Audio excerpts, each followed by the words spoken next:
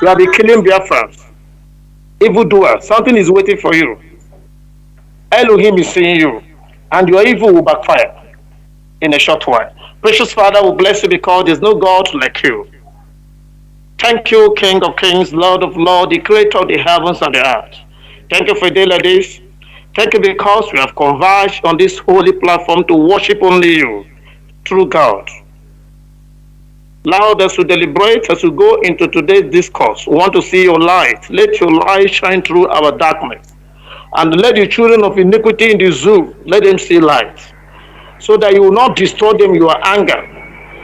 Because the hour of their destruction is drawing close. I'm praying that you draw their ear and allow them to see light. And may you not destroy them. May you take us to that holy land. Thank you because you have decided to help us. Thank you because your light is shining through our darkness. And thank you because we are going home. We appreciate, we bless your name. In the name of Chukwukikabiyama. It's said, the voice you're hearing is that of Mazi Jesse Ayonyoko. Mazi Jesse Ayonyoko is a Biafran socio-political thinker, a trained philosopher and ontologist, a public speaker, an activist, a preacher, and above all, a freedom fighter. When a divine mandate has assisted Mazi Nnamdi Kanu to liberate the children of Chukwukikabiyama and Africa at large. So I appreciate and welcome all of you tonight. I'm dealing with a very serious topic, very serious subject. I have in the studio my colleagues, 3 of them from Senegal, Burkina Faso, and Liberia. So you guys, you're welcome. I will come to you at the end of this discourse. We have a very serious task in front of us, and the time, I pray that Elohim will help us to do justice to this time. So I'm discussing neocolonialism versus decolonization. So before we talk about neocolonialism, we need to ask ourselves, what is colonialism? Colonialism is foreign mechanism of retaining slaves, a subtle and invisible old chains of mental manipulation and economic subjugation and sabotage employed by the West to replace the once popular cross-Atlantic slave trade. So as a teacher, I'm going to show you there's a progression from slavery. It moves to where we are, to this hour, this postmodernism. So this evil has been moving, but it has to come to an end. That evil flow, that satanic flow that kept Africa down for generations. Our generation has an answer to it, I tell you honestly. We have come, the Mazi Nnamdi Kanu generation has come that humanity might be free, those that are still in chains. That's the only reason why that man came to life. Many of you don't know. Many of you who are so poetic, you're taking, some of you who are so backward, you think you hold him that you have held freedom. No. He has sown the seed, and the seed has germinated. I told you last time that what is happening now is fruitfulness of an ideology. This is a harvest time of that ideological expose that he began some 10 years ago. It doesn't matter where he is right now. What matters is the fruit of the activities he undertook. I told you last time that more will happen, and more will still happen. More of the despotic, evil, colonial cage leaders and stooge moles will go down. But the new generation of revolutionaries to take over and reposition Africa for growth. Africa has been down for too long. Slavery lasted for 100 years. After slavery, we enter into colonialism. We lasted for another 100 years.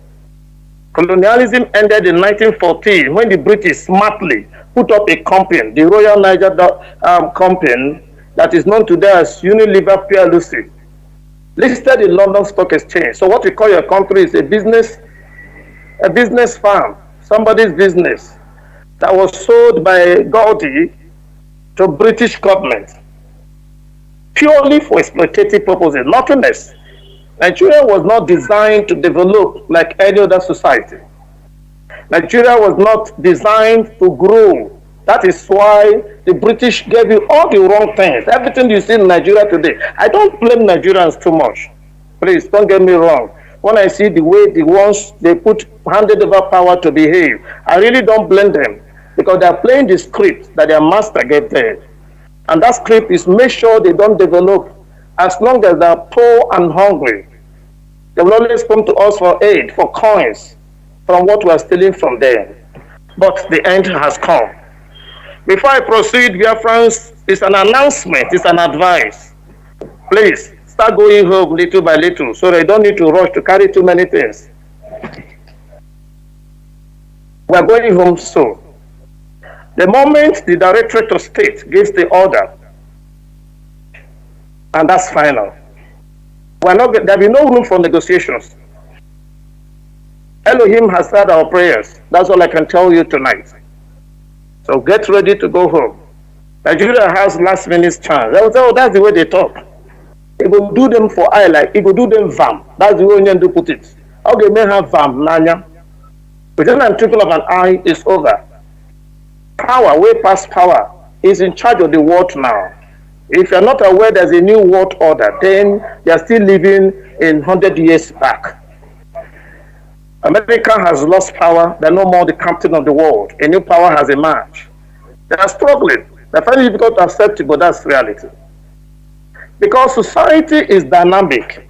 Things will continue to change, either to the better or to the worse.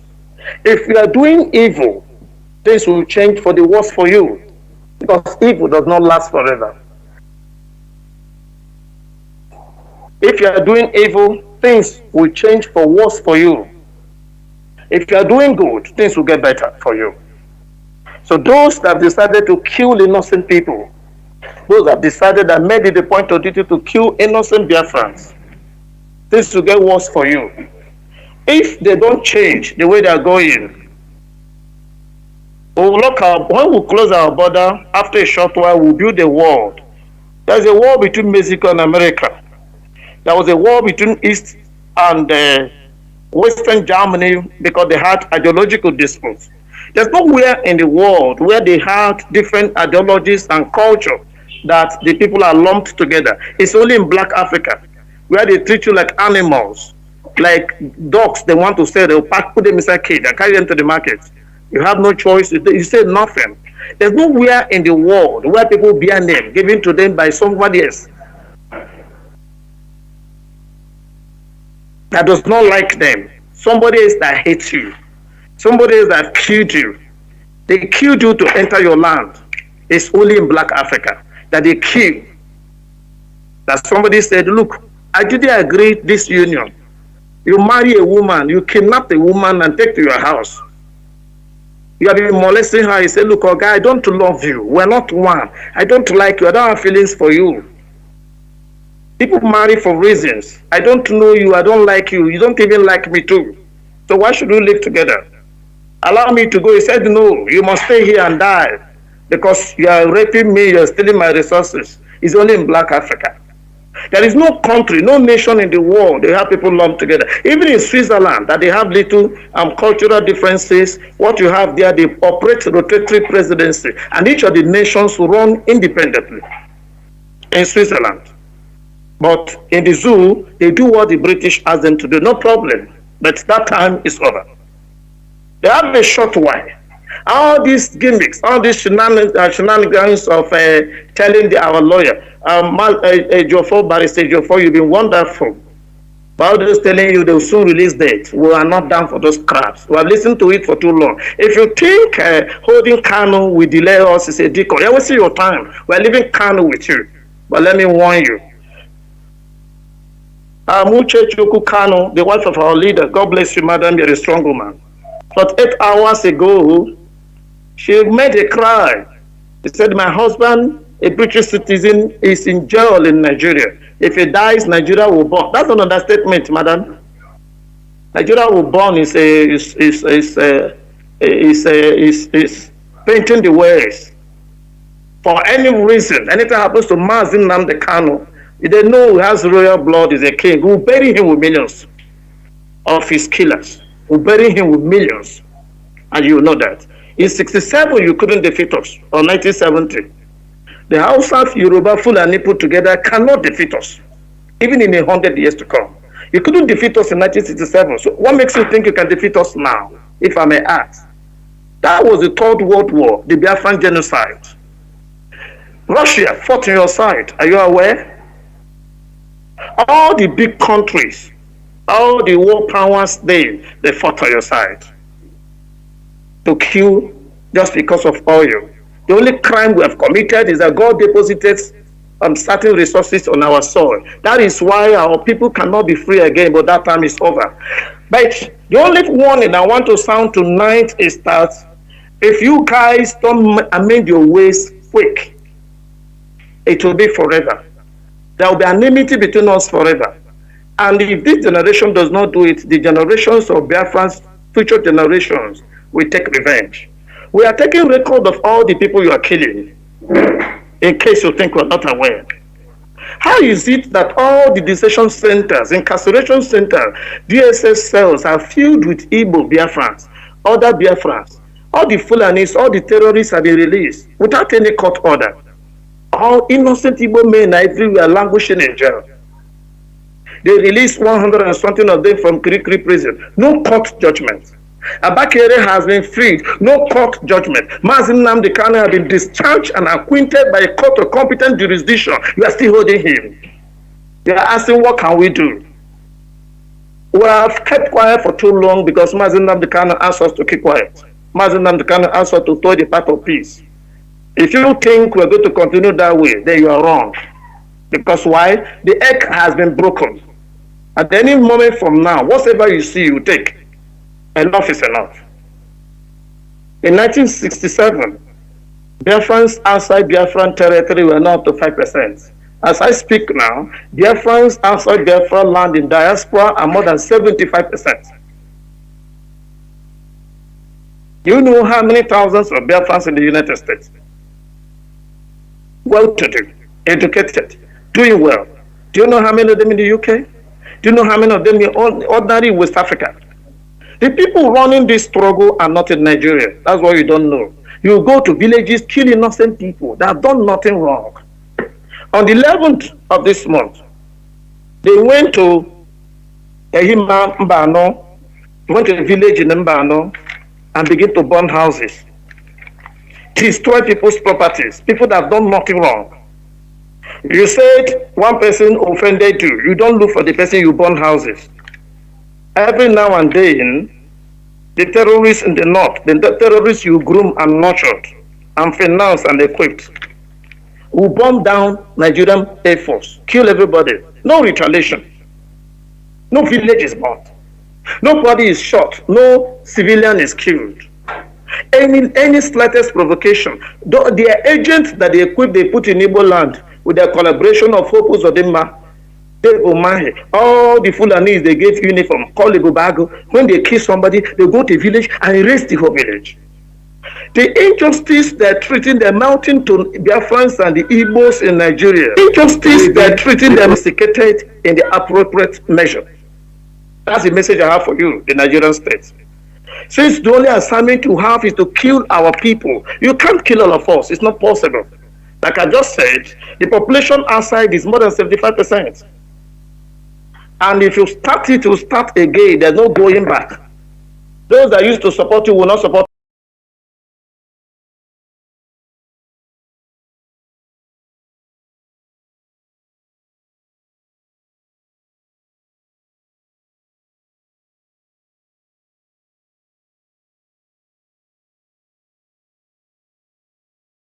for Russia is a waste of time. They've done it over the years. Everything, they were so afraid of China. China has taken over them economically. They're afraid of Russia. Russia has taken over them military-wise. They will continue to go down because they are evil, they are wicked. Those demons, those wicked people that are running, that are misruling America, anytime right people come, they will bring them down. Trump came, America grew. The economy grew. They rigged him out. That's the only thing they know how to do. Anywhere you see Britain, all you see is evil, forgery, rigging. They brought him down. Now America has lost economically. America has equally lost militarily. And America will lose more diplomatically. If time is not taken, in few years, UN Assembly, nobody will go to America again. Yes, because what are they doing there? What are they doing there when they can't pursue global justice? Mazi Nnamdi Kanu is still in detention. What are they doing in America? What are they doing in the UN Assembly? Only to protect the interests of killers, stealers. They go everywhere and steal, kill, subjugate, manipulate. So what do they do there? People are beginning to ask questions. So now, let's go to the business of the day. So I talk about colonialism, what colonialism is. Colonialism, in another word, is a policy or a practice of acquiring full or partial political control over another country, occupying it with settlers, and exploiting it economically. All these Duruga games to go and build settlers for strangers in another land, they are modern day colonialism. If you allow it anywhere, you are gone. For they will rise against you to take over you. So then from colonialism, because I'm talking about new colonialism, the word new means new. So new colonialism is a new form of colonialism. From slave trade to colonialism, and you know slave trade is all about bondage, kidnapping, rape, killing, stealing, blood money, exploitation. That is nicknamed imperialism. What is imperialism? Imperialism is called the new form of colonization, which refers to the domination and control of a weak state by a military, economic, and political and culturally stronger state.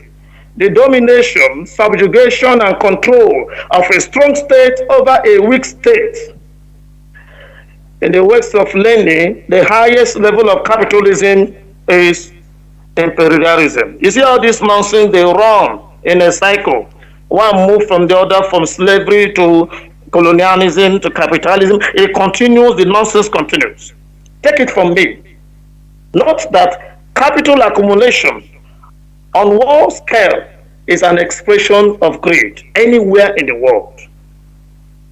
Capital accumulation on a world scale is what? Expression of greed. And that is where the principle that drives these demonic ideologies. And the Western civilization is built on these principles. And take it again or not from me for free. If you want a good governance anywhere in the world, anchored on impeccable principles of accountability, equity, fair play, and balanced judgment, don't allow people who have been exposed to too much wealth to sex power. Don't allow them to lead. People that have this spirit, this capitalist spirit, this capitalist greed shouldn't be in power, except those that have made so much money and they want to sow back into the society. Trump had made enough money, he came to invest, he came to contribute to the American society, not those that are looking for where to go and steal, kill, exploit, as they do in Black Africa. So, Biafrans, what is neocolonialism, like I said, is an infusion of foreign economic domination, as well as military, political intervention in states that have already achieved independence from colonial rule. There are 3 stages of bondage in Africa. So if you don't understand, take it that colonialism means new era. New colonialism is a new era of colonialism. Nothing changed, the same principle, the same doctrine, the same objective.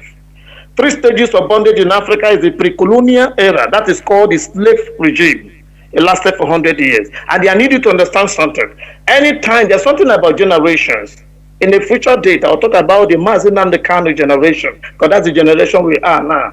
The revolutionary generation.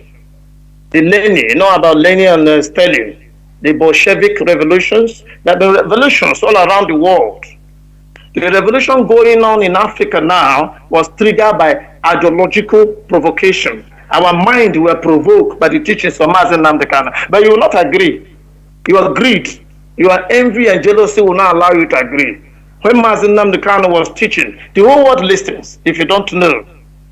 The whole of Africa was listening. Those ways, those seeds he sowed, they have germinated. And they must bear fruit. No military power anywhere will conquer it. That is why you see new powers emerging to assist to free Africa. Russia has come. There's nothing anybody can do about it. We'll no longer hide it. It's not something to hide. They are here. You feed them in not distant time. You see one of the greatest alliances now that the West that make their heart cut. They are having running stomach. Seeing North Korea allying with Russia. Imagine that kind of combination. If it's a football match, that kind of squad, how do you want to play with them? So many years ago, when I was still in the zoo, this man, this brother of ours, this Biafran brother, Taribo West, used to have Taribo and friends, where he brings his friends from all over the world. They'll come and play a Pepsi team. They will select the best in the local league. They'll face Taribo and friends. You have Zamorano, George Weah, all of these people, they were part of Taribo team. When they were advertising, the jingle was like, I think the Pepsi player was asking the coach, he said, "Coach, how many goalkeepers are we going to have when you have this kind of people coming to play with us? When you have China, Russia, and North Korea, and let me not go too far. India has gone too far technologically. Long before now, America does not allow any country to engage in uranium enrichment. But this is a waste of time. In another 5-10 years, military powers will emerge from Africa because nobody plays to the gimmicks. Nobody plays to the foolishness and the deceptive, idiotic, backward. I don't know the adjective to qualify the Western style. Everything they think about is about them. It's only safe, me, myself alone. That's what they think. Anywhere they will go. They went to Iraq. Saddam Hussein is doing this. At the end, they said they found nothing. Did they apologize? No. Have they paid reparation? No. They went to Libya. They came to Biafra. They started with Biafra. Britain convinced them, all of them came to Biafra and killed 3.5 million children. A generation will revenge that. Mark my words. Except they apologize. If they don't apologize, the people that killed Biafrans, they will die as well. We all bleed. Everybody is going to die. If you choose to cut someone else's life short, your own life will be cut short. If you apologize, we will listen to that. Like I'm saying, the zoo still have a little chance now. Go and engage the DOS. Free Mazi Nnamdi Kanu. You can't negotiate when our leader is still in chains. No way. Hell no. Anybody discussing with you is not from IPOB. IPOB has only one leadership. No other route. There's no window into the powers in IPOB. Only one door. That's the DOS. The head is Mazi Chikedozie, deputized, supported by Mazi Anthony Zurumike. HOD and DHOD, every other person follows at the queue. And the IPOB is a well-ordered place. There's no power tussle here. You are too big to take orders, you fall out of the line. We take rules, we take orders from our leaders. Nobody is too big to be controlled. That's what they call the chain of command. Anointing flows from the top. Anything our leader tells us to do, that's what we do. Those of you that are too, if the zoo blood is inside of you, you don't know how to be orderly, you find it difficult to take instruction, you find it difficult to say yes sir, you find it difficult to take orders. That's why they're finding it difficult to cope with the leadership. A lot of restructuring has taken place in IPOB that you're not aware of. because they are building new generation of disciplined, cultured, loyal and obedient people that have excellent mindsets, that have proactive mind, that can think and reason, that people that have been freed from the slavery, from all the garbages we are fed by British educational system that makes us perpetual slave, all the garbages we fed by all the foreign religious cultures that made us deny who we are, to be the people that can lead a country where every human being will be proud to be. Nobody will come because you are Igbo. To hell with your Igbo-ness. What you want to see is a Biafran. Once you're a Biafran, you are qualified. You're not going to be an animal like the zoo. So there's been a progression from pre-colonial, that's the slave era, to colonial era. The colonial era was characterized by balkanization and a culturalization era. Then the third one is the post-colonial era, which we know as neocolonial. And that's the era we are.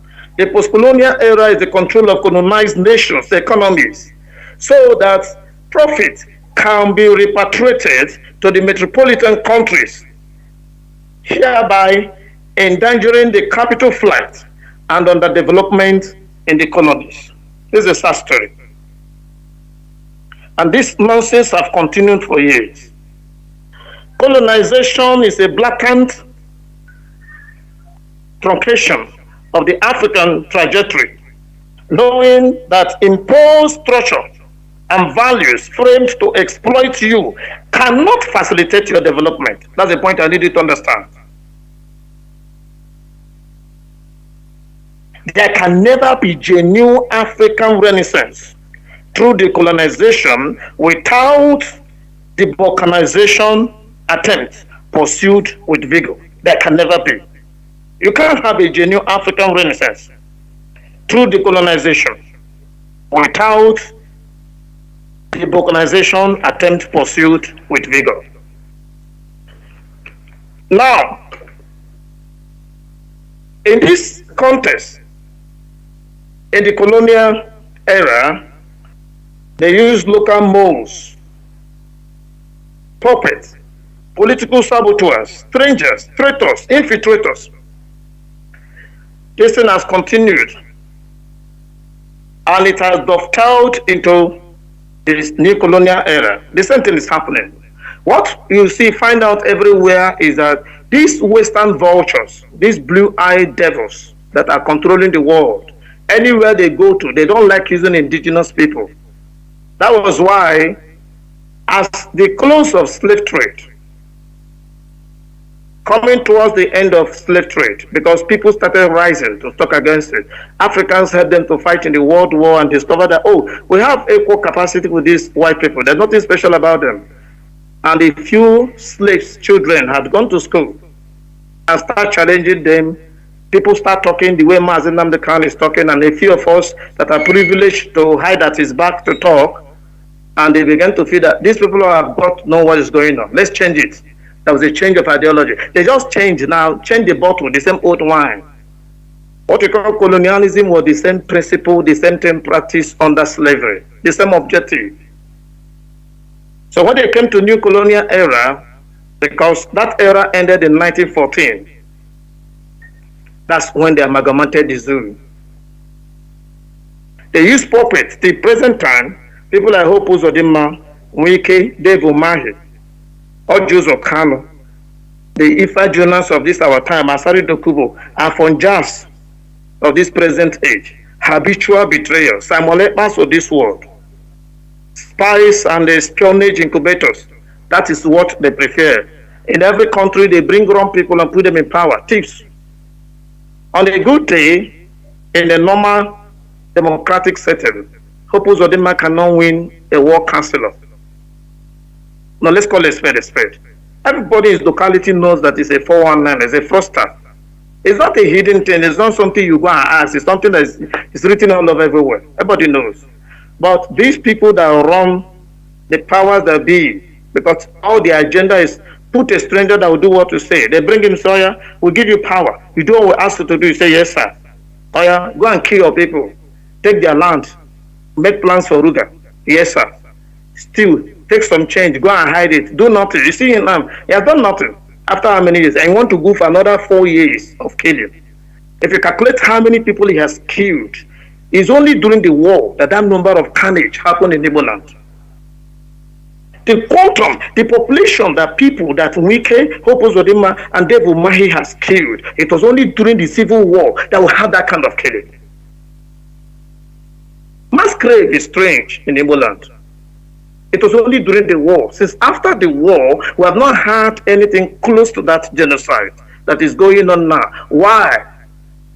Because these evil people are looking for wicked people to use. Moles, puppets, it's everywhere, even in Africa.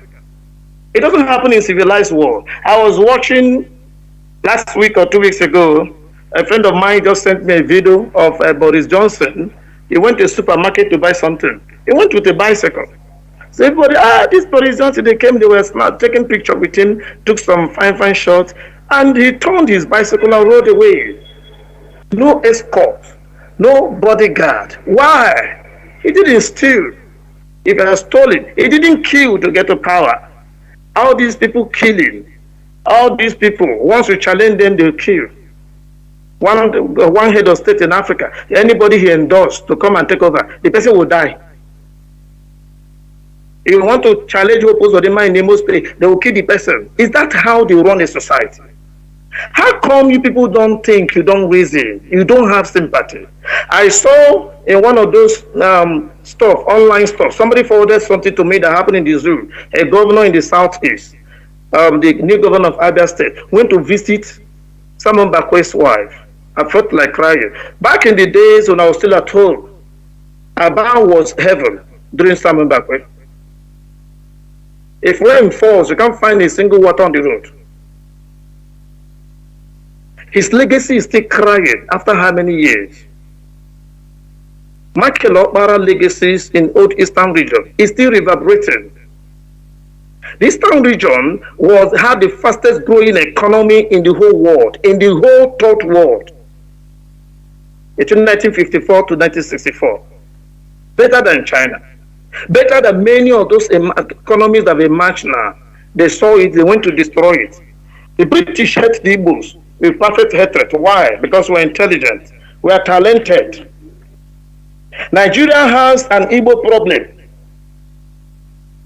because they learned it from Britain. Britain has Igbo problem. They did assessments many years ago. Was it Williams Commission? The assessment showed that the Igbos are intelligent, there is so place. That's in the old southeast.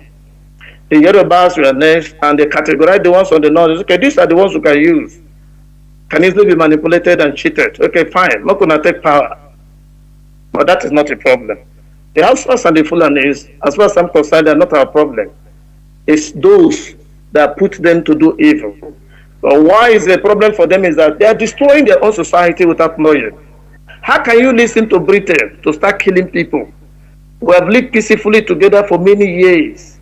It has never happened that Igbo community invaded anybody up north, even in the Middle Belt. It's not in our history, it's not in our culture. When you people destroy that love, that bond, because it's already broken, the egg has been broken. Before we thought, oh, it's Fulani that hate the Igbos. It's a lie. Nigeria hates Igbos. Yoruba man is there now. Chief of Army Staff is Yoruba. IG of Police is Yoruba. The East is still militarized. They're still kidnapping our people as we speak. They still send me messages from home, from the zoo, of our people. All the evil still going on. You went to Olu, you burnt houses. Bombs are dropping in Zamfara, nowhere it was bombed. Igbo man cough, you open fire and shoot. They carry flag, you open fire and shoot. They ask to release their leader, you open fire and shoot. Let Igbo man go. No, you don't want to let them go. But sorry about it, the time has come. You have destroyed what holds us together, and we are going to leave Nigeria without saying goodbye. Mark my words. Mazi Kanu, I don't know the kind of heart he has. He's too compassionate for my liking. Because he would have gone home since. He doesn't want to see anybody die. That's what kept us till today. But If you think you're holding him, it's a decoy. I'm sorry, you're making a mistake. I'm going to leave Kanu with you. Keep him. Pamper him. He must come back looking more robust, healthier, fresher. And it's coming with a guarantee. You know, when you buy a product, they give you a guarantee of 5 years. Mazi Nnamdi should come back with 30 years, 40 years life warranty. If anything happens to him after he come back within any time, we're going to tag it on you. And we are going to do whatever we would have done if it dies in your hand. You know that. You know, if you kill Mazi Nnamdi, you have declared war automatically. There will be no negotiations. And it's not a negotiation. They're coming to talk to one Igbo man. Those ones you call your politicians are not the one in charge. We, the youth, we own the land. We decide. Not those old fools in Ohanese begging every day. Those beggars. No. Our generation don't beg. So we're going to give you Kanu. Time will come, you'll be begging him, please, where is the road to your house? Because what is bigger than you is on the way. So Biafrans, please start going home quietly so you don't rush. Because DOS will not give you notice. You have been given the notice. You have been told long ago before now that you should go home, go and establish in the East. Because we are going home. Remember wherever you are, whether you're in Edo State or Eka, you are Igbo, every Igodo, you're Biafrans. We didn't beg you to be Biafrans. You people came and say you have checked your history that you're not Yoruba. So we didn't beg you. We are here. So remember where you are. Whether you Shekiri or Joe, wherever you find yourself, the Arnite, remember where you are. Start moving home little by little. Because Elohim has heard our prayers. The era of begging is over. Ohanese, please stop begging. Don't beg for our lead again. Mazi Nnamdi sent a message to me on the 11th of this month through one of the lawyers. And that message is what to deliver to you. Those people taking glory of ending sit at home, say you should stop that nonsense you're doing. What ended the sit at home is the letter that Onyendu wrote from DSS. That's all, nothing else. What ended the sit at home is the work IPB has been doing. What ended the sit at home is denying that infiltrator. Because Onyendu wasn't talking about him. He just kept quiet because he didn't send him. Since he let everybody know that he don't send the Samalepa, that is working for you people, is your mole. You're bankrolling him. That is what break the camel's back. Now he has come up to say that he's on his own. I advised him last time because if he's an intelligent person, he wouldn't do that rubbish. You're using somebody's name, you're not obedient to him, you don't obey the institution, the structure you put in place. I am 100% loyal and subject to the organization. As I'm talking now, if I get a call from DOS and says stop, I'll stop automatically. Because we're under command and control. You don't take any laws into your hands. So it's not your army. Army's chief of army. Where were you? Your Python dance was what brought in security in Igbo. Yes. Your Python dance is what you used to be killing Igbo people. You have been killing them till Onyendu wrote and they gave order that they should end the nonsense. And it was because before now they were not telling him. Probably when they go, they forget. You know, when people go to meet him, they're busy with their always saddled with court matter. When lawyers go, there's a court issue they're always preoccupied with. So there were many things that he was not privy of. Maybe he didn't have full understanding of what was going on until he got the message clearly and gave an express order. And that's what brought calm in the East. Not you. What did you do? By shooting our people?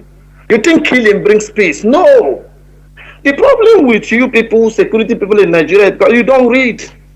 Go and read history. Read books. Read on security. Go and read on community policing. It's not pulling the trigger that is policing. You don't know. All of you are trigger hungry. You don't even understand what the gun in your hand is doing. You think it's just a fire. You bring enemies, send them to our territory. People that hate us. Those terrorists that have been killing all their life, that have sworn on oath to kill. You give them uniform and send them to the East. That's one burning houses every day. They'll have an encounter with criminals like them. They'll go back and kill civilians. Who does that? Is there any civilized society where they still do such things except in the zoo called Nigeria? And they want us to keep quiet. For how long do you want us to continue keeping quiet? It's over.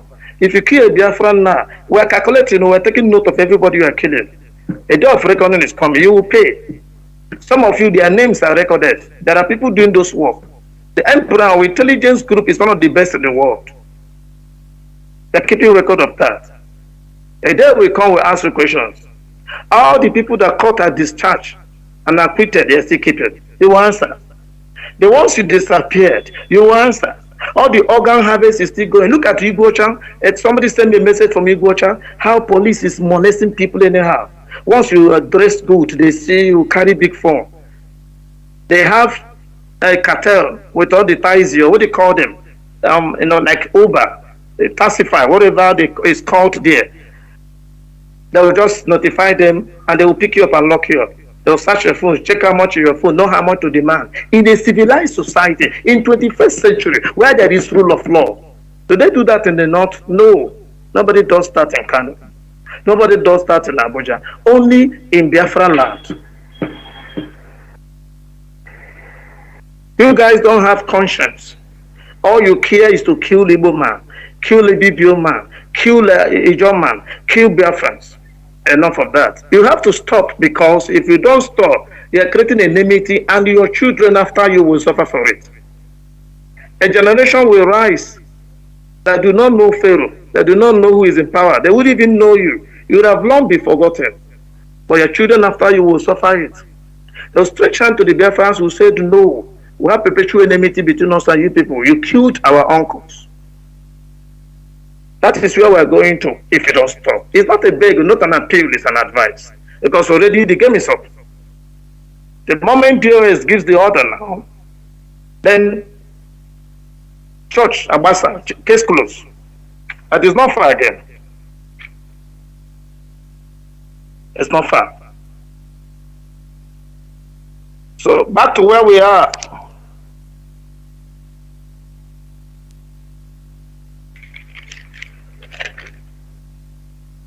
Neo-imperialism and neocolonialism are used in sine qua non. In certain cases, these terms are used in pari passu because they point to one direction. I've told you that these things, these terminologies, these theories are repackaged evil. From slavery to colonialism, from colonialism to neocolonialism, they're all packaged, repackaged. Now, I want to look at the impact of colonialism on Africa. What is the impact of colonialism on the continent of Africa? Many people don't know the impact. That is why you are still romanticizing, you are still fraternizing your enemies. You are in bed with your killers. You are in bed with those that killed your forefathers. Is that not a shame? If you know what they have done to you, you run away from them. Impact of colonialism on Africa is the damage of originality. They want to make an adulterated European or Arabian out of a black man. All this teaching you British rhythms, British French things, teaching you Arabic, they're trying to make who you are not out of you. And it's not possible. One of the greatest impact of colonialism on this great continent, the richest continent in the world. No continent is as blessed as Africa. It's the loss of identity. That's what they did to you. They begin to change your names. They rename our cities. One fool, one idiot that don't know how the river started came and say he discovered the River Niger.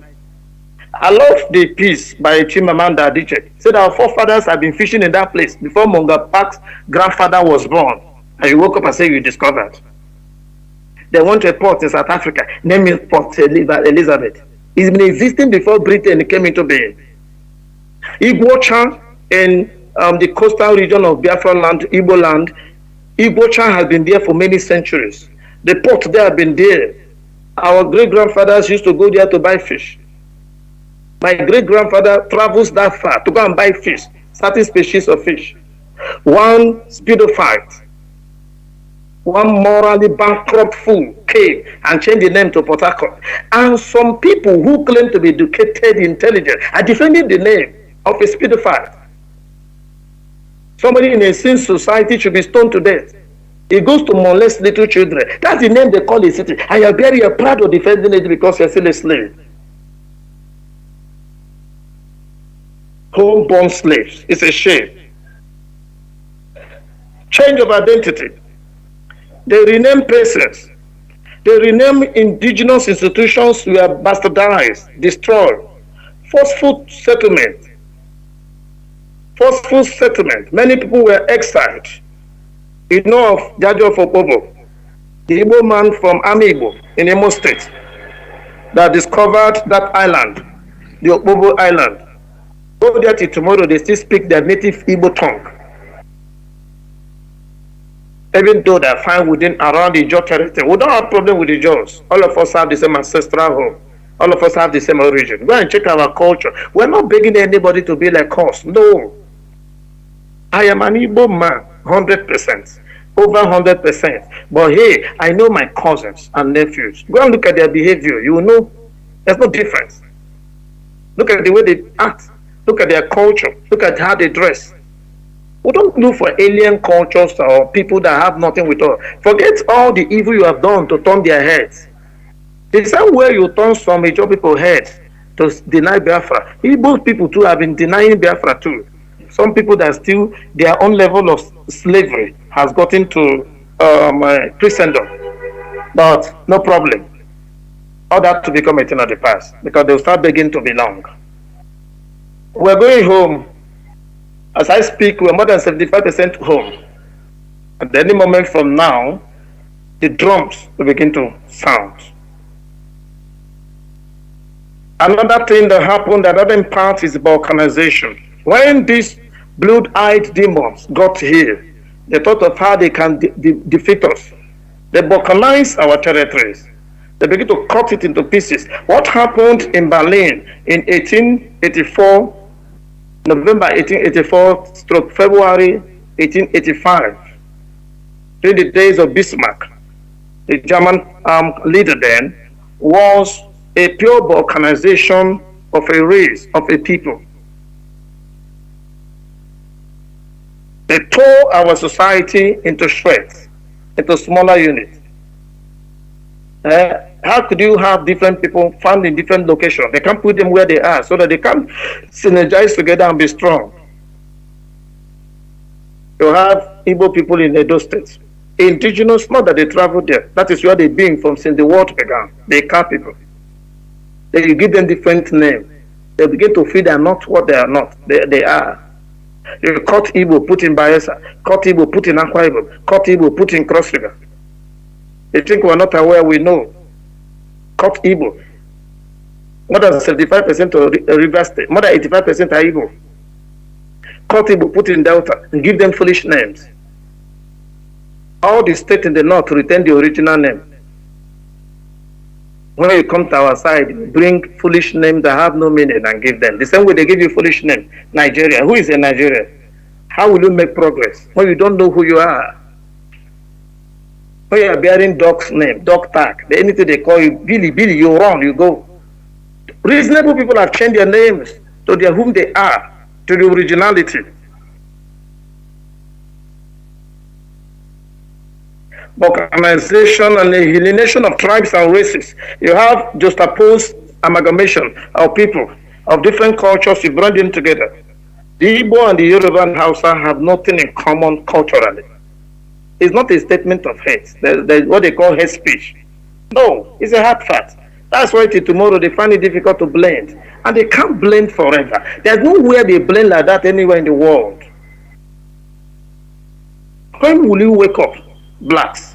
If I may ask you. Do you know those people you worship are your worst enemies? The greatest enemy of a black man is the white.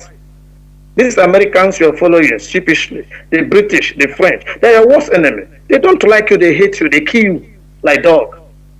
All the policies they made is to retain you as a slave, to subjugate you, to manipulate you, and to steal from you. It's because they are stealing from you, that is why they are interested in nothing else. Anywhere in Africa there are no more resources. You don't have Western control much there. They don't go there. How many of them went to fight in Liberian war? What does Liberia have?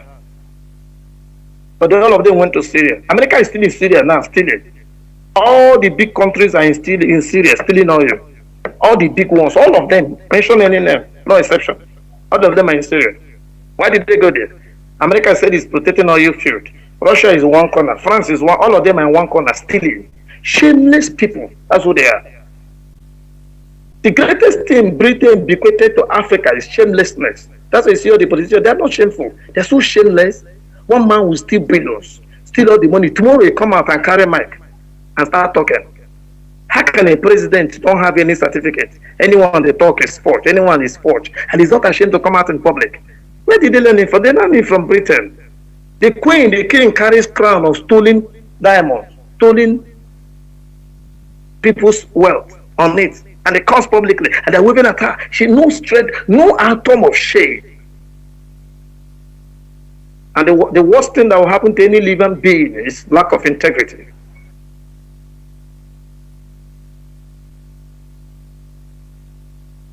They deny you identity. They say we'll have no history. They destroy our cultural heritage. When they came to Igbo land, they saw the Auro temple.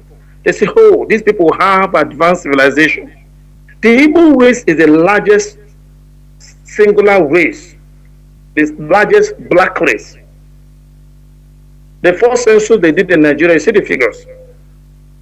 The Igbo race was larger than both Hausa and Fulani put together. The Igbo race was larger than Yoruba race. But now, everything is rigging. Everything is, man, any figure they like, they quote for anybody. Those they hate, they suppress their own. In fact, if they do any census in Nigeria, you see that the population from the east will be lower, even will be smaller than the population of people in the east. Those are political games, but it doesn't bother us. Do you know that it's just foolishness on the part of the black man following the white? They didn't give you any right, they didn't give you any reason, they didn't give you anything. They don't recognize you. They don't like you for anything whatsoever. There are five official languages, 5 working languages in the UN. And what are they? English, French, Arabic, Chinese, Russian, and Spanish. What is the population of Spain? 47,519,638 people. Their language is recognized in the UN, but no African country language is recognized. How many are you in Africa? They've destroyed your language. They use their religion tools, destroy you, destroy your essence, destroy your originality, and you're happy. No single country was recognized. At the time UN was formed in 1945, at least 3 African countries were there. Egypt was in it, Ethiopia was there, Liberia was there. They couldn't find anyone to add his language. What language do they speak all over Africa? French, English, Spanish, only foreign languages. When will your idiocy, when will the idiocy of a black man come to an end? You are struggling to learn other people's language. Who is learning your language? Africans are so daft and so dumb that they can't even make their own language an official language. That is why I see that Mali will lead Africa in a short while. They come to recognize their own language. In Biafra, we will adopt our local languages as official language. Igbo will be an official language. Ijaw will be an official language. Isoko, all the major languages will be official language. So that when a French, a Japanese want to apply for contract in Biafra land, he will go and pay our students, our linguists, to interpret for him into a local language. So those ones will get job. So that aspect of a school will flourish. It will become a lucrative business. If you go to China for a loan, it must be interpreted into Chinese. Write it in any language. If it's not in Chinese, they will not listen to you. You have no value for whom you are. That is why you can't rise. You can't amount to anything until you know who you are.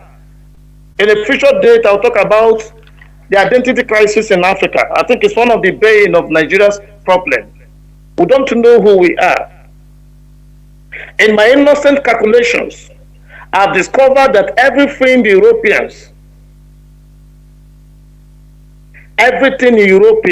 is detrimental and antithetical to the African foundations.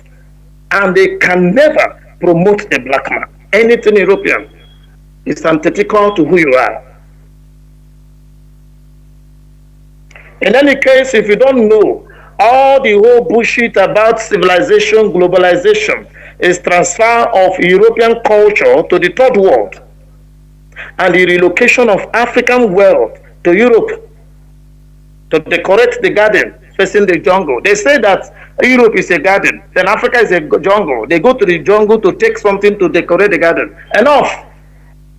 Stay in your garden. Now we want to develop our own jungle to garden. They've stolen enough. 61 countries are stealing oil from Biafra land, if you're not aware. And then NPC is no longer recording anything to the federal post. Why? They just go and steal, share. Give the Fulanis their own oil well. Share small oil company, take your own. Don't mind these local people. Let them continue making noise. That's how Nigeria rules. And the people are dying. I feel paid. A young woman from a particular locality in Delta State spoke to me through a certain medium. He said in his village, they use badge. If you buy bicycle, you pay a badge to carry you across. The length of that water is not up to 10% of the Third Mainland Bridge in Lagos. But they took all the oil money from that region to go and build those ones. I'm not against development. We're talking about equity and justice. There are communities in Delta State till tomorrow, they don't have any link, any bridge link to the mainland, hinterland. They enter boat or barge. Nobody thinks about building bridge for them. And they're sucking billions from those places. All the oil companies in Nigeria, all the colonial institutions are your enemy. Shell, Chevron, all of them, they are all corporate thieves. They're not your friend. Go to where Shell is, where headquarters of Chevron is located in the zoo in Lagos. When I was in Lagos back in the days, you see where Chevron is. You can't find a local hospital where a poor man can walk into and get treated and say, yes, this is community service from this oil company. They are heartless, they are wicked. Worse is Shell. They will disgrace your community, destroy the waters. The local fishermen will not see fish to fish again.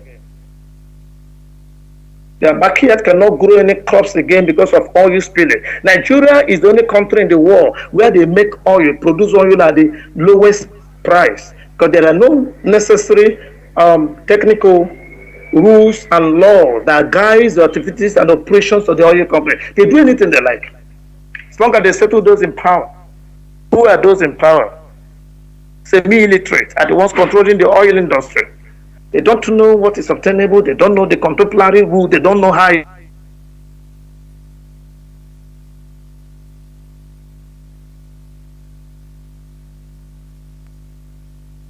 it's done. The foreigners are the ones that tell you what you get.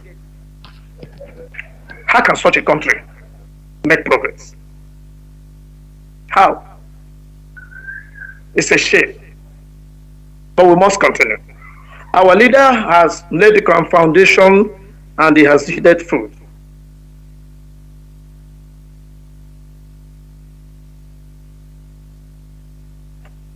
Any African language there, no single African language is recognized. The three oldest languages in the world has gone into extinction. Therefore, the oldest language in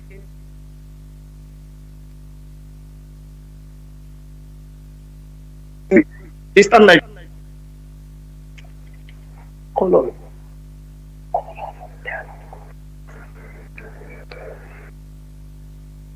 In CBD is spoken in Igbo land and where you call South. And CBD was spoken in Cross River, in Akwa Ibom, in those areas.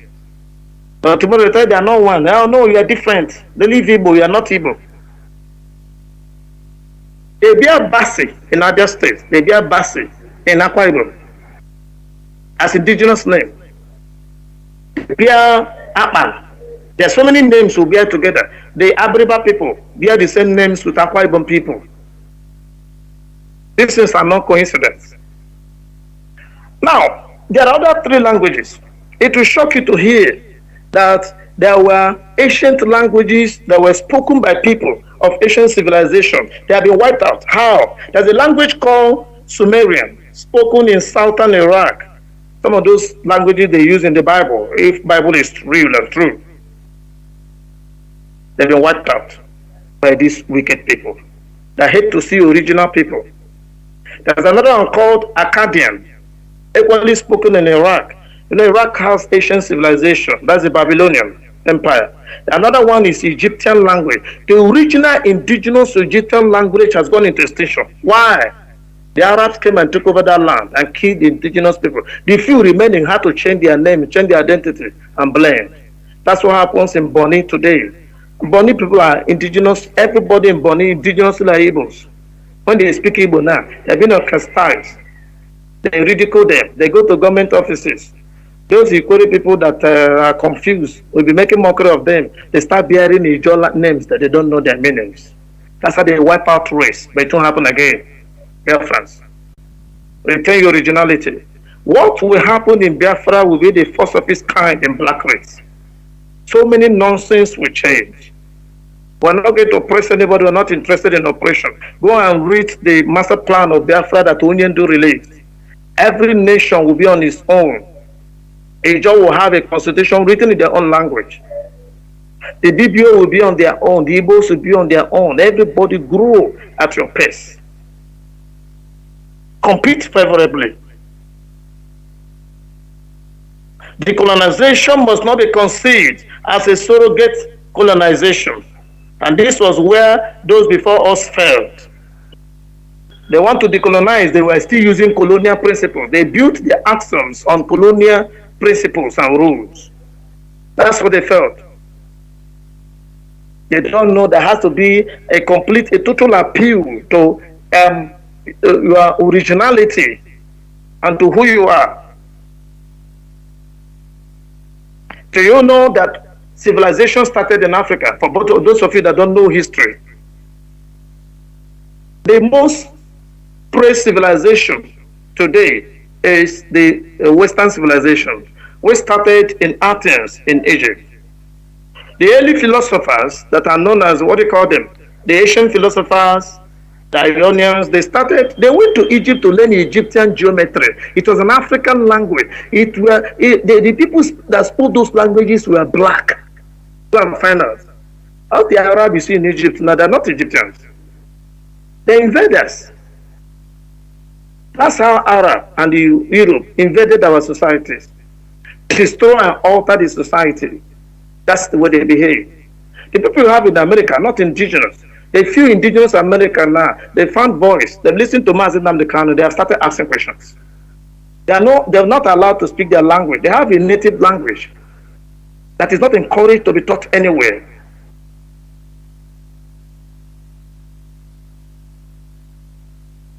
The Egyptians are not black, they're not white, they're black people. All the Nubians, they were black people, not Arabs. But infiltration has affected so many things. Even in the zoo, it happened. A friend spoke to me a while ago, somewhere in Europe, somewhere in Italy. The person said that, no, really, he can't explain why. He said that Benin people no longer give their children Yoruba name. I got interested. I said, why? He said he doesn't know. I said, no, you should know. Your people are suddenly realize that they're not Yoruba, that they are ruled by strangers, because that is the way they rule in British establishment. They encourage strangers to rule, who will obey them, do any nonsense they ask them to do, so that they can steal uninterrupted. They just woke up and said, and I was talking with the guy. He said, when you look at the whole thing, it confuses him because he doesn't see the real Edo people behave like Yoruba. I said, how do you mean? He said, if I see the dexterity in Edo man, it tells him that he's a Biafran. Edo man will enter tube to Europe. Edo man will be on that, on the, what do you call it, that sea, between Morocco, between Libya and Italy. Edo man will stay on top of that sea for 7 days. No food, no water. It doesn't give a harm. Can a Yoruba man do that? No. The typical Yoruba man would not take such risk. It's only Igbos. That's how they begin to know that no. We cannot be Yoruba. We must be Biafrans. The spirit in us. Look at the determination in them. Look at how arrogant they are. The same way the Easterners. And go to those places and find out. They operate 4 market days. That's a food for thought. Go and find out why. Go and look at an average and the typical Asian person behaves like an average Igbo person. Go and find out.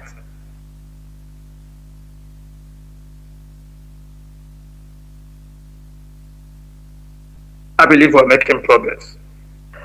Another thing, another impact of colonialism is instrumentalization of indigenous people under dehumanizing conditions.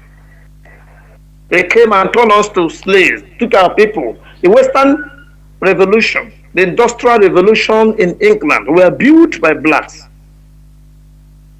They stole our materials, stole our able-bodied men. They came here and kidnapped. Today they're talking about democracy. They have never apologized. And I keep saying it. If this generation fails to apologize, Britain, if you don't apologize now, it will become too late. Time is coming, we'll have nothing to do with all these people that have killed our people. We don't forgive. We don't forget. If you don't ask for forgiveness, we'll not forgive you. Bible said if your brother sin and say, I'm sorry, forgive him. That's if your brother asks for forgiveness, forgive him. If he doesn't ask for forgiveness, you shouldn't be forgiven. Forgiveness does not come before repentance. You have to repent before you can be forgiven. So put a call to DOS, HOD, Mazi Mazi, Deputy Mazi Zorimike. But those are the only two people leading this struggle at the top. If you talk about DOS and you didn't go past through these ones, then you have missed the road or you don't know where you're going. You can follow anybody, but as long as it takes you to the top, the head, which is the HOD. Then if you have not done that, you are on a wrong track. If anybody is talking to you, there are all these people that play with politicians. They go and collect money from politicians. Those people, they are just jobbing you. The real IPOB don't mingle with politicians. As bad as it got, or being one election, the whole world knows. They rig it. If it was a Yoruba man that won election, would they be doing this charade they're doing in the court? Would they do that? They can't do this nonsense now. If Atiku had won this election, you will literally do this nonsense and everywhere they'll be calm. They won't do that. And we don't blame them because we told them you don't belong to this zoo. They said no. Biafra died how many years ago? Now we know who died. I don't know now if Nigeria has died in him. I'm going to Supreme Court. Whom are you going to meet there? Your father or your mother? See their foolishness. We told them you don't belong here. Go and work for your own nation. Ask for what belongs to you. Stop dragging with your people that don't like you. They don't like you for anything. Your guts irritate them. After the war, they took all your money to buy all the foreign companies. Gave you 20 pounds. Less than 15 years, you have the largest number of millionaires. You think they'll be happy with you? Go and find out what happened in your Bible. Jacob prospered, they envied him. They don't go well, they took it. That's why they're taking your houses in Lagos. They started demolition. Everybody started crying. You provoke war, they stopped. Now they have released water. Barge can pass through Alaba market now. People are swimming in Alaba. So you must go out, whether by default, by any means possible, because you are not wanted. And yet, if you are not a foolish person, Biafrans, come back to your senses before it becomes too late. What are those impacts of colonization in our life, in our social formations? There is a story that hurts me the most. There was a young man called Otta Banga in 1883, in March 20th. He was exhibited in a museum, in a zoo in New York. It took these people 114 years to acknowledge they've done something wrong. They kidnapped this man in 1904 in present-day DRC Congo, and they were exhibiting him in museum, a human being. These are people you run to. These are people your president will run to 5 years. Can you see how foolish and how idiotic black man is? Your enemies. You think America is your friend?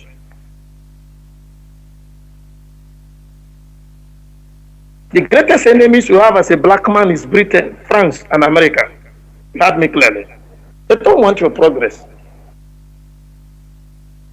They're stealing in Biafra land. They don't want you to develop. When Jonathan came, brought the best technical, we had the fastest growing economy in the zoo then. The fastest growing economy in Africa. They say, no, these Igbo people, they are too intelligent. He will turn this country around. Because once they start making progress now, they will develop. They'll start building refineries. They'll start thinking about how to develop. No, remove him. They push him out. Brought the thieves and criminals that go to collect loan every day. They're stealing from you. They'll sell your resources. They'll loan a percentage of it to you. You are indebted forever. You keep paying loan. If I'm to advise any African leader, don't collect loan at all. Manage what you have. Any country that want to grow in Africa, don't take loans. Don't receive aid. Look at what Morocco did. France, they want to say, no, keep your aid. Are criminals. They don't need your help. Because when they give you loans, they will manipulate you. A scholarship, Commonwealth scholarship, you go, they will manipulate you. They dictate for you. We don't need it. The real resources are here. They make their budget based on what they steal from you. The day Biafra is liberated, Africa will be liberated. The money Chevron and Shell, Texaco, all the oil companies steals in Biafra land will pay all the debt of Nigeria, of Africa. All the debt every African country is owing. The money these people steal, within 5 years, will pay all African debt and develop African countries. So Africa, don't cry again, because Biafra is here. And we will liberate every country that want to be free in Africa. Biafra is the center, the latitude 0. There's something about that location. That is why Britain has done everything to stop us. First capital of Nigeria was in Calabar. They say, no, move it from here. If you develop here, they will know what they have. And they'll start asking questions. They move it to I say, that is the hinterland of Igbo land. Take it away. They move it to Lokoja. They say, no, it's still too close to them. Take it far. They took it to Lagos. They pay all the tax to Lagos. Let all the media support them. And that's what they're doing. That's the Yorubas are in bed with them. All the oil companies in Nigeria have their headquarters in Lagos. Does the Lagos have oil? No. Is Lagos the closest proximity to the oil locations? No. Why? It's a political game. So that they will control the media. Do you know how much Lagos State collects as tax from oil companies? River State does not collect it. Right now, by the rotations, Akwa Ibom produces the largest to the national. How much does Akwa Ibom get? Change, peanuts. All the oil wells are owned by somebody from the Sahel. But the gold in Zamfara belongs to only Zamfara people. And they want us to not, we must not talk. Stay there, remain in that. Injustice is good for you. If it's good for all of you, it's not good for our generation. That country called Nigeria wasted a greater percentage of our what's it called? Our generation. But the generation after us will live free, happy, they will struggle. In Europe, where some of us are now, they pay you money, they pay your wife.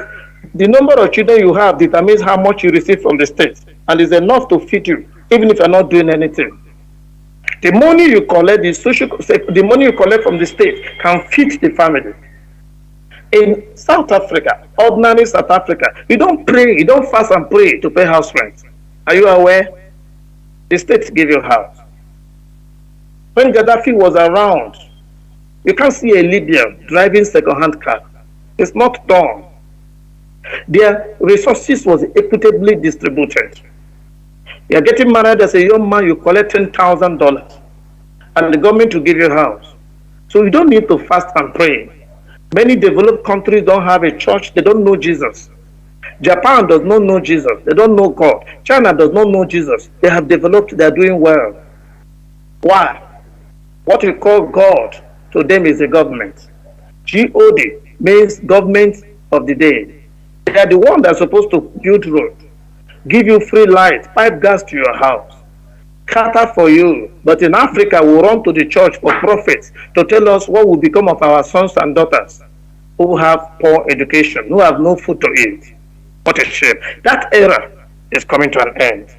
They held Otabanga. They put him in cage. These are the people preaching liberalism for you. These are people preaching justice. These are people that brought you gospel, that brought you salvation. Have they apologized? No. They're very wicked and heartless people. There's a man called James Marion Sims is called the father of modern gynecology. He took a black girl of 17 years. These people are heartless. He operated on this girl 30 times within four years. I called a medical expert and I asked her, say, madam, how long does it take somebody to recover from a surgical operation? If you have a CS, this girl gave birth at 17. Dr. Sims picked on her, started operating on her 30 whole times. Every 1 month and 2 weeks, they take her to theater and tear her. No, what's it called? There's no form of drug to alleviate the pain. Allow her to go through pain. They say black people can endure pain. No euthanasia administered. Nobody cared about her. He was using her to experiment, turn her to a guinea pig, a human being created by God like them. Those are people you run to for help. They exiled Judge of Ubobo for challenging them, and eventually died in Spain in 1891 where he was poisoned. They deposed Ovarawe Nobasi. They have not stopped doing evil, because that's who they are. Evil, wickedness run in them. And these are people you run to for help. There is nothing from a black man will help you. Nothing. Decolonization must not be considered as surrogate to colonialism. I've said that. Do you know that everything you currently have in Africa is Western construed? Everything. Everything we have in Africa is just an offshoot of all the colonial fabrications and structures, and all their foundations that sustain them are colonial in nature. All the intellectuals, all the intelligentsias that championed them are deeply rooted in colonialism, and they can never chart a new course for you. So if you want to make progress as a black man, you need to find a way to get out of all this. You need to begin to redefine who you are. They destroyed our culture. That's another impact of colonialism. They destroyed their culture. They brought their foreign religious cultures and deceit. When they tell you now, if they are giving you a native, they say, no, it's a local name, it's idolatrous. Because you're a black man. In their own religion, they brought their culture. Christian, what we call Christianity is Western religion and culture. What we call Islam is not religious thing, it's Arabic culture. That is why an Arabic man from Oman or Saudi Arabia wears the same thing and what do you call them, their religious leaders wear. Even as a Christian, tells you this is the way we dress. Look at how the players were dressing in that last World Cup. It tells you it's not a religious thing, it's our culture. But in Africa, you struggle to dress like that inside hot sun. You're wearing suits in Africa. Go to Ghana, where the temperature is so hot and crazy. You're putting on suit and tie. That's why they laugh you as animals, that you don't have sense. Because that's not how you should dress. Those that are in hot weather in Europe can wear pants and go outside. You are struggling to be like a white man. Can you ever be like a white man? Hell no. It's a utopian dream. It's a dream that will never come to pass. If they call you Ahmadi, say, no, you go and change your name. Ahmadi is idolatrous. I'm a pastor. But you are bearing Marcos. Marcos is the synonymous to Ahmadi. Marcos is a Roman god, deity, sun god. They call you Sunday. Now, I say, no, don't call me. You think Sunday is a Christian name. Sunday has nothing to do with Christianity. Sunday is the same way I was calling you Shongo as a Yoruba man. Kamalu, that's the same thing. The Romans brought all the idolatry into their religion. When the church in Jerusalem opened a branch, maybe some of you, because you don't know history, so I studied church history. The church in Jerusalem opened a branch in Rome, and they were being persecuted. Constantine, the emperor, then said the only way the church will grow is you adopt our culture, our traditional beliefs will allow you. The pastor compromised and agreed, and he brought a lot of things that were not in the Bible. That's why there are many things they practice in Catholic Church begin to wonder, where do you find it in the Bible? They brought their own culture, but you as a foolish man, you have abandoned your own. You're bearing mass. You're bearing Marcus. Hey, my name is Marcellinus. My name is Martins. It's the same thing as one Amadi. Amadioha. It's the same thing as Anyanwu. That's what you are. Mbeke Mboye. Mbafo. What they call it? No. And somebody will come and say, my name is Risika. They ask, what's it mean? He said, no, it's an Islamic name. It's not an Islamic name. Go and check. It's their own deity. It has bearing to who they are. When an Arabic man, somebody from Saudi Arabia or man, any of those people bears Risika or Mulikat, he knows the meaning. He attributes the meaning to his life. He prospers his life. You that is bearing it, he has no bearing, he has no meaning to you. He has no essence to you. It doesn't add to who you are, rather it reduces you because you have been reduced to a lower class animal because you lost your originality. Bearing Marcellinus. Marcellinus has no bearing to your heritage. You have been reduced to a lower class. That's why they laugh at us. And they come to your place and say, what's your name? So, my name is, you're bearing the name of a saint. It might have been somebody that died, you're raping somebody's wife. But they call him saint. Your own forefathers is idol. The greatest lies ever told in history is that Satan is black. You know, many of you read Bible, you have no sense, you don't reason. How can Satan be black? We're told that the same Satan is Lucifer. And Lucifer was the most beautiful thing that Elohim created, according to the Bible God.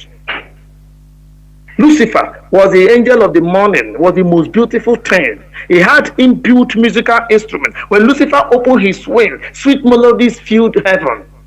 It was the finest. It was crafted separately, differently. But today they tell you that Satan is black. To be synonymous with black. Angels are white. Anything black is evil. You are black, so you are inferior and you accept it. What makes a white man better than you? You are running to Saudi Arabia. You are running to Syria. You are running to Oman. You are running to Cyprus. You abandon your village. The native intelligence, this God has given you to develop your place. You will not go to them. You only steal money, go and hide. They are using you to develop the economy. No water in your village. You are happy. They are calling you Alaji. You stole money, bring change. You feed some few miscreants, some few orchards. You don't take, how do we develop this land? How will next generation look at us? You want to be called king. Ezego. You go to church and do luncheon, donate 300 million, and there's no good road to your village.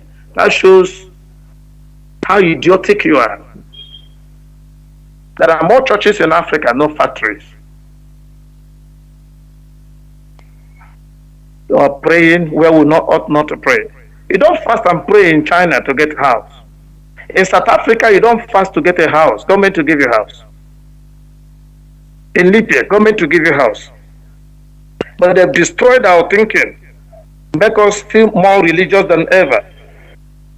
So there has to be cultural decolonization. If I'm to advise any leader in Africa, I will advise them begin with cultural decolonization. There are certain nonsense that we practice here that we need to stop.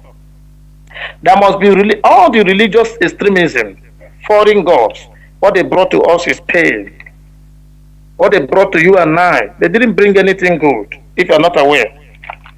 So one of them parts of colonialism is religious extremism. How the foreign god has bastardized our way of thinking, subject us to inferior beings. They point you to the cross, where they are digging your ground and store all your minerals and develop their society. They tell you to wait for heaven. You don't need heaven to live a good life.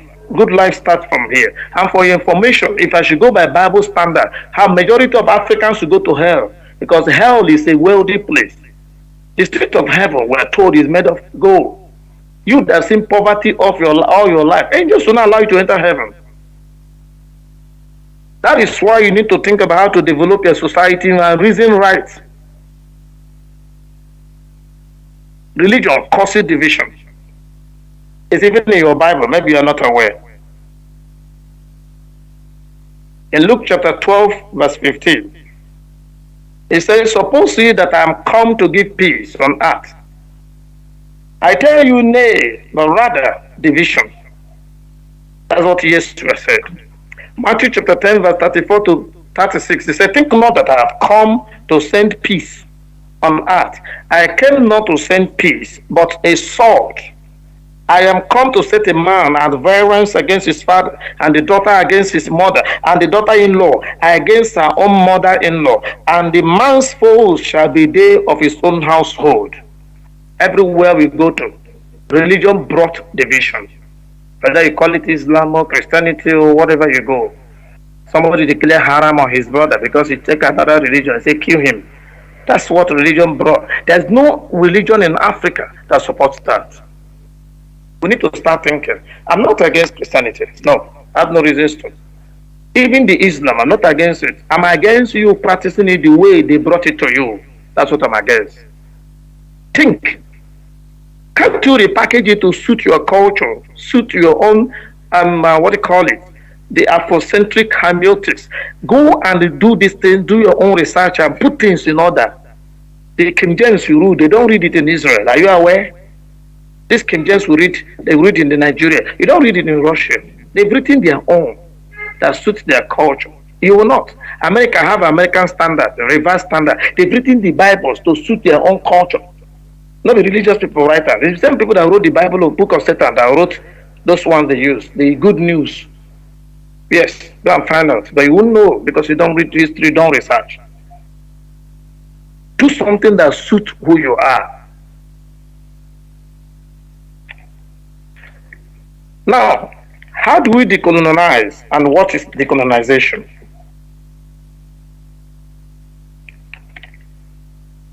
Decolonization, what does it mean? Decolonization means to reverse, to destroy the work of colonization. Decolonization is a process by which colonies become independent of the colonizing country. Decolonization is about cultural, psychological, political, spiritual, economic freedom from the indigenous people with the goal of achieving indigenous sovereignty. What you have in Africa is not sovereignty, it's flag freedom, as Onyendu told us. In other words, we are talking about the rights and the ability of indigenous people to practice self-determination over their land, their culture, their political, their economic, their everything heritage. There are two schools of thought in the decolonization theory. You have the extremists and the internalists.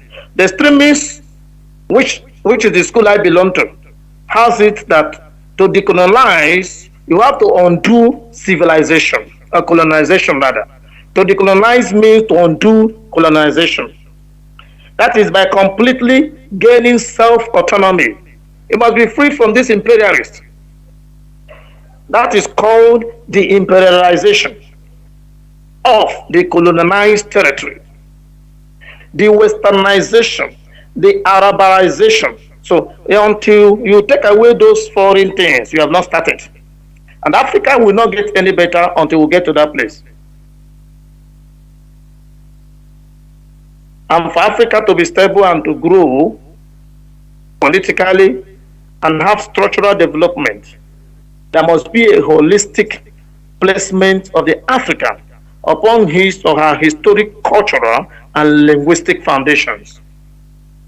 Those of you that are deviating from your culture and your language, that's where we're missing it. That's why we have not made any meaningful progress. Then the other side of it, the other one you call the internalists are those people that believe that change can come gradually. You know, the Mazi theory. I used to like Marxism a great deal, but hey, there are limitations to it.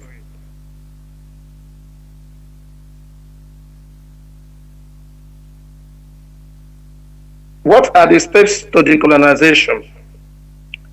One, the balkanization.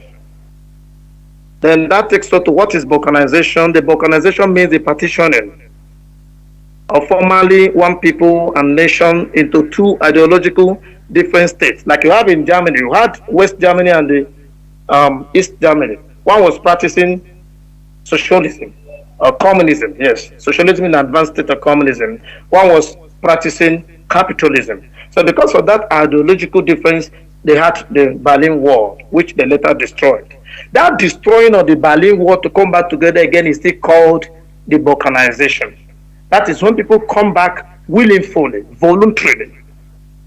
Balkanization was gotten from the word the Balkanians. You know, when you had the Indians, there were a few countries that were together, and when they split into place, it was called the Balkanization.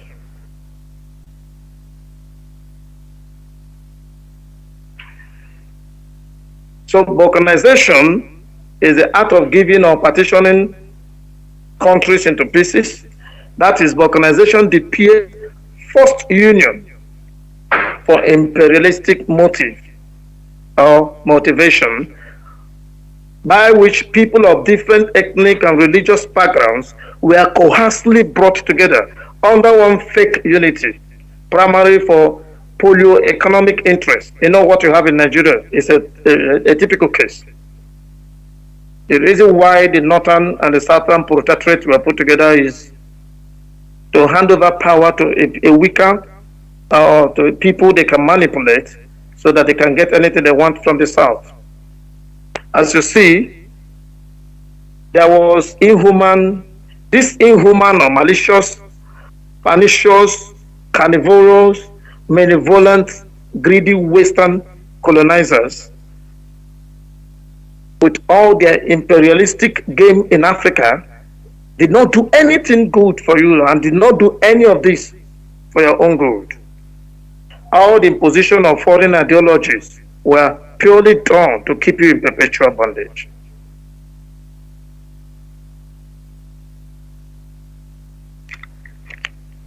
It is a shame. So the primary aim of balkanization was to destroy completely the Africanness of Africans with the intention of making Africans surrogate Europeans by replacing African sociocultural values with European lifestyles and belief systems. The continuous maintenance and the sustenance of these colonial fabrications implies continuous adherence to the pedagogy and educational system, value orientations, religious beliefs, language. Failure to revise these abnormalities leads to erosion of African essence, value system, orientation, and the real development will never come to Africa until we change all this. I can continue speaking grammar from now to tomorrow. The long and short of this world is that to balkanize means revise what they have done. There are Yoruba people in Togo, Benin, in Nigeria. Why? Why don't you allow them to stay in one place? Balkanization, the people can say, no, we want to come together and be one. We are one people. You join the Igbos, Ijos, and all their cousins, you join them to other people who said, no, let's be on our own and grow so that we can help each other. There's somebody called Frans Oman Fanon. He was an Algerian. But when you go and check your Google now, they'll tell you there's a Frenchman. He started campaigning against all the social injustice.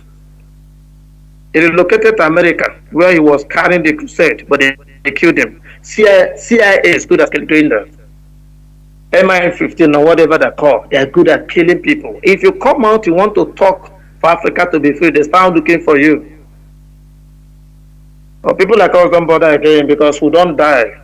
I died for Biafra on the 26th of June, 2022. So every extra day I spent from that day was an addition from Elohim. And I died so that people can be free. My people must be free. There's somebody called Malcolm X, was an African American Muslim preacher. He came to Nigeria twice. The CIA killed him on February 2nd, 1964. He was in Nigeria a year earlier. They used a fellow black Muslim to kill him, and nothing came out of the case. Martin Luther is a case study. Marcus Garvey is a case study. Nelson Mandela is a case study. Gandhi of India is a case study. And Mazi Nnamdi Kanu is the greatest of them all. These men are exceptional. They only come once in a century. If Africa fails to see this opportunity now that God has given us through this man, this great man, this liberator, this Messiah, this Christ of our age, then it will take you another 100 years of slavery, suffering. But it will not happen, because we have come that our people might have life and have it more abundantly. At every age or epoch, you always have these people. They are called social reformers. They just come from the blues, the way Mazi Nnamdi Kanu came. Many of us would have died slaves, British slaves, if we are not listening to that man. That is why wherever you are, I have a product I will sell to you, because many people have not been privileged to test this product. I have tested 6-7 years ago, thereabouts. If you are suffering from slavery, or you are suffering from mental slavery, psychological disorder, ideological bankruptcy, cultural neurosis, polyoeconomic bastardization, I have a drug for you. That drug is called MNK decolonization. Did you get the name? MNK decolonization. That's the name of the drug. You can only get it in one supermarket. That's at the stables of Radio Biafra. That's where you get it. So go and download an app and start patronizing Radio Biafra every day. You meet one professor there, one learned, intelligent man, Mazi Jonathan Chinedu. Beg him to give you teachings from Mazi Nnamdi Kanu. If you take this tablet one per day in 14 days, you get cured. But if you have acute problem, then you need to take another one. You need to take another one, or this one you take it twice per day. If you are taking this drug every day, listen to it once every day, listen to this man, you become free. You'll be liberated. You won't know how it happens. We must continue. I'm getting to critical point of this discourse. Now, I've said that the steps to decolonization is one, the balkanization. Remove all the boundaries, all the Western puppets. First of all, if you want to be free in Africa, remove or vote out all the Western puppets from powerhouse. Have a changed leadership. The new set of people, proactive, intelligent people who don't look up to the West for anything if you want to make progress. Debalkanize, redraw your boundaries to exclude the people or race that does not have the same cultural or religious historical affiliation with your people. 3. Evolve indigenous and equitable and ethical balanced people-oriented constitution, devoid of foreign influence. Let's have a new constitution. Change your national identity if need be. Those of you that call foolish names, change it. Imagine a great nation, a great civilization like Dahomey. All of a sudden they're bearing Benin. I just hope the Benin has any bearing to them, just like the way you're bearing Nigeria. It makes no sense. We'll return to indigenous African consensual democratic practices that was practiced in Africa before these invaders came. We had what Kwesi Werede called consensual democracy. It existed in every part of Africa. What do they call democracy? It's a government of the people, by the people, for the people. Like you have in Nigeria now, you have a government by the people. The people there now are Nigerians, and not one person. It's a government by the people of Nigeria. For who? For Niger people. They say, fine, stop stealing. Want to use our resources to develop our land. The government by the people for the people. That's what they call democracy. But anyway, it's against the West, they'll rise. But it's enough. Enough is enough. And Africans should stop joining hands with them. No black should go and join hands to fight black people. Europe, back in the days, Britain used Ghana. They want to train soldiers from Ghana to conquer Africa. No African country should do that again. Because if you do that, this generation will rise against them. They have nothing to offer us. That is why they must be chased out of our land. Britain is your problem. That's why you're underdeveloped. 18-something, 19-something. London was the way my father's village was 35 years ago. But they've come here, stole our resources, and developed it. I was looking at a picture of New York in 1900. Then I began to feel the pains of what they have done to you and I. The stealing. Change your national identity. Return to the old indigenous African ways of life. Change your foreign policy to reflect your new decolonized orientation of values. Change your currency to detoxify it of any foreign input. Dollarization must not continue in Africa. African countries should come together and use your own local currency to transact. Restructure your political legislature, judiciary, and all the political institutions.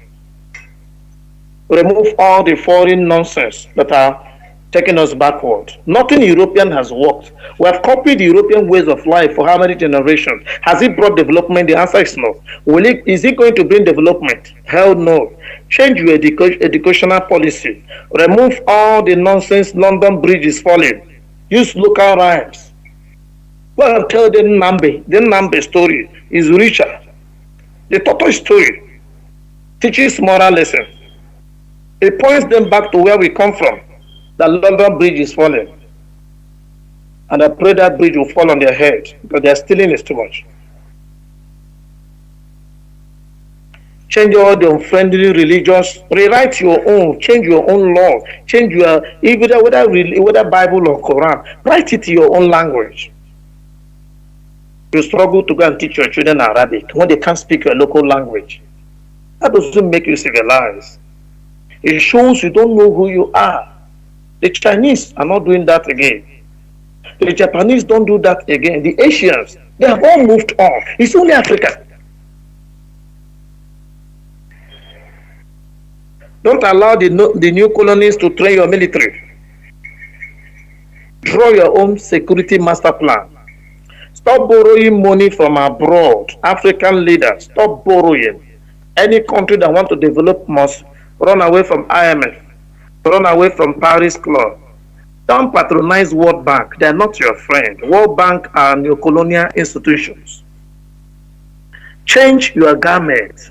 Why do you change your garment? Remove all the colonial infested ideologies, behavior, theories, ways of life. Go and join an organization that will support you to grow. I will advise you join BRICS. Because people in BRICS, the head in BRICS are not former colonizers.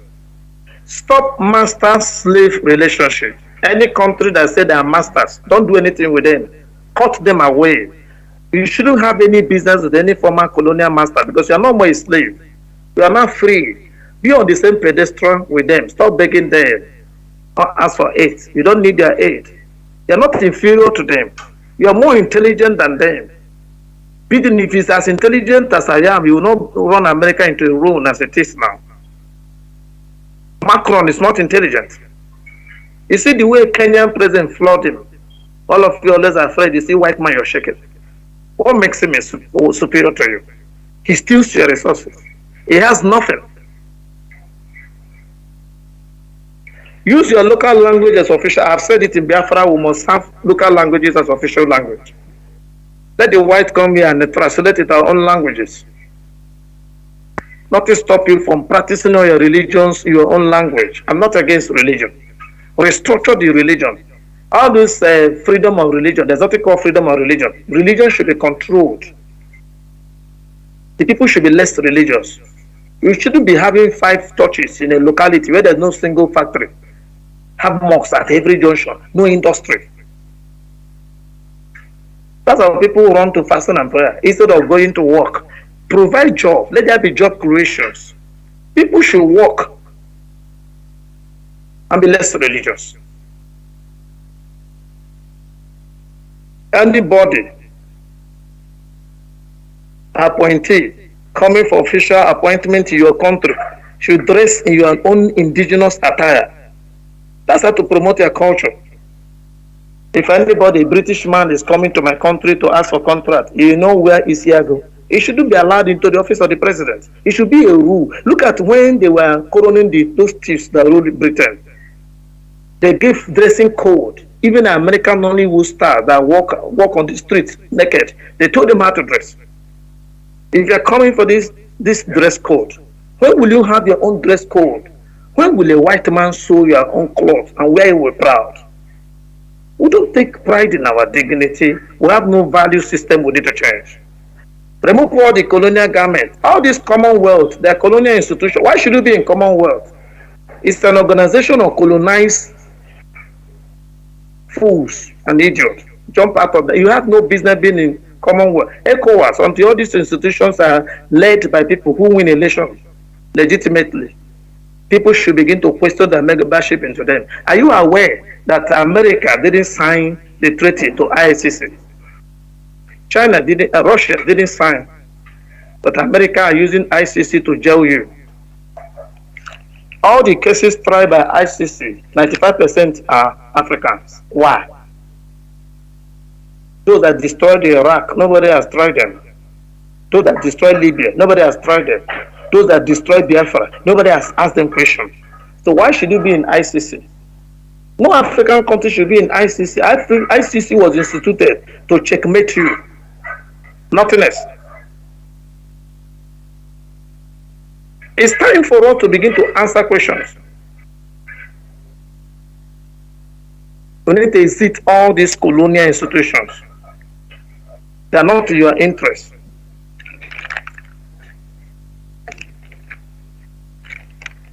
Not at all. Then again, the last point I want to talk about is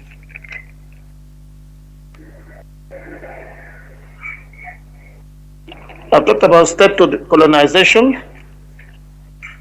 How can we make progress in Africa? We need to change our mindset. Change the way we reason.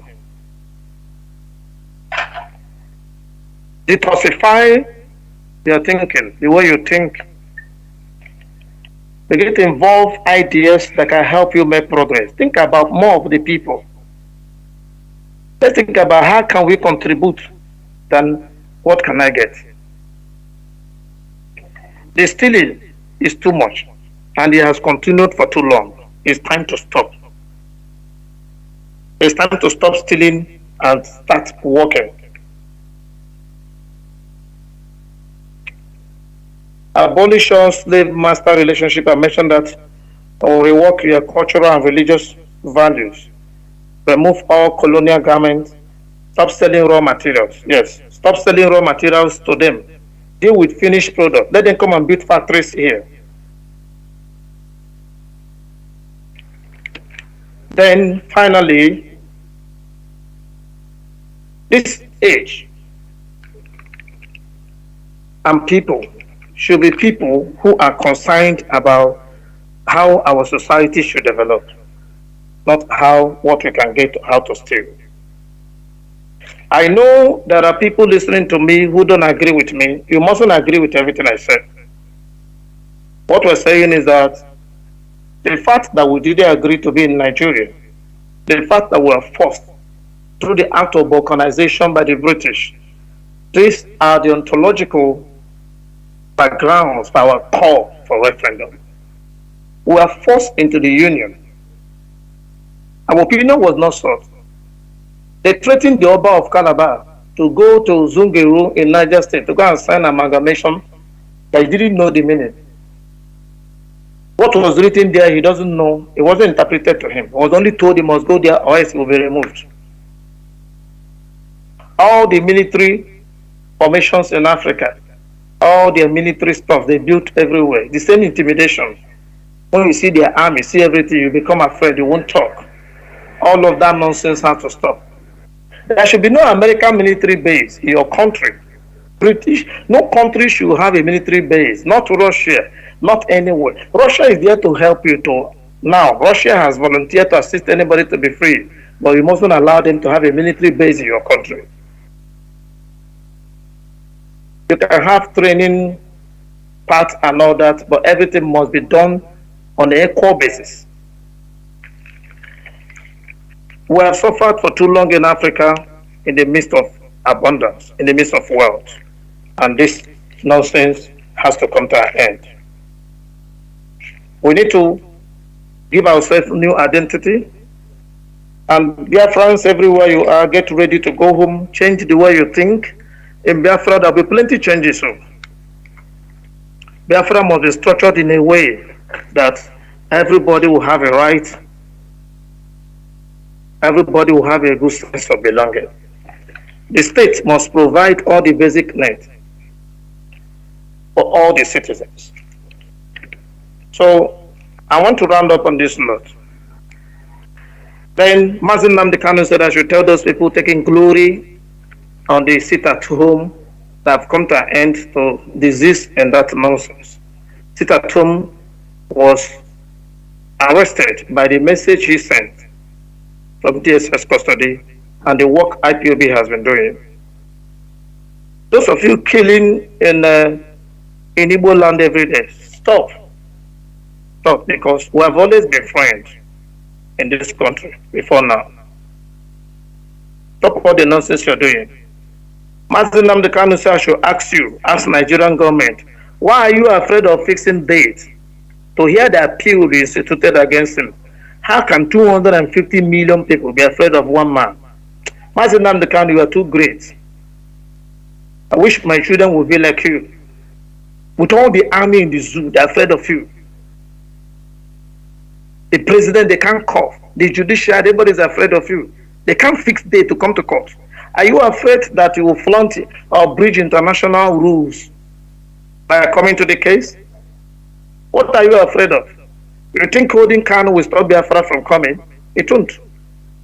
We're not asking you to release him again. If you want to hold him, hold him. We're going home. We're not waiting for you again. We have reached out to where we need to reach out to, and we're going home. So any day we're ready, we'll ask for Kanu, you don't produce him. Then you understand what you have done to yourselves.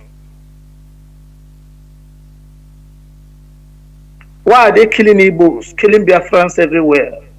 All the cells in the north are filled with Igbos and Biafrans. All the terrorists have been freed. Why are you keeping our people? Let us go, you refuse. Obi won election. I'm not an advocate. I didn't vote for him and I never would have voted if I were around. If I was around, rather. Even if you're doing the voting tomorrow, I can't vote. I don't believe in the zoo. I can't vote there. But everybody saw it clearly. He won the election, you refused to allow him. Allow us to go peacefully so we can remain good neighbors. Because what is coming is bigger than you. You have been pursuing Igbos, chasing us away. We have regrouped where you don't know. Many countries are taking pity with us. Today, in what's it called? The country that just came out of Spain, in Catalonia, at their city square, center square, they have rated a stone, and they put a stone from Biafra land there, and they draw Ikenga on it, in a far away Catalonia. They are waiting for Biafra. They put Ikenga there, and they wrote the history and everything about it. You go to their museums now, you read these trends. Many countries are taking pity on us. They saw what we have suffered. They know how all of you gang up to kill our people for no crime committed. Everybody run your economy. Let's contribute to run the center. Ojukwu and Gowon agreed. They signed because they're lower class animals. He left that place. Wilford, Harrison, whatever it's called, the demon that said he doesn't care how many Biafran children dies. Told him, don't honor it. Today that we are talking about restructuring. They don't talk about it again. Because they know the zoo is over. They have destroyed the zoo completely. They're just delaying. Let's see how much more they can steal. But that's not how to run a society. You carry these things over into your next generation. Change your ways, make peace, do what is right, go and reconcile. I said it last time, I'm repeating it today. You have a short while. If you don't make an attempt to reconcile, once we close our border, there'll be no rooms for negotiations. The head of DOS, Mazi, go and find a way to reach him. If you don't get to DOS to talk to them now, release our leader. Just go and apologize to release our leader, so they can part peacefully. Many countries of the world has parted. Nobody died. Why must you behave like you have no sense? You don't think on your own. Must Britain always tell you what to do? For many years, when the late Buhari, before he died and after he died, one woman, one sadist. You see these white people that started. That's why somebody kept a young girl of 17 years. He operated on her 30 times in 4 years.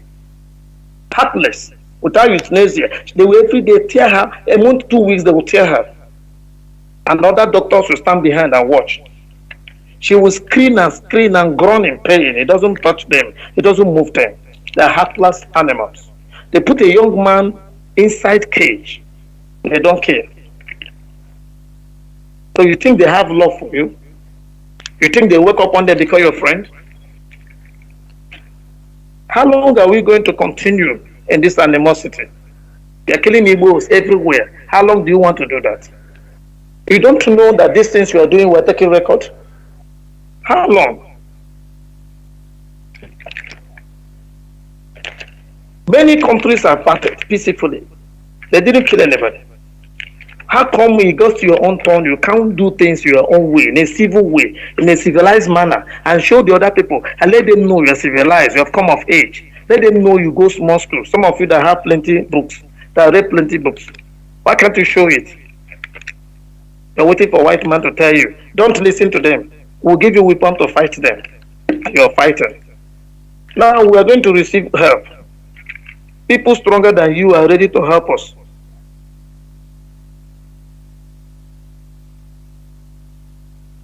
Why are your prison filled with Igbos? They're scared of, they're using the court as a medium to continue persecuting Biafrans. IPOB has appealed against the proscription of IPOB. Why have they not called that case up to now? When will this injustice end? They're burning our houses every day. Is that not enough?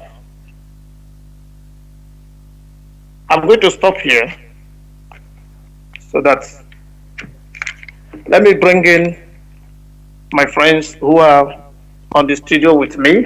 I'll ask a few questions before we allow Mazi, Jonathan to take over. Gentlemen, like I've said, I have 3 national coordinators from Senegal. Mazi Promise Ebo is here, and I have the national coordinator of Liberia to practice, Patrick High, and I have Mazi Eze, Chukwemeka from Burkina Faso. So gentlemen, please, could you unmute yourself, introduce yourself, unmute yourself, please.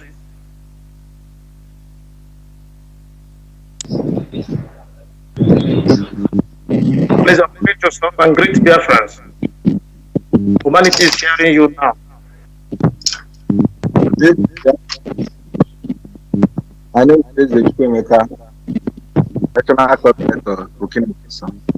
Yes, speak out, Mazi, Chukwemeka, speak out. Your voice is too low. Okay, can you hear me now? Yes, just increase your volume a little. Okay, I say my name is Chukwemeka, national coordinator of Burkina Faso. I am happy to have me in this platform. There were Mazi, you're blessed. Thank you. National coordinator Liberia, please. Great Biafrans, I bless the name of God for every one of us, and I thank God for your resilience. This is Dr. Patrick Chukwu High, National Coordinator Liberia. We bless God for our brother Jonathan and our deputy West African rep in person of Onyuku. God bless every one of us. The Mazi, you're blessed. Senegal. My name is Mazi from National Coordinator of IPOB Senegal. Mazi, thank you for the opportunity given us to be here today. Mazi Jonathan, God bless you. Mazi JC Onyuku, God bless you. And bless the IPOB leadership and all the members of IPOB worldwide. God bless you, Mazi. The right person to thank is our HOD. Mazi Chikedozian is the one that made this possible. He's a wonderful man. The man filled with wisdom. And I know that God will complete what he started through him. And the Deputy HOD, Mazi Anthony Zurumike, Elohim, and blessed. Now, the National Coordinator Liberia, may I ask you, in your own innocent estimations, why do you think the zoo called Nigeria, is afraid of bringing Mazi Nnamdi Kanu to Supreme Court? Yes, this is a well-calculated attempt to subjugate. The word you use, I'm gonna buttress a little bit. So subjugate and keep us in perpetual hardship. This neocolonialism, they say they have given us independence. It is not. The intent is they don't want the eyes of indigenous Biafra to know what is happening. And by God's grace,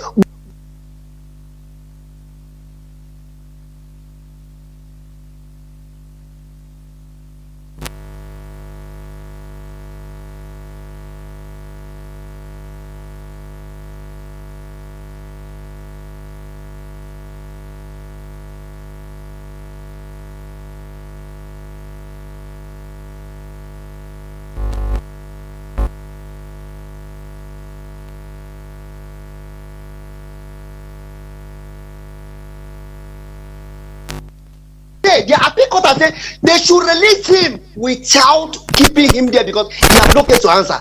And they know that Biafrans all over the world, I say something, there will be mass exodus of the whole Biafrans all over the world.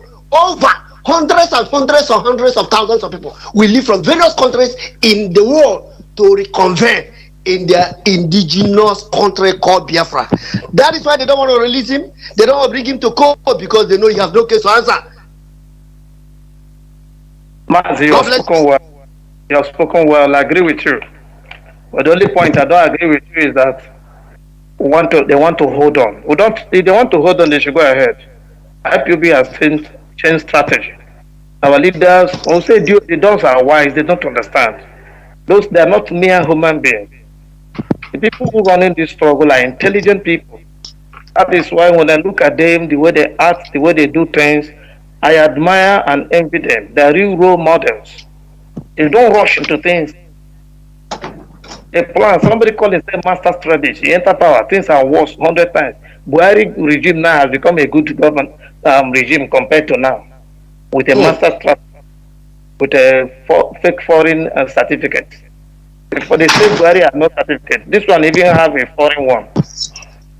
Now, but one with foreign certificate, the regime is worse than the man that didn't go to school. He had nothing. They say, may bring NEPA bill. And he came with NEPA bill. He ruled and died, and they continue using his name and plundered and raped the country. All the money he stole, he brought all his Fulanis from the Sahel, come and kill, give them AK-47, go everywhere, kill, collect ransom. They collect now. All the money he stole back to Nigeria. Now they've taken over power, he can't go back there. That is why it's not good to do evil. If you're doing evil, evil will wait for you. All the evil you have done, they will catch up with you. There's something called nemesis is real. So these people now should stop doing evil because they don't know where they will need Biafra tomorrow. The whole world will need Biafra. Biafra is a superpower in making. Superpower. We will not import cars in Biafra. As I speak now, there are over 3 car manufacturing factories. A young girl was bragging from South Korea that they have no resources, that they have some of the largest refineries in the world, that they buy crude from Nigeria at cheap, ridiculous rate and refine and sell back to Nigeria and make good profit. Can you imagine this? So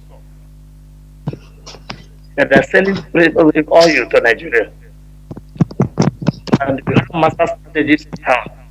So Mazi, God bless you.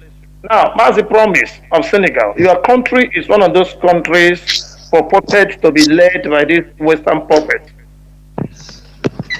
What is the impact of neocolonialism in Senegal? Yeah, Maz, thank you so much. Yeah, in Senegal. So to say. Yes. Yeah, in Senegal. French colonized them. But now it's rising up. They are saying the guard. The guard means go. France, the guard. They are writing it on. They are saying it, and that is the problem the country is having because of the president, the current president. Now, the citizens don't like him because he's working with the French government.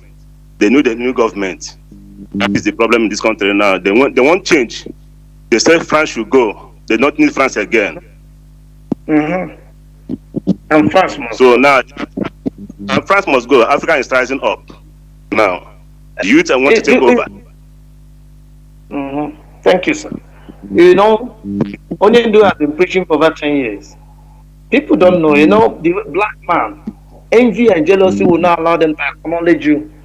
Oh, since it's an Igbo man, don't talk about it. He's not the one. Onyendu told you the day will come that the youth will rise and demand for their right. The revolution going on now, in Marxism, there's something that Marx said.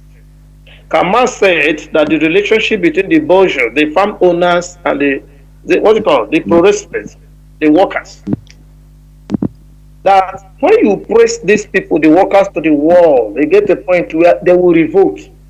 He said, don't wait till that breaking point before you revolt. Say, let's issue precipitate for a change, advocate for a change. And in every generation, once these social reformers begin to agitate, things changes. Slavery was on until some people begin to speak against it. It's this precipitation, these agitations, asking questions that made them say, these people don't know, they're not changing. They enter colonialism. It went on for almost 100 years. People began to question it, begin to query them. They're not changing. Now we're the neocolonialism. But neocolonialism is collapsing. And before them in their eyes. Because all of this nonsense revolves around capitalism, democracy. All of that will collapse. But I'm not a prophet of doom. More countries will go down that are being held caged by this Western puppet. We are not asking for war in Africa. We are not asking for political instability. All we are asking for, give us leaders that have people-oriented program, not thieves. Look at all the one they remove. They go to their house, you see where they pack money. Anybody that have so much quest for amassing of wealth shouldn't rule. If I'm in a position to advise, anybody that must rule in Africa is somebody that have a conservative mindset, not somebody who wants to be a billionaire. Billionaire should not rule. As Aristotle advocated that the leaders should be the philosopher kings. Are those people that are giving military training. They are not people who are looking for too much money. They are not people who are prone to pleasure. They are people who live sacrificial lives. People like Mazi, Nnamdi, Kanu, who don't think about themselves. They think about the people. They think about the society. They think about the common man. Those are people who should rule. Not people that are looking for how to buy all the land, how to break people's property, revoke it and take the land. No, those are not leaders. They're scavengers. And that is the greed that runs the Western civilization. And that's why I say that the greatest evil they've done to Africa is bequeathing that greed. The greed of capitalism that be bequeathed to all the African leaders, to people ruling, the ones that are allowed to rule. God bless you, Mazi. Then Mazi Eze of Burkina Faso. In your own calculation, there was a video that's trended in the social media where the mining company in Burkina Faso used bulldozer to smash a vehicle that they used because they were leaving. And the young man that sat in for years was there. He was like, can't you dash me this car since you're going? They said, no, you don't deserve it. We have used you all your life. You people are animals. You are not good. You're only good for exploitation. You can't get the car. They smash the vehicle. Then how do you equate the wickedness of the West Do you think your own thinking that Africans should deal with the West in any way? People that can destroy a vehicle that is no more useful to them, something that will no longer be useful to them. They can't give it to somebody that they have exploited, they've used all their life. How do you quantify the wickedness of a white man? The white-eyed Caucasians that are forming God in Africa to the local ones, the local moles they use. Because those people empower these politicians that they use are their. That's why they're the same way, they think the same way. Do you think there's any similarity? If I say that the politicians in Africa learned wickedness from the West, do you think that is correct? Yes. The politicians from Africa learned. Yes, the politicians from Africa learned the wickedness from Europeans.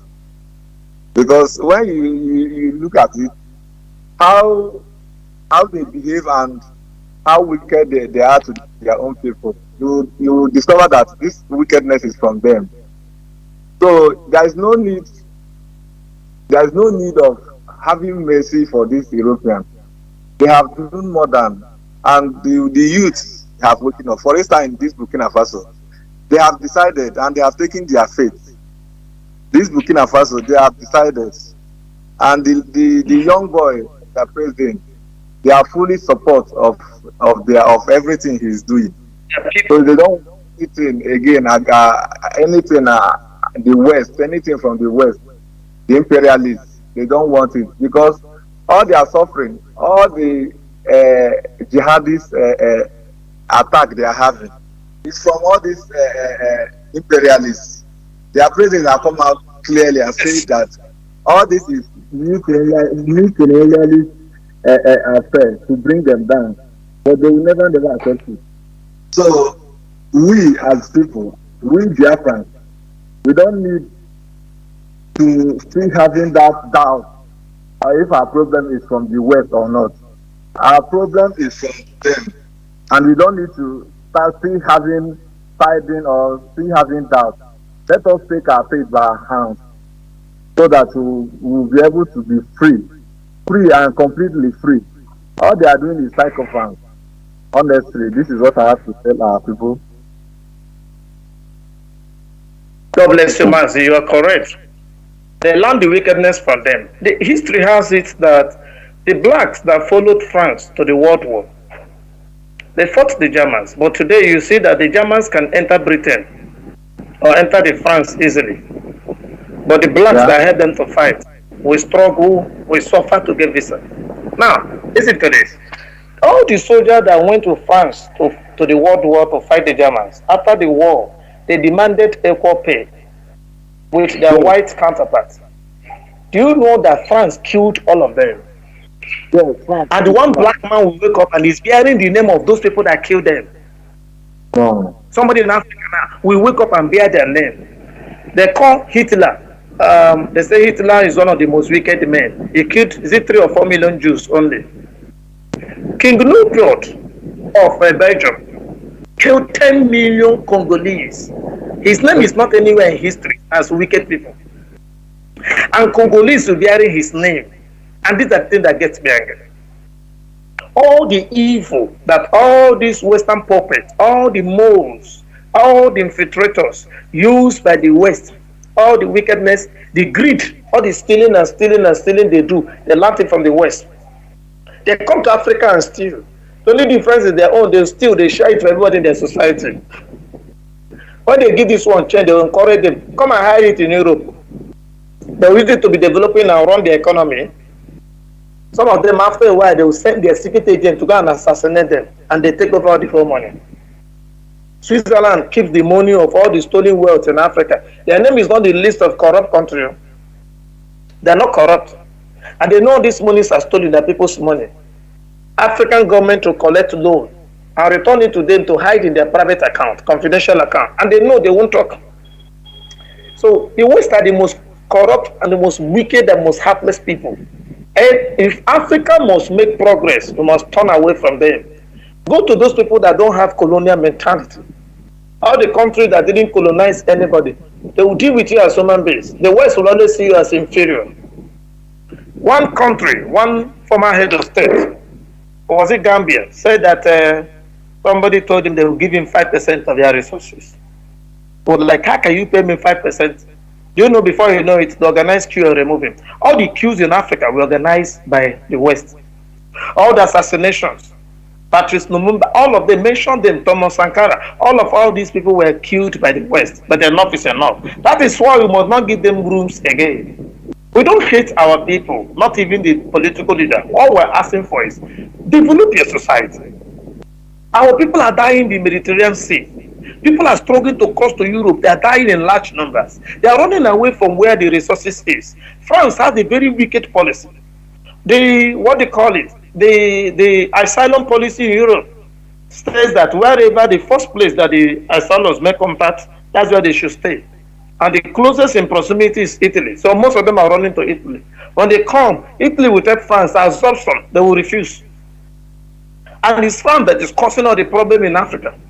All the so-called terrorism are sponsored by France, Britain, America.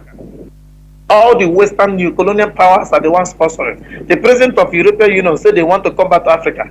The African youth will arise. We will resist them. It will not happen again. The era of going to train people in Ghana to come and fight in West Africa will not happen again. Never. We are ready for them. Africa must make progress. Our children must live free and live good life. No part of Africa that does not have enough resources to develop. There's no country, even in the zoo called Nigeria, that doesn't have resources. They should go and manage their resources and live happily. You don't need to go and steal.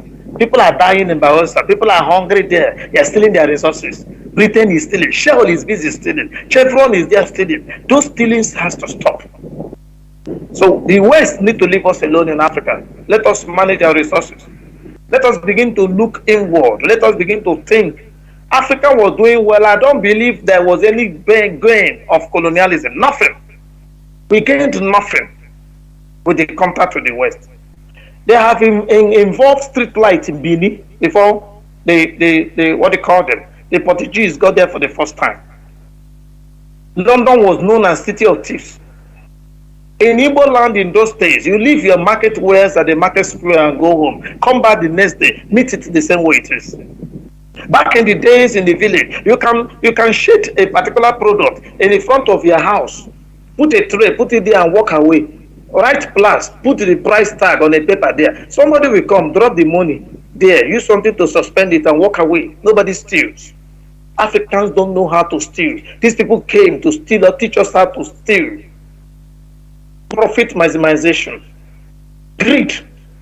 Enough is enough. Europe need to leave Africa alone.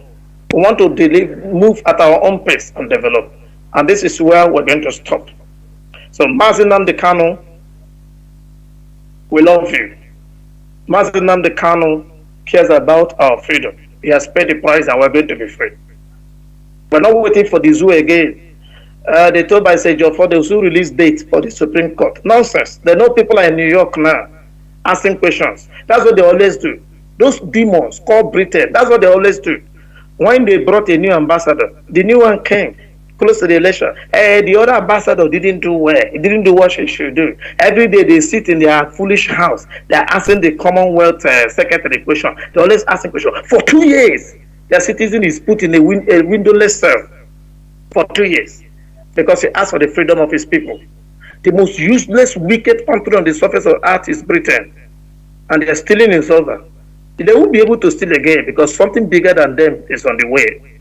Biafrans start going home little by little because your season of departure has come. Courtesy of the sacrifice made by this our great prophet, leader, liberator, savior, Mazi Nnamdi Kanu. We love you. So I appreciate you all, dear friends, for listening to us. God bless you. So everybody, get yourself ready. Start moving home little by little. Anytime the leadership, the trumpet sounds, then so be it. There will be no room for negotiations. There will be no rooms for negotiations. That is where I'm going to stop.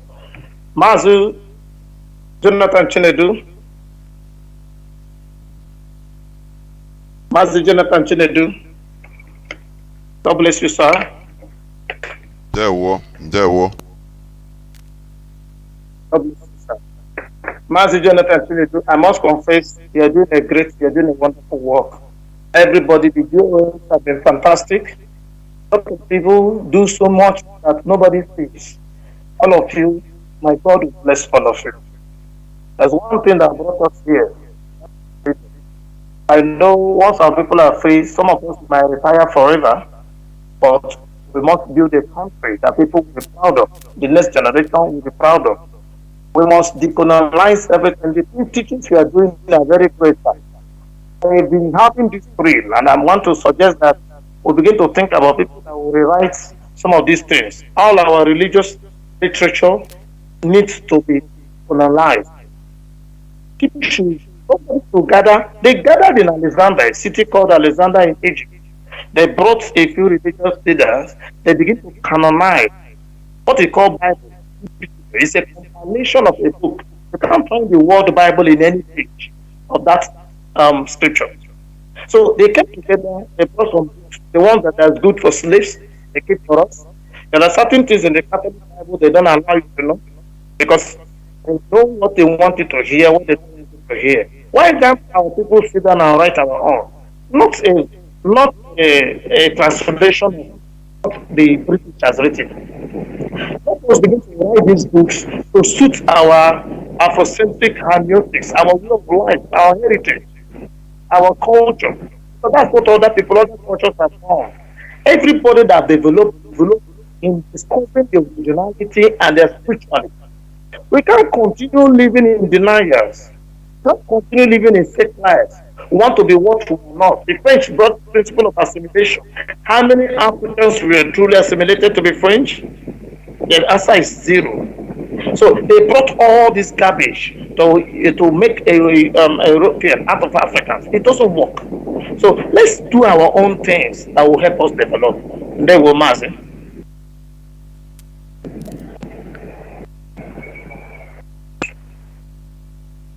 There will. Mazi Jonathan. Yes. I was talking, but my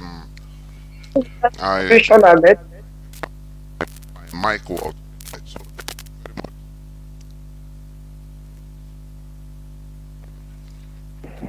Thank you very much, all of you that have made it in order to talk to Biafrans today, and this is where we are going to stop. Where we are going to close the program for today. There were Mazi Onyuku. I'm grateful, sir. God bless you, sir. Some lovers from the horse's mouths in the gospel. This is where we are going to call it a quit for today's program. Tomorrow is another day. Thank you for listening. From me, Mazi Jonathan, together with Mazi Onyuku and the West African coordinators, some of them, it is simply good evening. The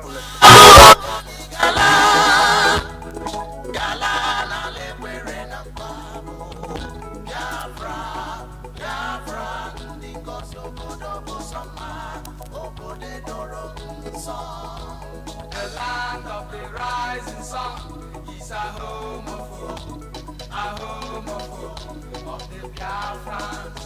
The fire of the eastern land is a promised land, a blessed land of the Chupa Biafra. Emeka si Biafra, Emeka si Biafra, Kaimara, Biafra, Kanebozo Kamiri, Kaimara, Biafra, Kanebozo Kamiri, Biafra, Kanebozo. Sombe, Waboke, Anijala, Namama. Wana lemo kamna na lombo, wana juno, wasina Biafra na tago. Chukwu kika biama, onyani nonaka, biamerani ye mama. Sombe, Waboke, Anijala, Nala namo. Biafra baloma, ala chukwu gozire, ala manamu, ala chukwu gozire, the rising sun. Mgbe mbuka kwuru wesi, n'ojihe nwatakịrị, o were aka elu, aka fụwa ya ụfụ wetuo ya. maka na ọnọdụ udo adịrọ n'igwe mma. Sọpe lee ndị ala adịghị mma, ndị zuru, ndị na-aṅụ ọbara mmadụ, ndị okwu ha abịakwala n'ọzọ ka ha kwatusu Biafra. Mana Chukwu okike abịa ma gị ka ịnọ n'aka, mana Chukwu okike abịa ma gị ka ịnọ n'aka, na anyị ga-ala ụgbọ abụghị anyị je nwere onwe anyị, ụgbọ abụghị anyị ji ala. Biafra na-atago. The land of the rising sun is a home of hope, a home of hope of the Biafrans. The fire of the eastern land is a promise. Biafra na-atago. The land of the rising sun is a home of hope, a home of hope of the Biafrans. The fire of the eastern land is a promise. The land of the rising sun is a home of hope, a home of hope of the Biafrans. The fire of the eastern land is a promise.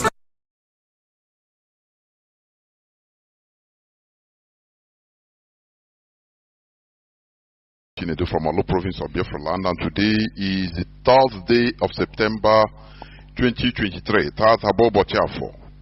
I welcome each and every one of you to welcome your friends and well wishers onto this hallowed platform. This is a revolutionary radio instituted by Mazi Nnamdi Kanu, who is the leader, the supreme leader of the indigenous people of Biafra, but he is in the Nigeria secret police dungeon, illegally detained, because he was illegally renditioned from Kenya with the tacit support of Britain,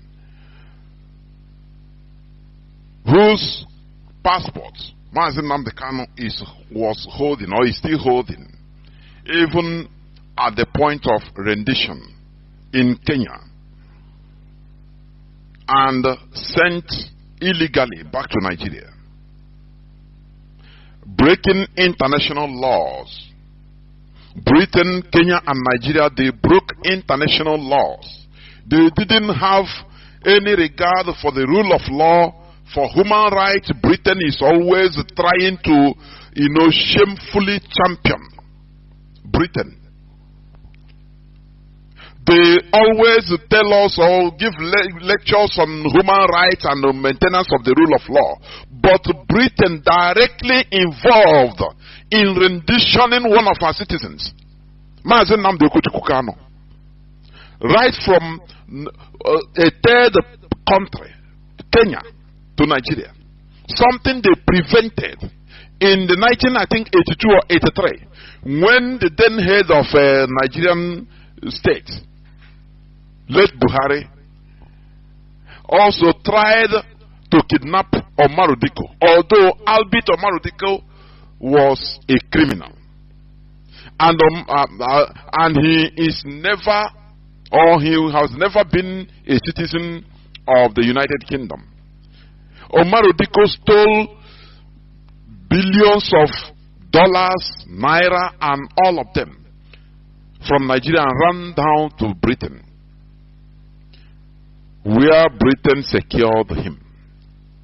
When the then military head of state, Buhari, tried to kidnap him from Britain, they were caught.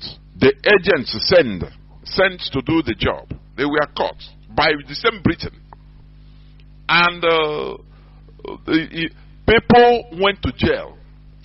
Some 8 years, 3 years, some people were deported.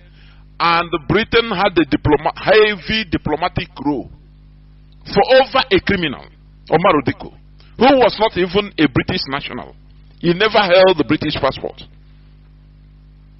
But Britain had to, in order to protect a criminal, because he brought money from, stole money from Nigeria to Britain.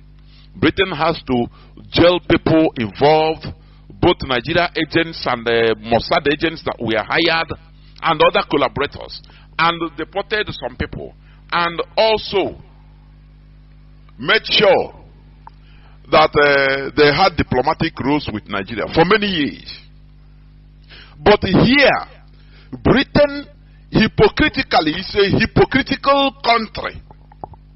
See, they planned and renditioned a British citizen named Mazi Nnamdi Kanu from Kenya to Nigeria. The reason why, because he was logically, legally, legitimately advocating for self-determination of Biafran people through a referendum. But because it was not for the interest of Britain. You know, Britain is the number one, you know, thief in the whole world. Britain is number one. They steal from very impoverished countries, and they will come around and tell you that, oh, they are fantastically corrupt, oh, they are this and that. They are not. They renditioned Mazi Nnamdi Kanu to Nigeria and kept him there. It is a direct command of Britain. This is how they show people their true color.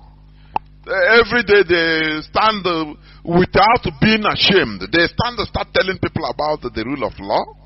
You have to maintain the rule of law. You have to, you know, maintain democracy. Their own democracy, maintenance of democracy is complete. For their interest, complete. It doesn't matter who died or who was slaughtered, who gets slaughtered. That is not their problem. This is the world we are in. But we have discovered their system. Mazi Nnamdi Kanu, even upon being renditioned, he was sent to the court, and Mazi Nnamdi Kanu defeated the Nigeria government in their own court. And the Nigeria Appeal Court gave a verdict on the 13th day of October 2022 that Mazi Nnamdi Kanu should be discharged and acquitted. And not only that, that Mazi Nnamdi Kanu should never stand trial in any Nigerian court any longer. But since 13th of October 2022 till today, the Nigerian government refused to obey their own court. They refused to obey the rule of law, the court order, their own court order, because Mazi Nnamdi Kanu committed no crime known to Nigerian law. You understand? That is the world we are sitting. That is the evil world we are in.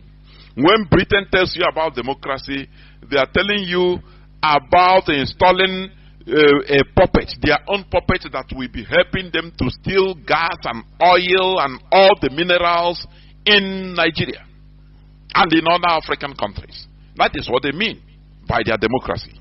Very shameless. That is who they are. But you know, Mazi Nnamdi Kanu say we are going to defeat Britain with superior arguments. That is what we are doing. Because what is good for the geese is good for the gander also. Remember that Britain, Margaret Thatcher called Nelson Mandela when he was, I think when she was MP, member of parliament, during the ANC struggle. British government called ANC a terrorist organization. They labeled Mandela a terrorist, an international terrorist. If you understand me. But they didn't stop apartheid to be kicked out of South Africa. Do you see it?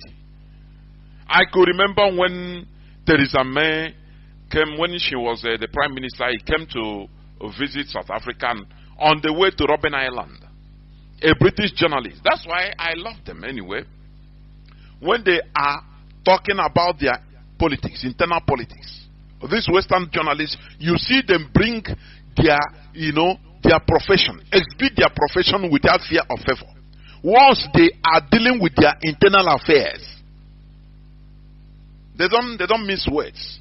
But once, if they are dealing on international politics, like African politics and, news about Africa, it is there they try to deceive, polish news in order to deceive. The man was asking Theresa May. He said, now, you are going to visit a person that you labeled a terrorist during your time. I think as a member of parliament in the UK government. What are you going to say about it? I watched it. Even the woman, the British Prime Minister as of then, Theresa May, some years back, was not comfortable. She was a kind of stuttering. The man was asking if he want to get out from the question. The man will bring him back. He said, now you label this man a terrorist, but now you are going to visit his solitary confinement in Robben Island. He brought him back. He brought her back, and the woman was stuttering, talking gibberish. That is the way they are going to talk. Because the restoration of Biafra will even herald a new beginning. So that we will treat with each other, with Britain, with America, with all countries, with mutual respect, mutual benefit. Not what they are doing in Africa today. Not the exploitation that they are holding in Africa, they continue doing exhibiting in African countries today. In the name of using democracy. Because this democracy is just a term coined by the Europeans in order to continue their neocolonialist agenda in Africa. What I'm telling you is reality. How many democratic countries in Africa are progressing? Is Cameroon not a democracy? Where their president, that one, I don't know, the great-grandfather, since 50-something years, he's in power. Is it not democracy installed by the Europeans that made the Bongo family to continue ruling? What of Togo? A family. Remember that the father of this present president, the former president Yatema, he was paid to kill the first president of Togo. That said no to France's neo-colonialist agenda. He refused to sign the pact, the secret pact for continuation of colonization, signed by every francophone president that enters power. That man refused, and they paid Yatema whether $600 or $800 as of that time, in order to kill the man direct. And they killed that fine president was killed, Olympio, if I'm not mistaken. He was killed by Yatema, and after dying, his son took over till today. And today we are hearing that the European Union force, they are mobilizing in Togo. You know that is the continuation of the scramble for Africa. But this time around, it is no more business. It's not going to be business as usual. Remember, America tried all their best in order to subjugate Afghanistan, but they got resistance from the people. The people, it doesn't matter with your military power. Once the population is against you, there is nothing you can do. I am telling you, it's a matter of time. Who is in power today? Who runs the government of Afghanistan today? It is the Taliban. The people that we are called names, killed by Americans, done everything. But it doesn't matter the number of years. They resisted because it is their land. A foreigner will come and go, but the owner of the land will remain. So they are in power now. And the world is dealing with them. You have to deal, you have no choice. Because you have to respect international laws. The sovereignty laws, Westphalian sovereignty laws. That is the reality. So it doesn't matter what the Europeans or the West, they have the weapons, they have everything. But we, the indigenous people in Africa, we are in our continent. We are patient. The Europeans, they are because for them, ECOWAS is wasting time in order to go to war against Niger.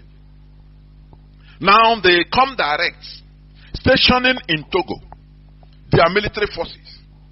But you can win the war, but you can, to win the peace will be the problem.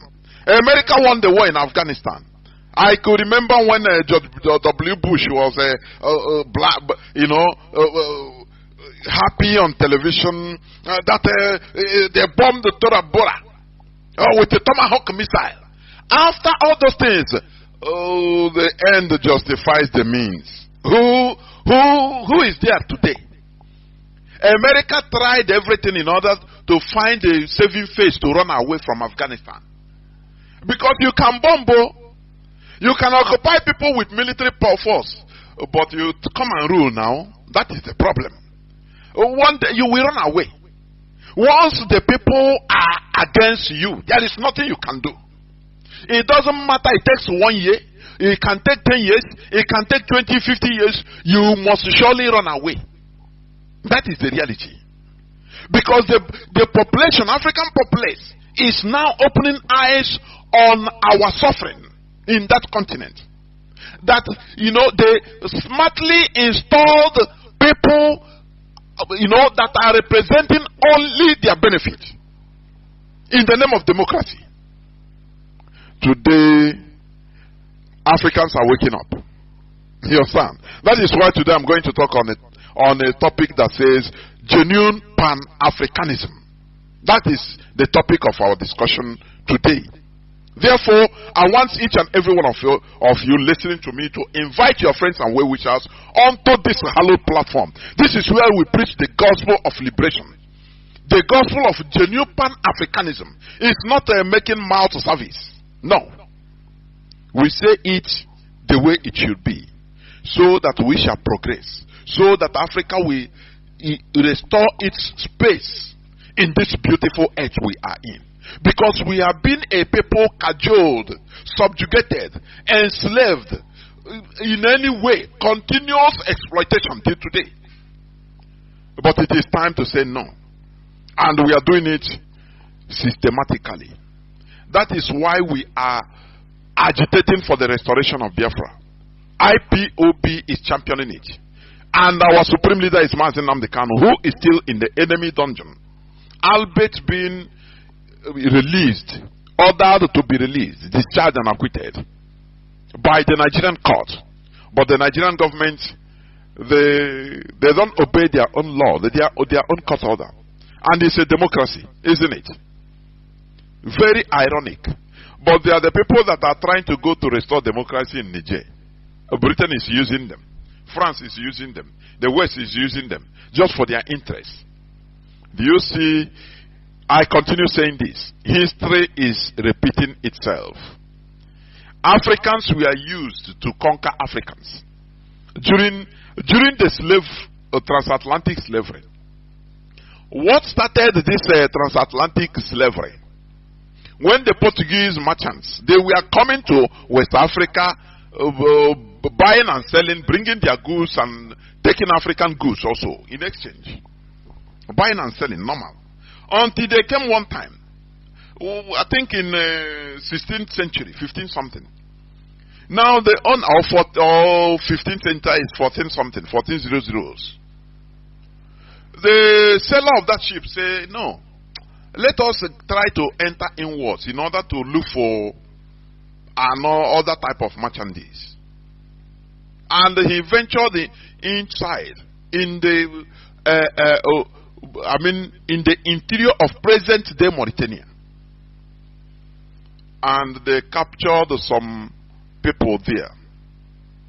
Some people, Africans, about whether 10 or 100 of them. They captured them and secretly took them to their ship and off they went. What happened when they arrived in Portugal with these people? These people started pleading that, look, spare us. Do not take us. Do not enslave us. We will rather help you become your agents in Africa. so that we will capture our brothers. We have people that we have been waging wars. They now remember their enemies, other African, tribes that are their enemies. We will help you conquer them. Now, we become your enemy, your agents. You empower us. And that talk, they found the favor in the king of Portugal that time. And after signing some treaty with those people, either 10 or 100 of them, I couldn't remember, but it is either 10 or 100. Either 10 of them. Now, do you know what happened? The Europeans, the Portuguese, they brought back these slaves. Instead of arriving in the shores of Africa and turning against them, these people fulfilled their promise and carried them to other tribes with their arms. Their then guns as of that time. And used them, guided them, used the Portuguese now, guided them and went as either clan or other tribe and captured a whole people. Now the Portuguese were happy. But inside them, they were surprised. What type of people are these? People that can sell their brothers. And they remarked that thing, that mentality. And that is what they have been dealing with. When you talk about black race, African, they label them in the black book, the Europeans, the West. People that can sell their own, for their own private interest. It never changed it today. And they empower these people. And they become their agents. And all other things were history. That was the start of transatlantic slavery. They are still doing the same thing today. And let me tell you also, do you know why? When they established the first church, the Roman Catholic Church arrived first in Onitsha. In 19th century, 1857 to be precise, if I'm not mistaken. Why they accepted them? It is not because of any other thing to worship or no. Onitsha accepted them because in order for them to use them as foreigners with the power to be dealing with the Obosi people, Obosi. All this I'm telling you is they are historical facts. Because they have been having skirmishes with their neighbors, their own brothers. Obosi, these clannish problems, that is common, which is normal. But the mistake Africans are making, or made and are still making, is collaboration with the white people, with the strangers, in order to deal against their own.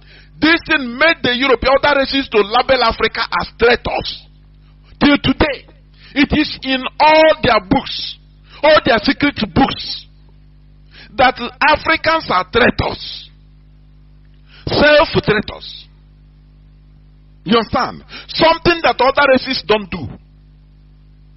When the Chinese were in their civil war, they were fighting each other. Normal, because every race in this world, there are problems everywhere. In Europe fought tribal wars more than in Africa. I used to say this. I want you to research whatever we say here on Radio Biafra.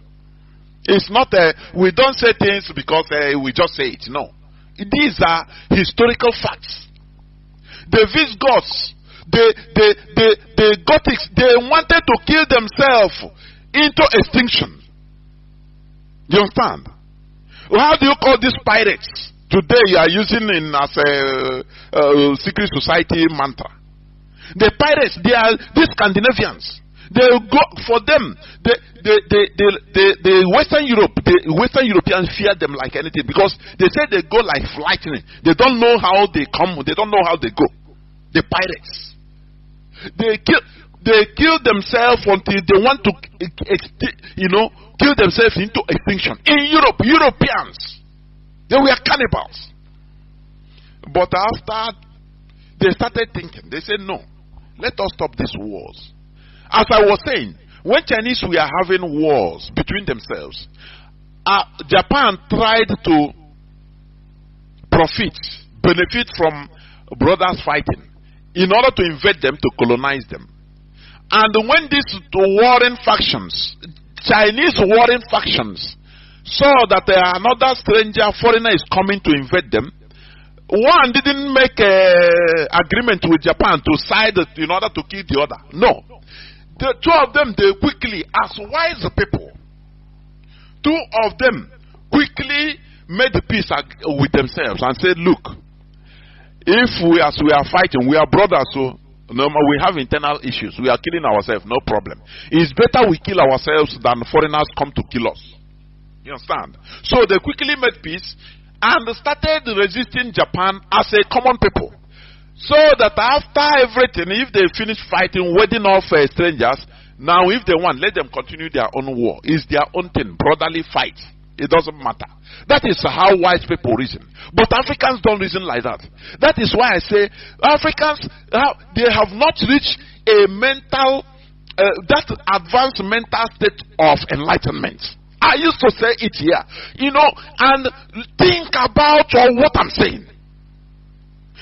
How can you, two brothers, for example, in a family, if two brothers, they can be fighting. But if a foreigner come, you know, if they are wise, they will make peace, even temporary truce, and now face the foreigner. That is how wise people do. That is how wise people behave. Because they are wise. It is wisdom. But if a foreigner come now and meet them fighting and join one, now one will say, yes, I have a partner now. Help me kill my brother. After killing your brother, the foreigner will turn against you and will enslave you. Do you understand? That is the mistake of Africans. They allow the West in order to continue using them.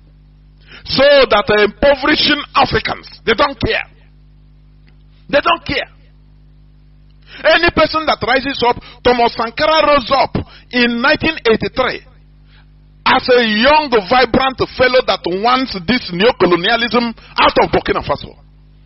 They still use his brother to kill him. And all the things he worked, all of them, they turned them round. That man is still in Blaise Compaoré. He's still in Côte d'Ivoire. He is in exile.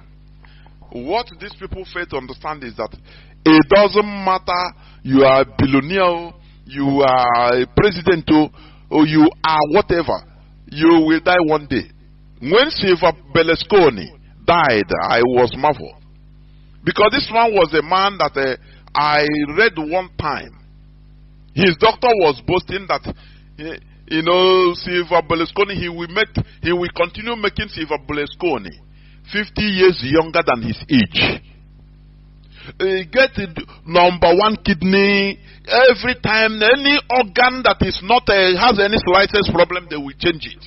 So he boasted that Silva Berlusconi will live very long life, but it is not like that. You understand? It is not like that. Everybody must end. Everybody must be extinguished. This oxygen you are breathing, one day it will no more function, you will no more breathe it. The heart will stop. What matters is the legacy. Because whether you are from Africa, from America, everybody, the ultimate end of every human being is death. The problem is, what legacy did you lay in this planet Earth? That is the thing. But all these African politicians, they don't care about it. They don't care. They don't care. They don't care. Look at Paul Biya of Cameroon. Shamelessly, Macron used to stand up, welcome him. That man is no more living in Cameroon. He lives in Switzerland. He comes to Cameroon. They carry him to come to Cameroon only during election time, election period. That is only time by his great grandchildren. He don't know what is happening in Cameroon, but the Europeans are having field day over there. They made the beer less costly than water. Water is more costly than beer, alcohol in Cameroon. Drink yourself into stupor, dance makosa, do any other thing, but don't talk about politics. That is Cameroon for you. That is the truth. That is the truth. And France is happy. The Europeans, the West, they are happy. Oh, it's democracy. It's democracy. They're promoting democracy. Africans, we need to rise up and take our space, take charge of our destiny. It's not going to be palatable. We have forces to contend with. It is going to be a strategic war or fight. Strategic fight. Fight of wise fight. Do you understand me? That is why every time I say it, it's for those that are saying why some countries are going from one colonization to another. Talking of China, Russia, others. I disagree completely.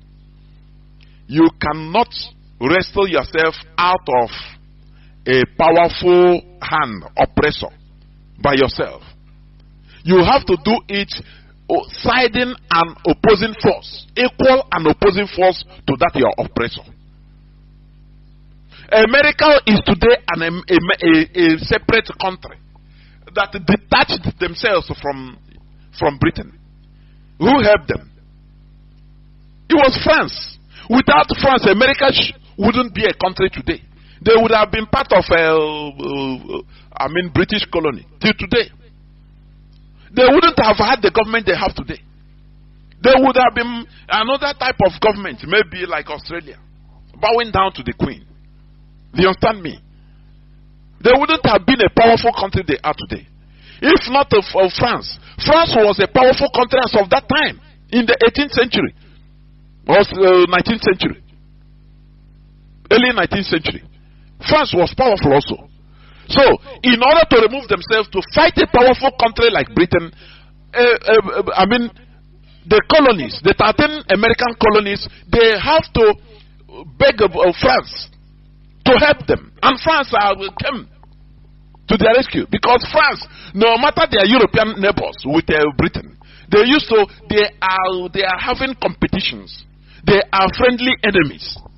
Or they were friendly enemies. You understand?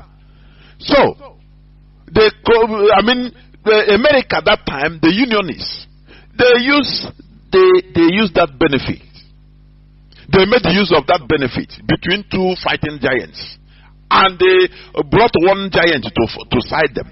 Did the France after colonize America? Is it not America today that is even being in front of France? Is the France pursuing America like licking us? Is it not the same? Is it not it? You in this world, you have to profit. Anywhere you should, you have your interest, you grab it.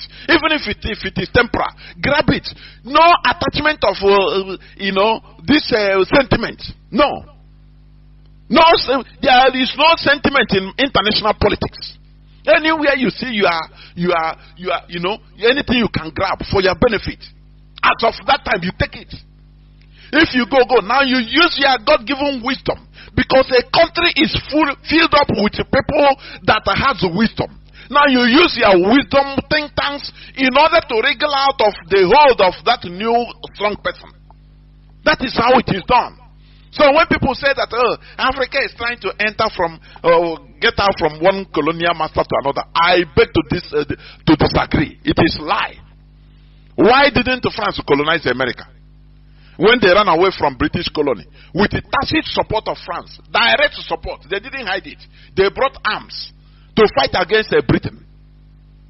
After, why didn't France recolonize America? But all these things you don't ask.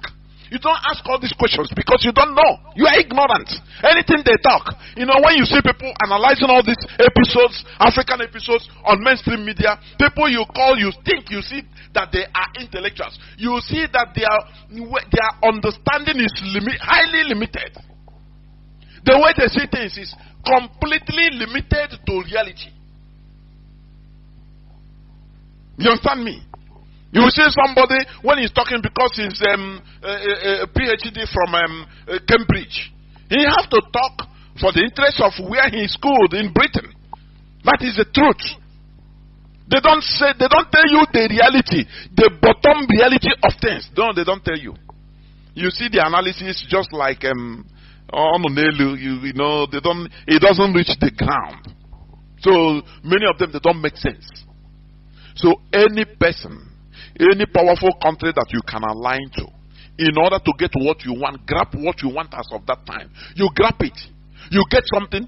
In international politics, it is win, getting interest. As of that time, if you grab that thing you want, now, you use your diplomacy, might, every might, in order to wriggle, continue holding your interest. That is how it is. When Mandela came out from jail, he started visiting. He invited even people from both Palestine, you know, friendly to them. And when he visited America, they were asking him, Mandela, you say you are championing democracy. Why are you making friends with the people that are terrorists? Palestinians, terrorists. That is how they ask him. You know one thing Mandela Madiba answered them. He said the most mistake the West is making is thinking that their enemies should always be our enemies. That is not done. It's not done.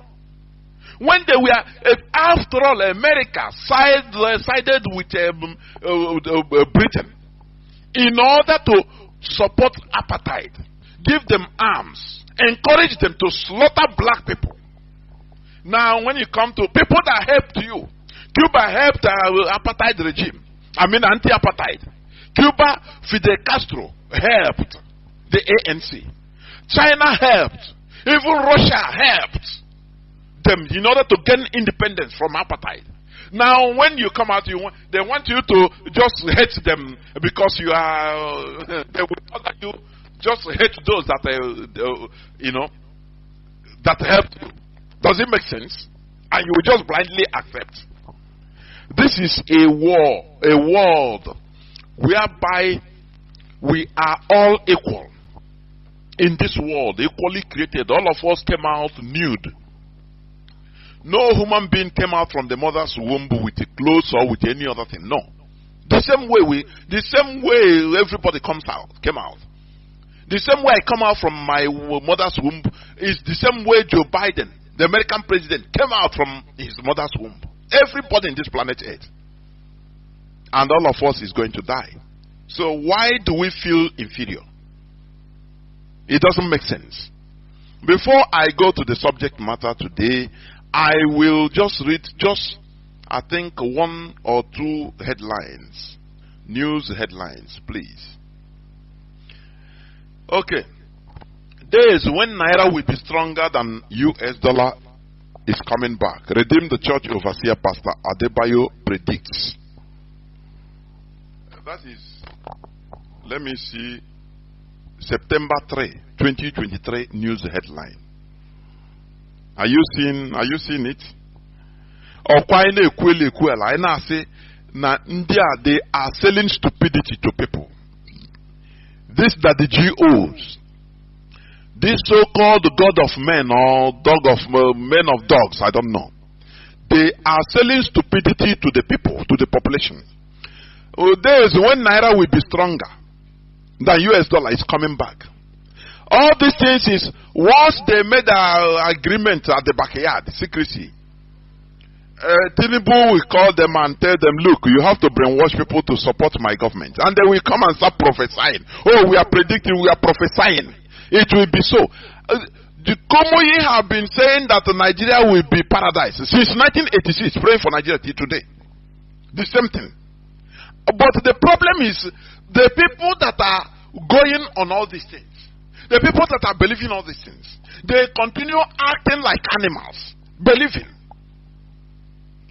You don't ask this man, say, Oga sir, how is Naira going to be stronger? When you manufacture nothing, when your source of foreign income is only natural resources like petroleum. Even though you don't refine petroleum, You drill it, but you don't refine it. How is it going on? How? When you import everything into Nigeria, you import everything. So you are working for other countries. The whole citizens are working for other countries. But because when you are using foreign products, you are slave to all these people. You are making them to expand their factories, their industries, by importation. Every time you are in China, imported. There are people in China. No need of traveling to and fro. Our people now, they know. In order to cut costs, one person will go to China and stay. Others will be in Nigeria. Just they will transmit money, and he will buy goods and import. So, we are just, you see that we are just doing boy for Chinese, mostly. And only taking commission. Because everything you import, you don't manufacture nothing. So how are you going to earn your reserve? I mean foreign reserve. How? Foreign currency. How? I read one time, last time, I think they said the foreign reserve, Nigerian foreign reserve is either $3 billion only. A country of 230 something million people. Reserve is foreign reserve, whether $3 billion. Whereas Gaddafi, during his time, he had a external reserve of more than $150 billion. Highest in Africa, with no external debt. That is why they killed that man. A Pan-Africanist. But here they are predicting you. And in that church, once you say, people will say, amen. Say, okay, rise, let us pray. You see Neanderthals praying. You ask them, is this the way that Dubai became who they are today? By just predicting and everybody clapping and shouting hallelujah. Now, before you know it, magic wand. Things change and the country, Naira started having value over dollar. Can you, even all this type of headlines, other nationals are reading it. It is highly shameful for this to make a headline in Nigeria. It is highly shameful. That is why Nigeria shame every one of us. A pastor predicting, Naira will be more than dollar. And everybody is reading it. You are shouting amen. Ordinary electricity you don't have. If you want to set up a factory in Nigeria today, you will budget for an electric generator that will be either even more costly than the whole factory you are trying to set up. It will be engulfing a different money every day, fueling it to run your factory, because there is no electricity. These people will not tell you that, look, at least we need electricity 24/7. Don't Nigeria have the capacity of building a nuclear reactor? Let me ask. Don't Nigeria have the capacity of building a nuclear reactor so that Nigerians will have light, electricity? You see that this is a grand conspiracy in Nigeria by Britain. I say Britain. So that to deny Nigeria, the type of suffering they put in Nigeria is too unearthly suffering. All this so that the people will not rise up. Because they know that when there is electricity, people will start doing something. You understand? There will be manufacturing, mostly by Biafrans. Igbo people will start making use of it. Instead of, in order to deal with Igbo people, they are suffering everybody. And no electricity. Everybody, you have the highest importers of electric generator is Nigeria in the world. And what all these politicians do, Britain encourages them, go outside, go Malaysia, go China, build a generator factory, so that you'll be sending it to Nigeria. That is what they do. They are suffering people unnecessarily. And the worst of it is this, that the people in Nigeria don't know that they are suffering artificially. It's artificial suffering. Some people are putting this suffering artificially. It is not natural. Now they use clergymen in order to sedate Nigerians, give them tranquilizers so that they continue sleeping. Oh, Naira will rise up in Jesus' name. Everybody will say amen. And you start invoking the spirit of Naira to come and prayers. That is how America became a great country, isn't it? That is how Australia became what it is. Is that the way China became what it is today?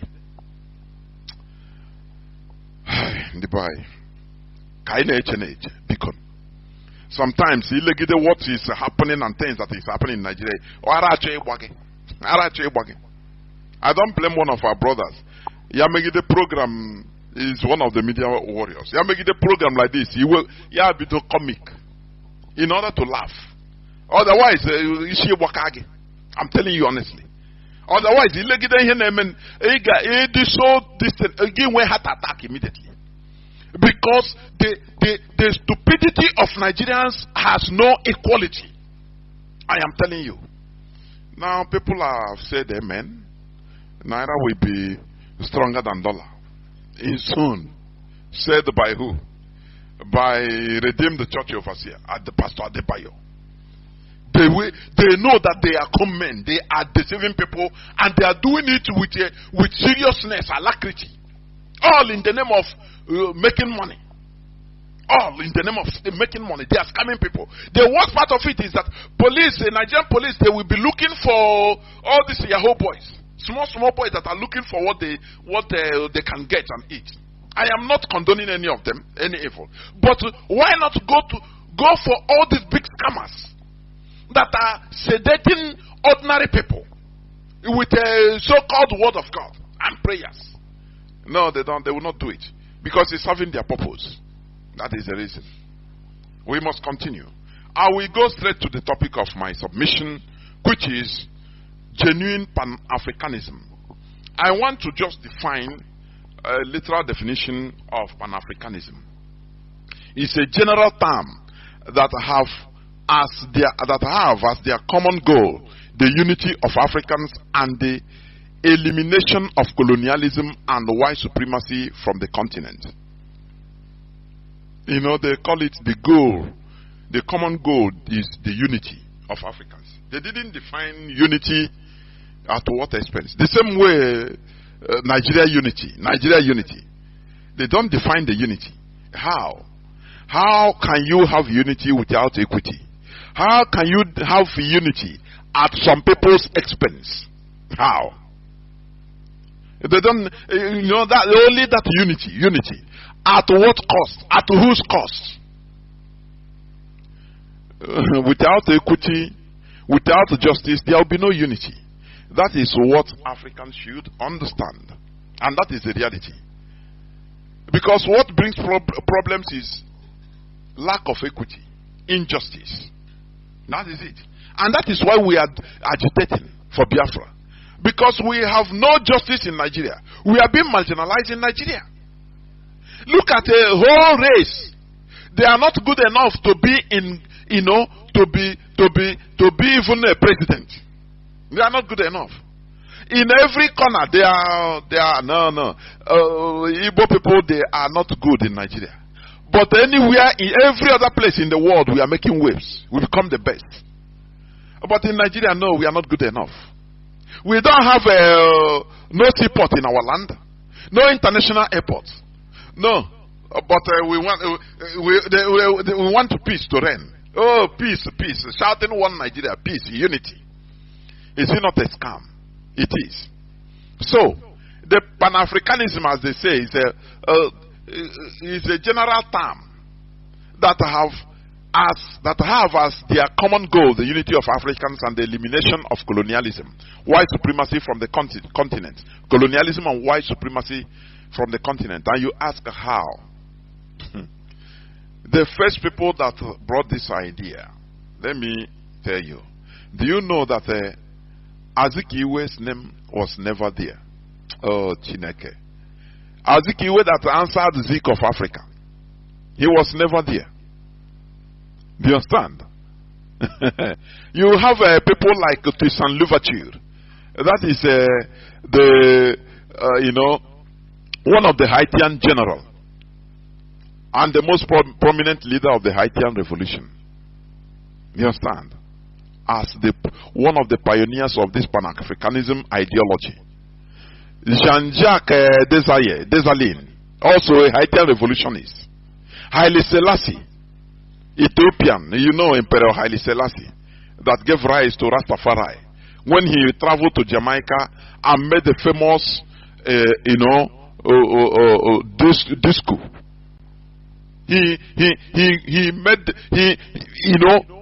came out and said that a time will come that Africans will come back home, and the whole Jamaica caught fire, and he started this movement of Rastafari.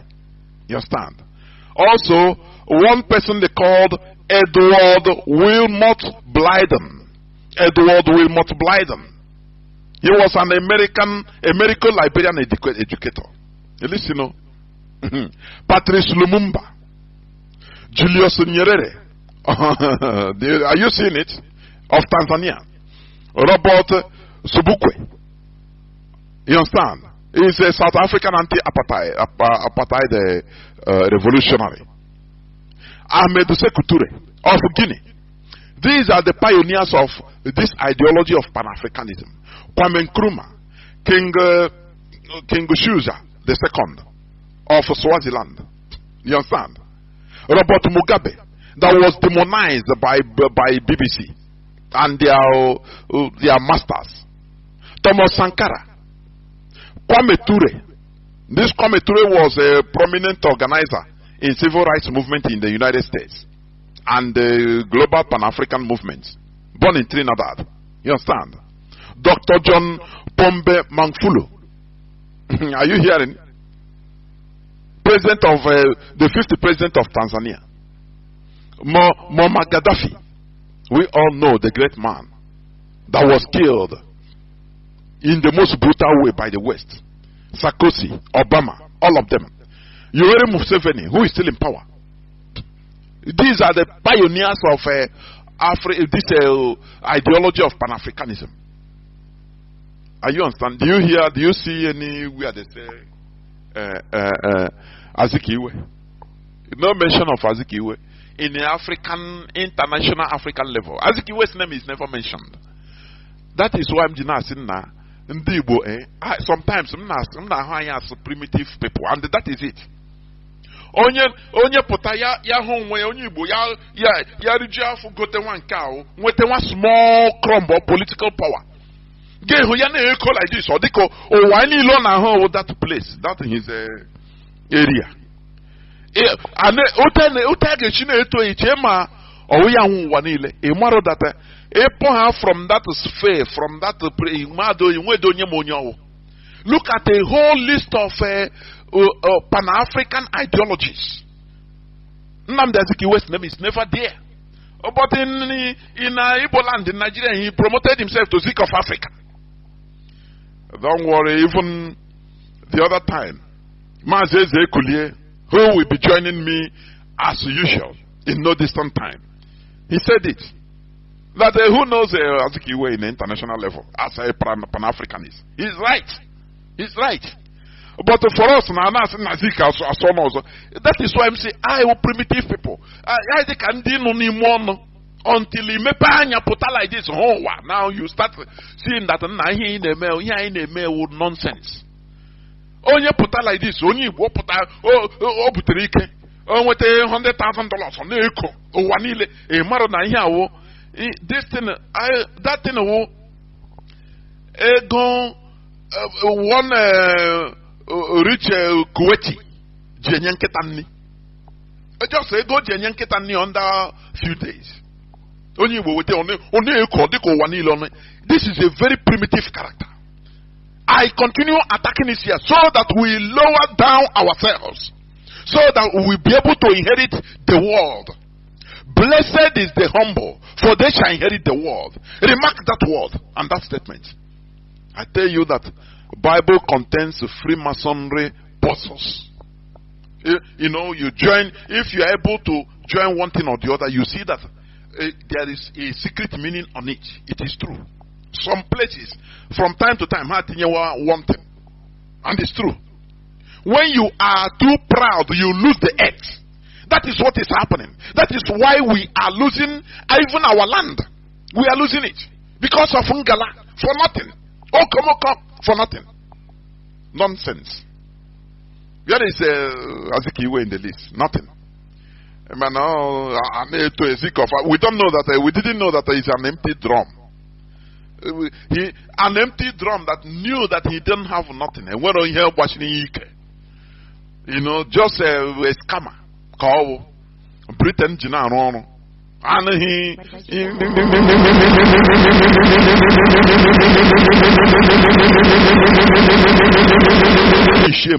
I will need limousines to be moving around so that my people will be seeing me as a big person.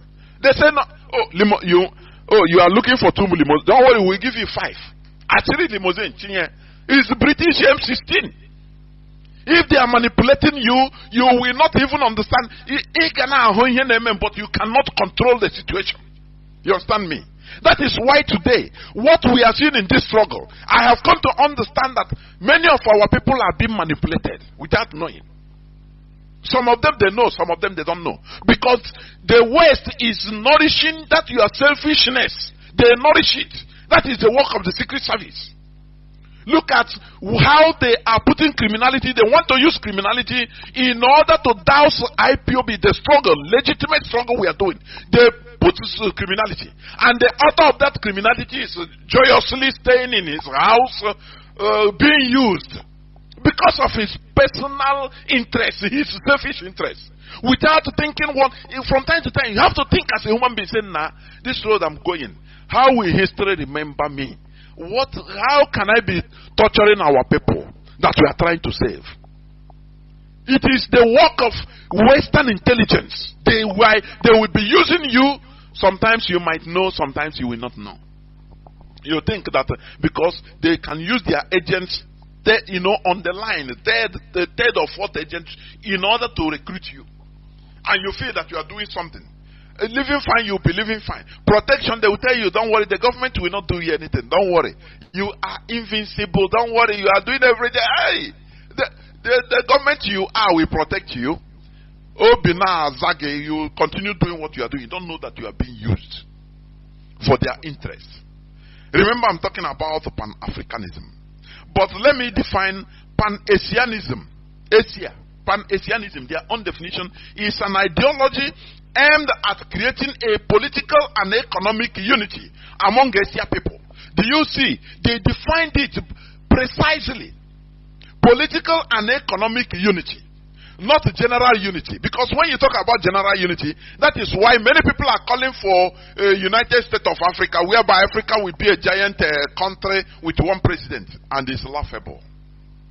Now, Pan-Americanism is the principle or advocacy of political or commercial and cultural cooperation among all the countries of North and South America. Do you see how they precise it?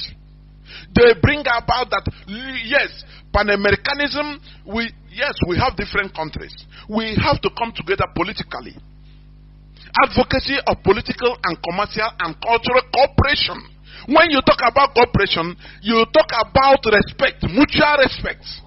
It's not about slave and servant relationship or slave master relationship, as Fulani used to say. They say their relationship with Fulani and Yoruba relationship is slave master and slave relationship. So the Yoruba should not forget. That is how they have been their relationship. But do you see how Pan-Americanism, they define their own? The same way Pan-Asianism define their own. But when you come to Pan-Africanism, they say just the goal is unity of Africans. You don't know, unity is very, very broad. At whose cost? Here they say, in other places they say political and economic unity, advocacy of political or commercial and cultural cooperation among all the countries of North and South America. Then Pan-Europeanism is the concept relating to all European countries or the advocacy of political or economic unity among European countries. Do you see it? They mentioned that they should have countries, they have their differences, but all these things should be respected so that they will focus towards a general European goal. But Africa, Pan-Africanism, the definition is very, very broad. Very crude and broad. Unity. What kind of unity? At whose cost? That is why there is problems in Africa. Because they don't even, many people don't understand the definition of this. Because it's too crude and unexplained, undetailed. Let me tell you, there will never be genuine Pan-Africanism without respect to our ethnic diversities by granting independencies or independence to various ethnic nationalities to avoid unnecessary frictions. Peace and unity comes with mutual respect, justice and equity. That is what we should understand. Peace and unity should come with mutual respect. Are you hearing what I'm saying? It is not a force of peace. You cannot force peace. Peace is a byproduct of equity, justice. It's just a byproduct. Do you understand me? It's a byproduct. It's not the starting point. It is a byproduct. You don't talk about peace.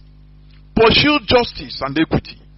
Once you get justice and equity, at least, now the resultant effect is peace. You have solved it. But when you start going unity, you fail it.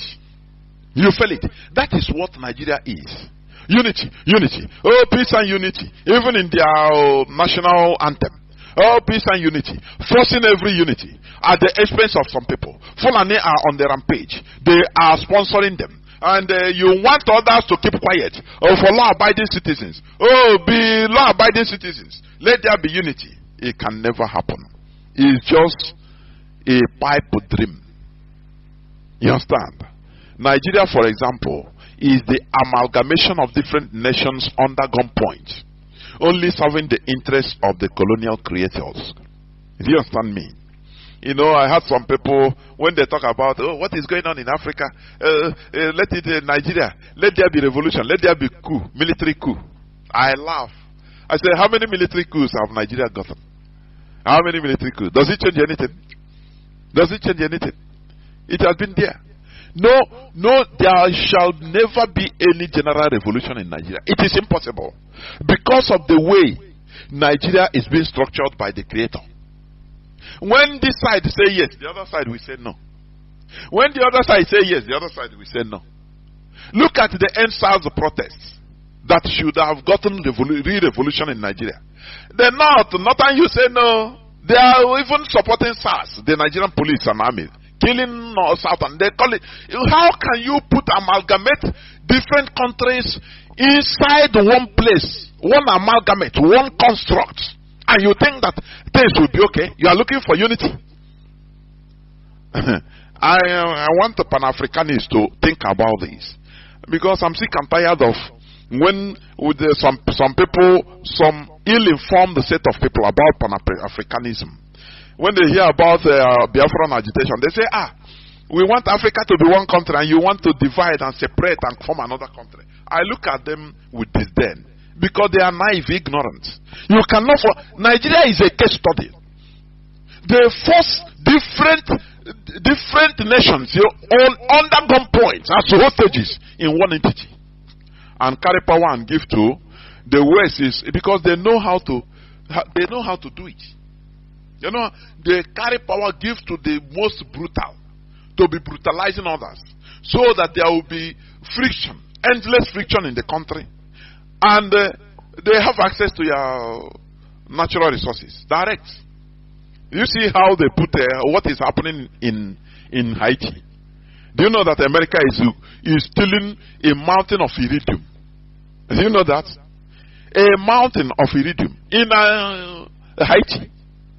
Now they made since in 1986 they discover one extraterrestrial stone that fall there, and the iridium is highly costly. But America now they find a way to put confusion. Gangs, no, is ungovernable Haiti as of now, as of today. But they carry their agents as United Nations soldiers, military, put there, and be mining and taking away everything. That is how it is. Exploitation is allowed in the world. After all, if you are going on Serengeti forest, you will see where lion is pursuing zebra. Poor zebra that didn't do anything. that was looking for his food, only peacefully. And one lion just from nowhere start pursuing it and we catch it and tear it into pieces. It will be a gory sight for you, but that is the reality of the world. That is how the world is created. Where the strong press on the weak. Are you here? That is exploitation. It's allowed. If you can resist exploitation, now you join the exploiters. You have peace. But when you are peaceful, yesterday I talked about, I said I will make it a discussion one day, an interaction. That this Igbo, we as Igbo people, we always praise ourselves. Oh, we didn't conquer. We know the importance of life. Yes, all these are good. But owing to the wickedness of the world we are in, you shouldn't be all peaceful. If you are peaceful as a people, you suffer. And that is why we are suffering today. We waited until they killed us in 1966 before they, massacred us before we can be able to react, only to defend ourselves. No, we love life. America, see us. We know one problem. Other United Nations, see us. We know one problem. Now them come bring problem to us. They are killing us. Why not to come and protect us? We love life. That is it. I'm telling you. You know one problem in this world, and you come out in the world. A world of problem. A world that is double spinning on itself, but about 121,000 kilometers per hour, and now spinning around the sun, whether 20 something or 70 something thousand kilometers per hour. Do you know what it means? You're in a world of problem. Before coming out in this world, others died. You suppressed, you exploited and suppressed other cells. Other lives we are lost. Do you understand? And you now come to be peaceful. Oh, we don't conquer people. And today, are we not suffering it? Aren't we suffering it? Others that fought and conquered and put everybody under umbrella until it became their tradition. They speak one language. Before we know, this one speaker said, no, problems everywhere. Why they were peaceful? Are we not?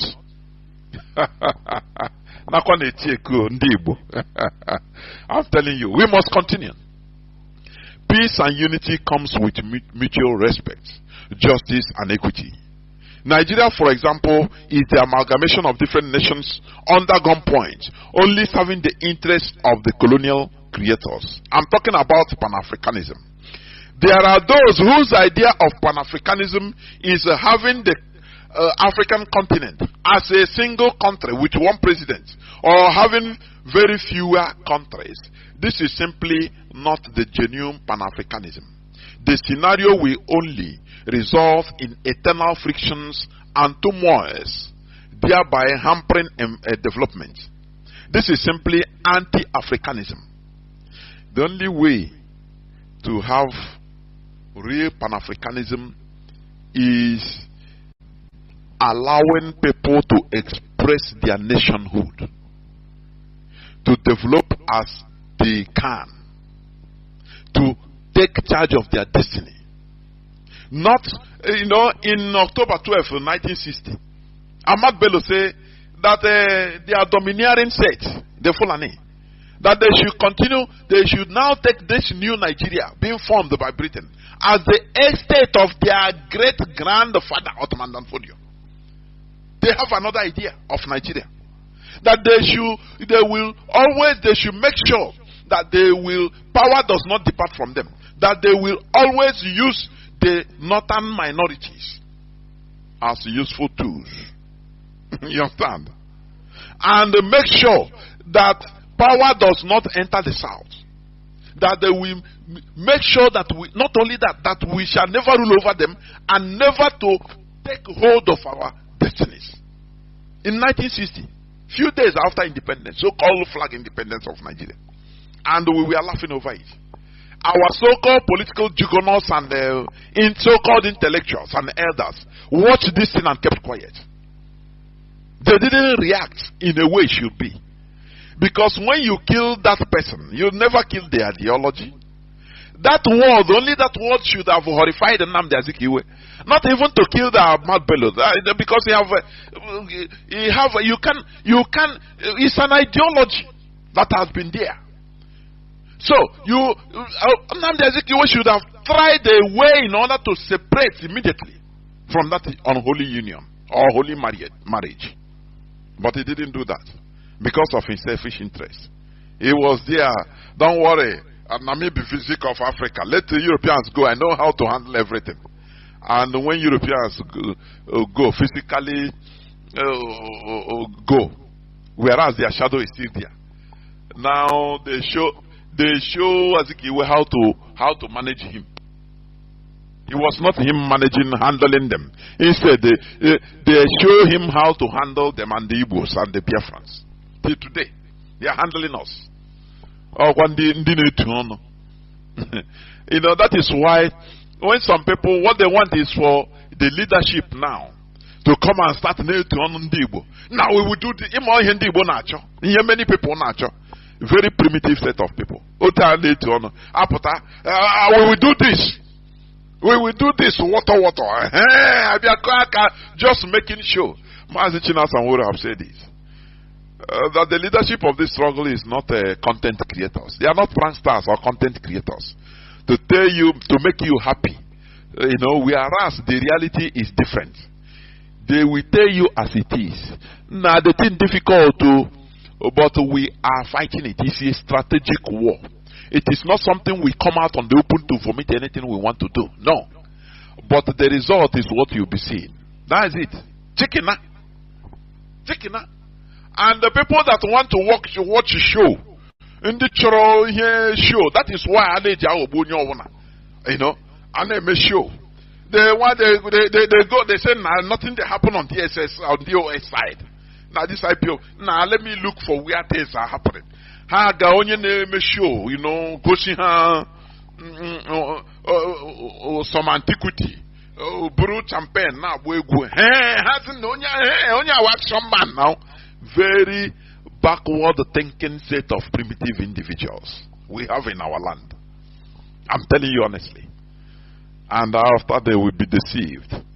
And before you know, they'll forget everything and say, nah, I beg. And their suffering continues. You understand me? How can you turn Africa into a giant country whereby you have one president and you think that everything you have solved, is some African mentality. We solve the situation. You cannot.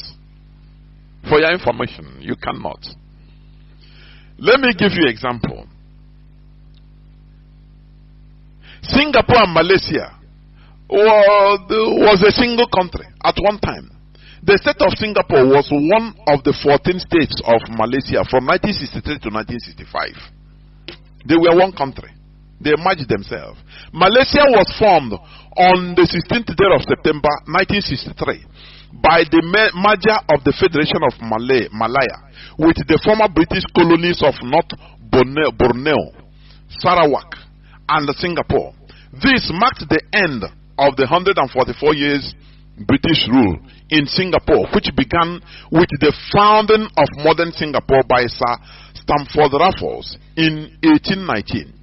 At the time of merger, it was the smallest state in the country by land area, but the largest by population, just like Biafra land. You see that? Singapore was like that, the 14th state of Malaysia from 1963. We have examples everywhere abound. They will be telling us, you don't have enough space. Singapore has the highest population when it was even part of Malaysia.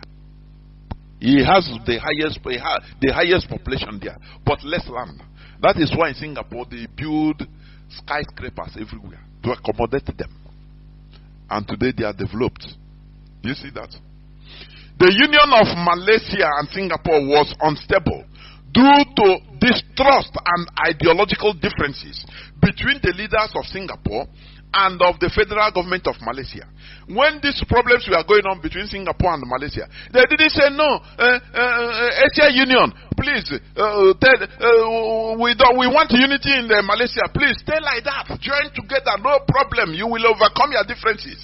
Britain didn't tell them, oh, your diversity is your power. Your diversity is your tenacity. How I used to forget how they say it. The Britain didn't tell them like that, as they are telling Nigeria. Oh, you are suffering. No, we are being marginalized. Oh, people are being killed in the north by the Fulani. Villages are being swept away. The demographics are being changed artificially. Britain said, no, don't worry, stay like that. It's okay. Your diversity is your strength. They didn't tell it to Malaysia when they were having all these problems among themselves. Do you understand? Because they were unstable as a country due to distrust and ideological differences between the leaders of Singapore and the federal government of Malaysia. They often disagreed about finance, yes, politics and racial policies. Singapore continued to face significant trade restriction despite the promise of common market in return for a large proportion of its tax revenues. There were major race riots in Singapore in 1964. That was when they now say, no, instead of us to start killing ourselves, we have to do something. But in the black Africa, because we are Africans now, people that were bought with money by the Europeans, by other races, why wouldn't you show them what is good for them? We are dying in Nigeria, killing ourselves. They say, no, Britain will come. Say, no. Your diversity is your unity. Don't worry. Continue. It's okay. You will get over it. And the people bought into this rubbish. No, every time they are singing unity of Nigeria. Oh, unity. As if by invoking it, by talking about unity, you will get unity. You know people that have been brainwashed into speak a word and it will come to pass, as the Bible says. That is what they believe. That is why some people, they want us to come here and start shouting, Biafra will come, Biafra will come, Biafra will come, Biafra will come. Biafra will come. Very primitive way of thinking. Because they have been brainwashed. Speak a word. Dollar will be less than naira in no distance time. Amen. Their word is powerful. Now they believe that when you come on Radio Biafra, you start singing, Biafra will come. Release Mazi Nnamdi Kanu. Release Mazi Nnamdi Kanu. Mazi Nnamdi Kanu must be released. And he will be released. You don't know that what is being taught in Radio Biafra, all these grassroots affairs, is an eye-opener, a brain opener that will lead us into a vibrant society called Biafra. You don't know. These are the things that we need to do. But because you are brainwashed into believing another thing. You want us to come here every time. As I stand here now, I start singing like an onion egg chaplet. Maria Diasa, Biafra will come. Maria Diasa, Biafra will come. Maria Diasa. You know, I wouldn't call. Now.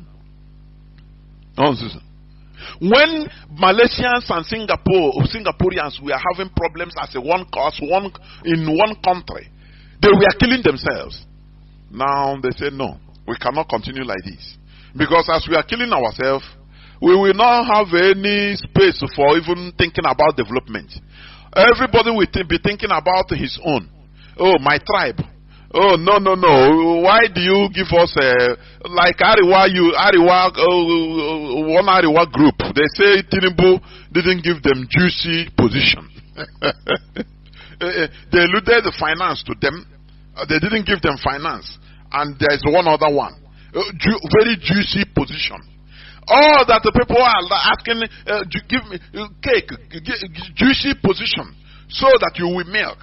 No person talks about development because we are in a very big contraption, forced together under one point. And you're talking about Pan-Africanism, being a country ruled by one president, that there will be progress or peace. You are in a cloud cooker land. I am telling you honestly. This political problem, I'm talking about Singapore and Malaysia.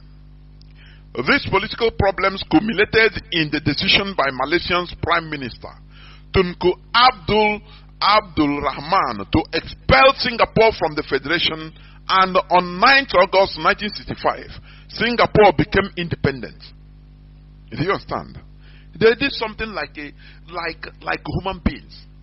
It is this, the Prime Minister of Malaysia, when you look at it, he said, no, if we continue like this, we will not even think about progress. We will be killing ourselves all the time, looking for juicy positions, making the country, and the foreigners will be taking advantage of us because we are fighting always. So it's better we separate so that we develop. Go and take care of yourself. I take care of myself. He unilaterally expelled Singapore from the Federation, Malaysian Federation. You understand? And today they are thanking their goodness that they did it. You understand? Today, both of the countries are doing very well, and they are exhibiting genuine friendship and Pan-Africanism. You see, many Nigerians, many Igbo people are in Singapore, in Malaysia.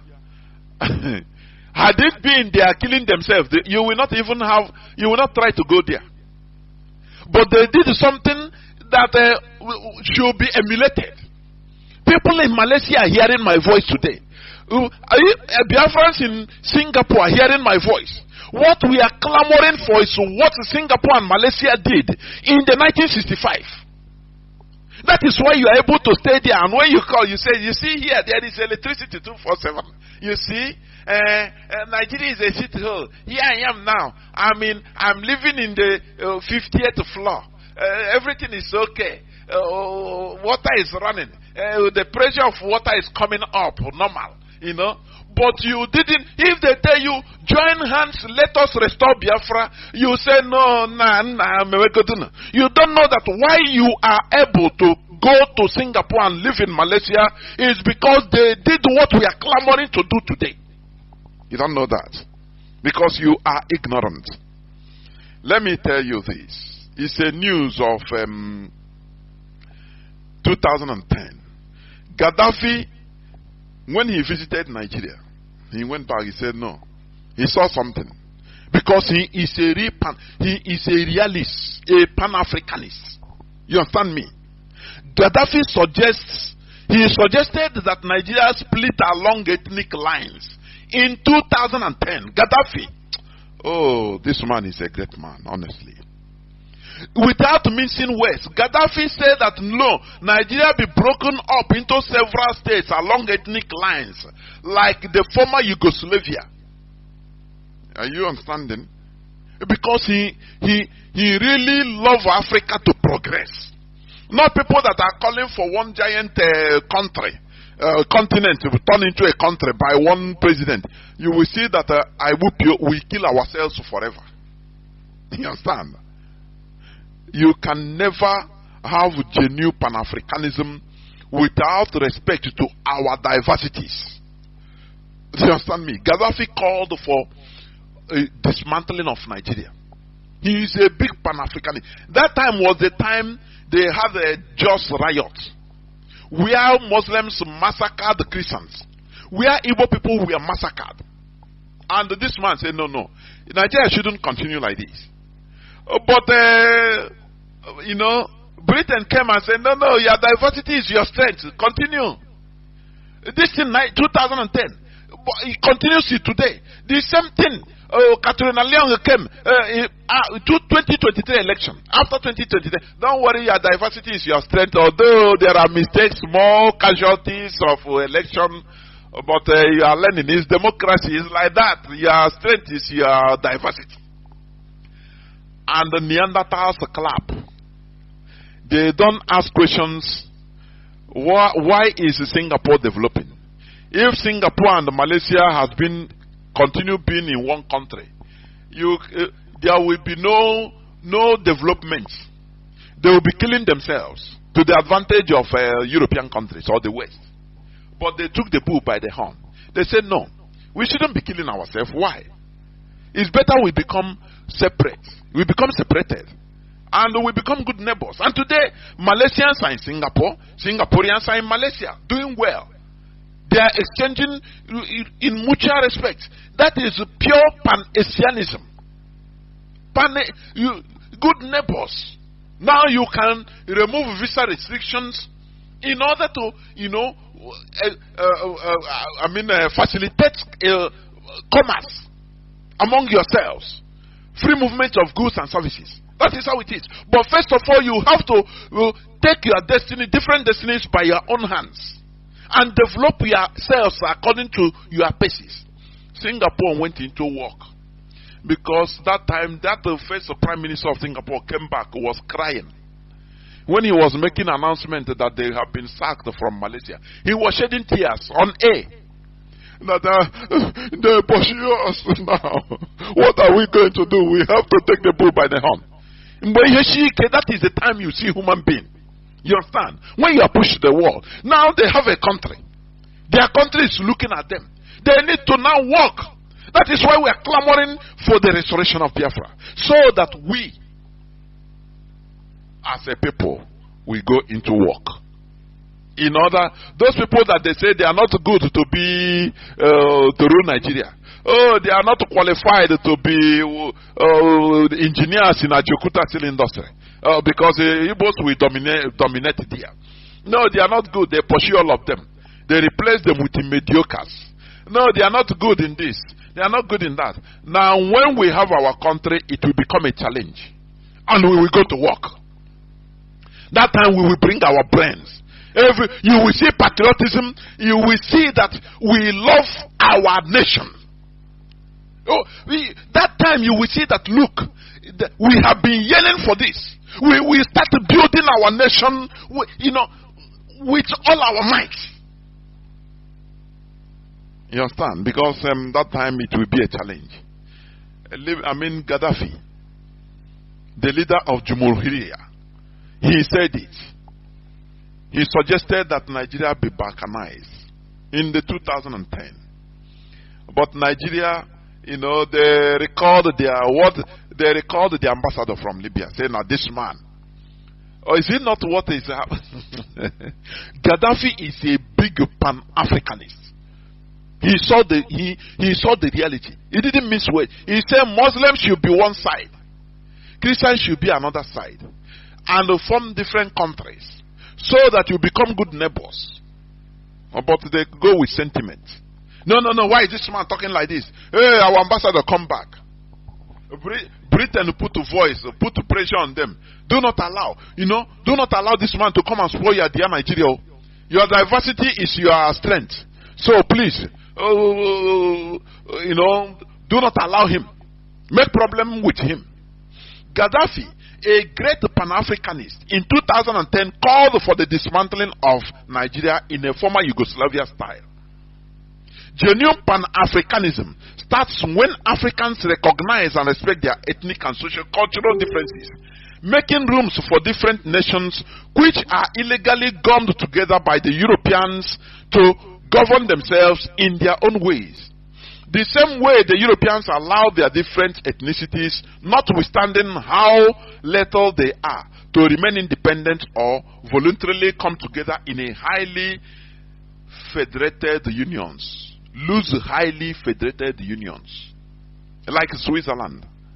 Any part that wants to say, I don't want to be part of Switzerland today, they will get and do feast for them. Just like what Mazi Nnamdi Kanu said. That Biafra will be, a highly federated nation or nation state. If tomorrow Izon say no, we don't want to be part of Biafra, the only thing we do, we say, okay, it's not one man. We say no, there is not. The referendum will be organized for them. Once they say no, we don't want to be part of Biafra again, no, we hire brass band, cook rice and beans and oba, cook feast, do them send off with all our hearts, and we pray together, go for together, that you progress and we continue being brothers. We do them send off. You understand? That is how it should be. That is how Europeans organize themselves. Let me tell you, many European countries are not up to 1 million in population. You know that? For people that are talking about Pan-Africanism, as if we have to become one country. No. You must respect people so that peace will reign. Mutual respect.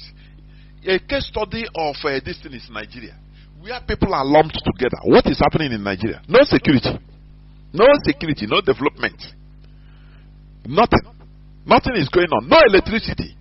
People don't, if you want to put electricity, they will sabotage it. Because some people are gaining. If you want to rise up to protest, so they will say they will abolish the Igbo. The Igbos you want to protest with Igbos? No. Leave them. Now them they suffer. And we turn ethnic problem. Like end SARS. No, you people in the Yoruba in Lagos. Now your properties Igbo they destroy you. They are tricking you into destroying Lagos, your properties. Look at you. Ona no sabi. Ona be mumu.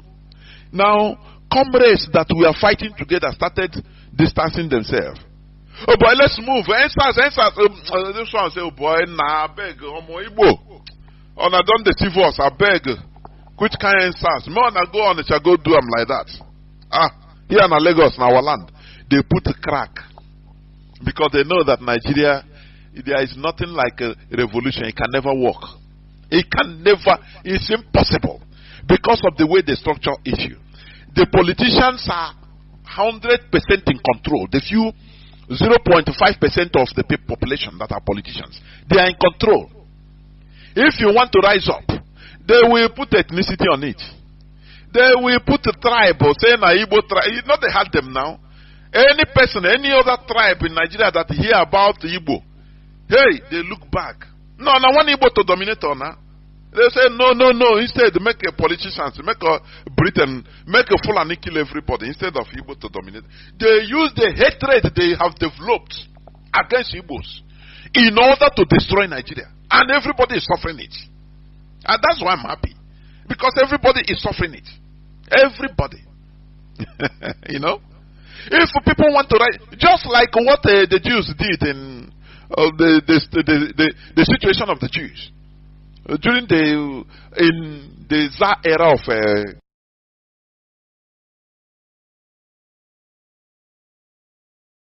they always use the Jews. They blackmail. They say they are the people that are bringing up problems. Everything, in order to settle everybody, any national issue. In order to put a scapegoat, they call the Jews. Yeah, it is the Jews that did it. Everybody say, okay, we know. Everybody now will turn against the Jews. And they will forget about the misrule of the politicians or the king. They will forget about his gruesome brutality. As long as they call, it is the Jews, the problem is the Jews. So, hey, everybody say, okay, we know now, not them.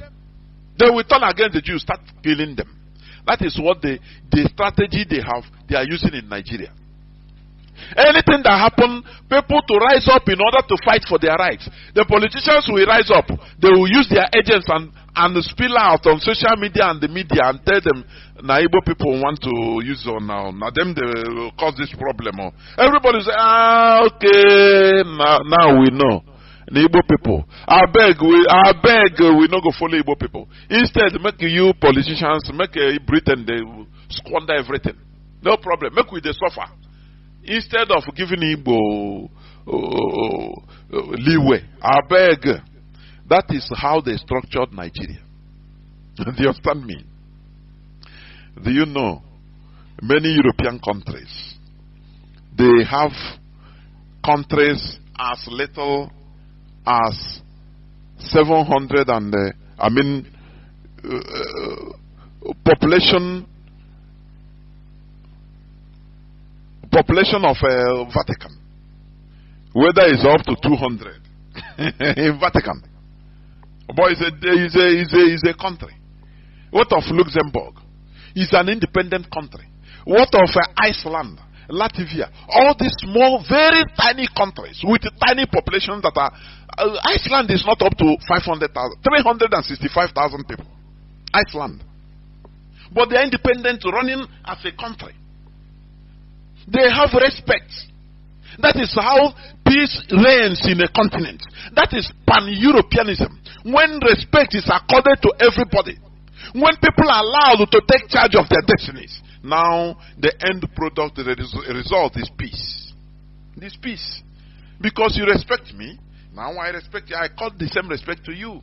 You don't look down on me, say, Onyamiri, kill Onyamiri, want to. No. If you do, how can you have peace? When you don't want me to even rise up. Because of me, you want to punish everybody. And when I want to bring up people to protest, you say, you deceive them and say, no, Igbos want to do something, or it's Igbo that is causing it. They will fall back and say, Igbos, we know, they will turn against the Igbos. Do you see what we are suffering in Nigeria? Even in the Americas, let me tell you, there are some population, some countries in America that are very, very little. You understand? We have little countries. Guyana is 743,000 people. 743,000. A country. Suriname has 590,000. A country. Belize have 419,000 people. Not up to 500,000. A country. A complete country. Bahamas. All these countries, go there, you see Biafrans, they full there. Bahamas have 393,000. Where you go on holiday, spend money. It's a country. 393,000 people. You understand?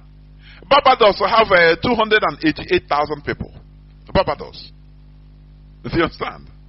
St. Lucia have 178,000 people. St. Lucia, a country. Grenada have 113,000. A country. St. Vincent and the Grenadines have 110,000. A country. You understand? Antigua and Barbuda have 99,000 people. But it's a country. A country respected by United Nations. Dominica has 72,000 people. Cayman Island, although this is a part of the UK, I will not say it's a complete country. St. Kitts and Nevis have 54,000 people. You understand? And many more. Many, many, many more. Do you understand?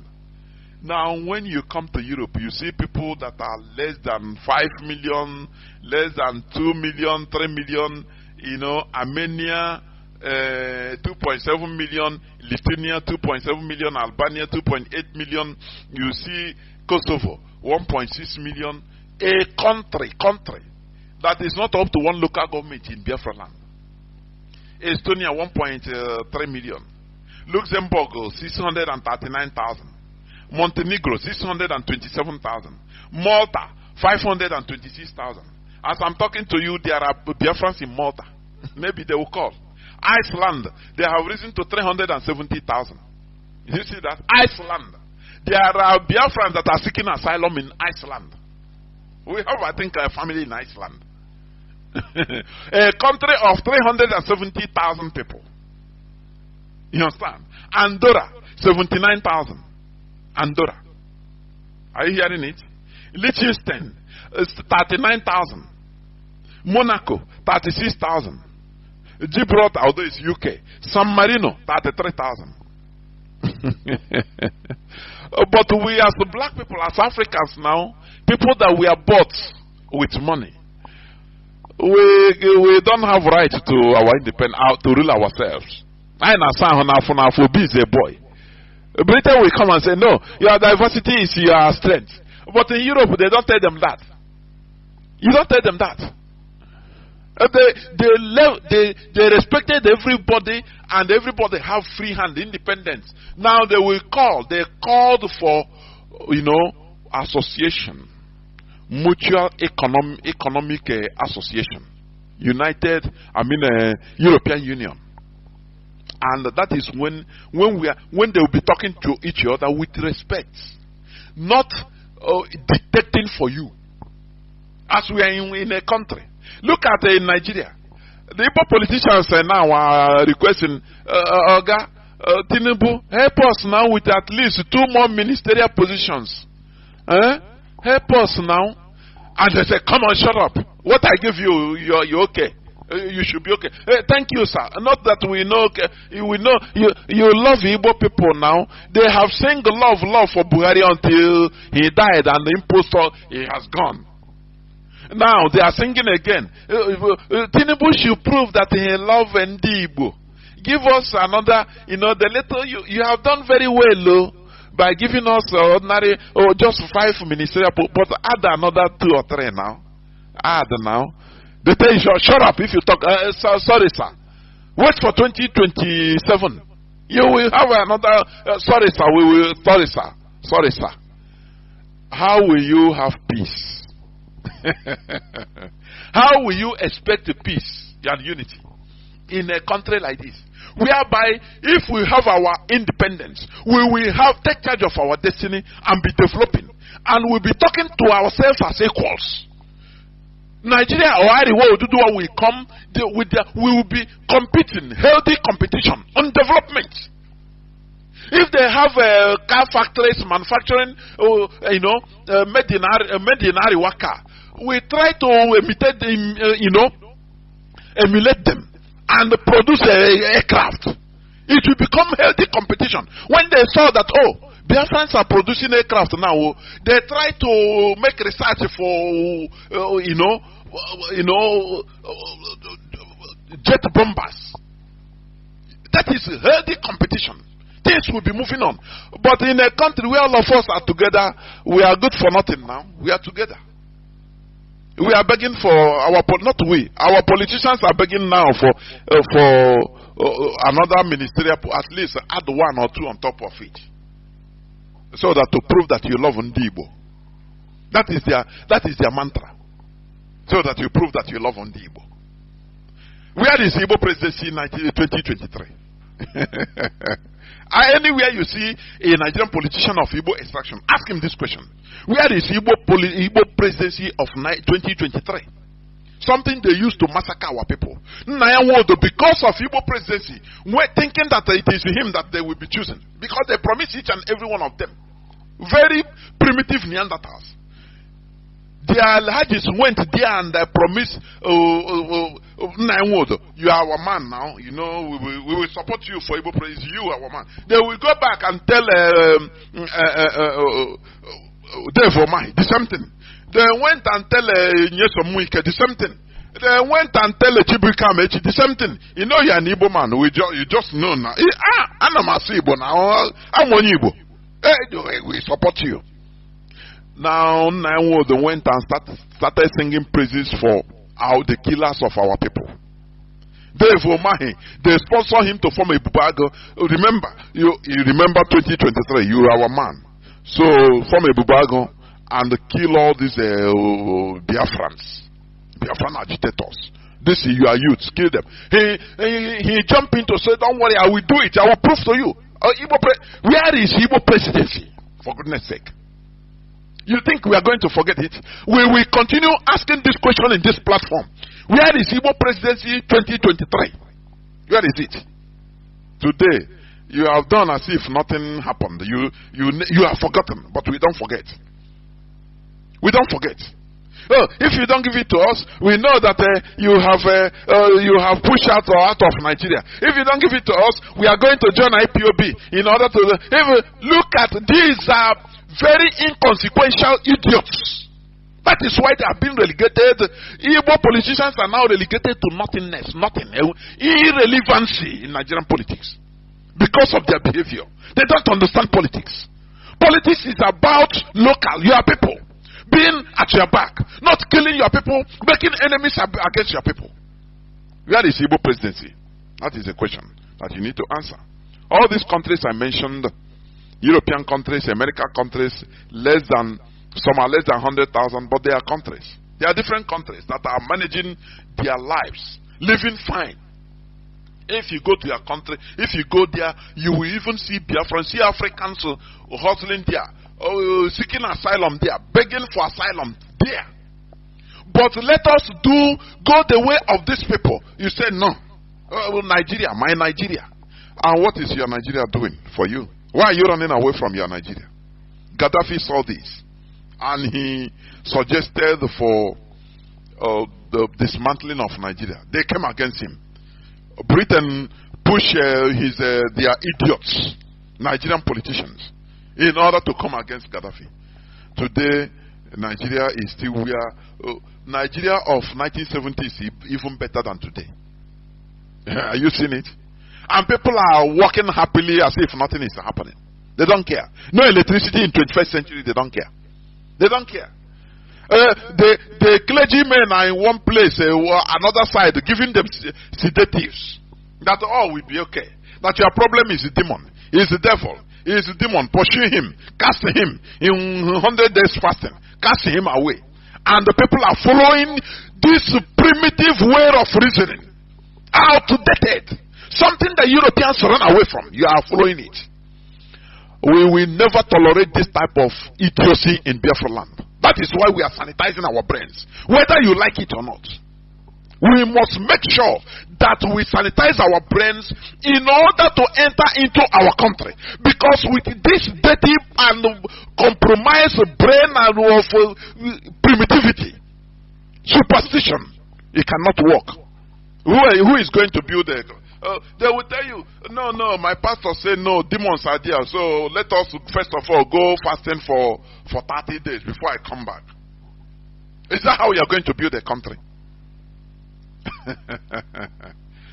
Hi, I will continue. I will open my lines in no distant time.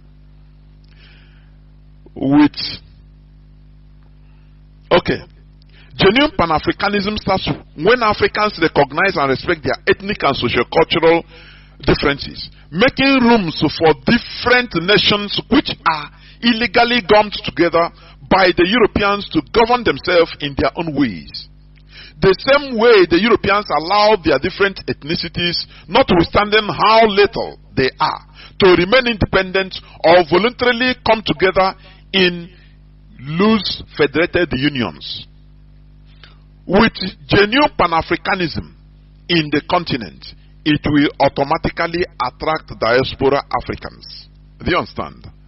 This Pan-Africanism, if genuine Pan-Africanism will attract diaspora Africans, African Americans, African Caribbeans, African Australians, African Europeans automatically.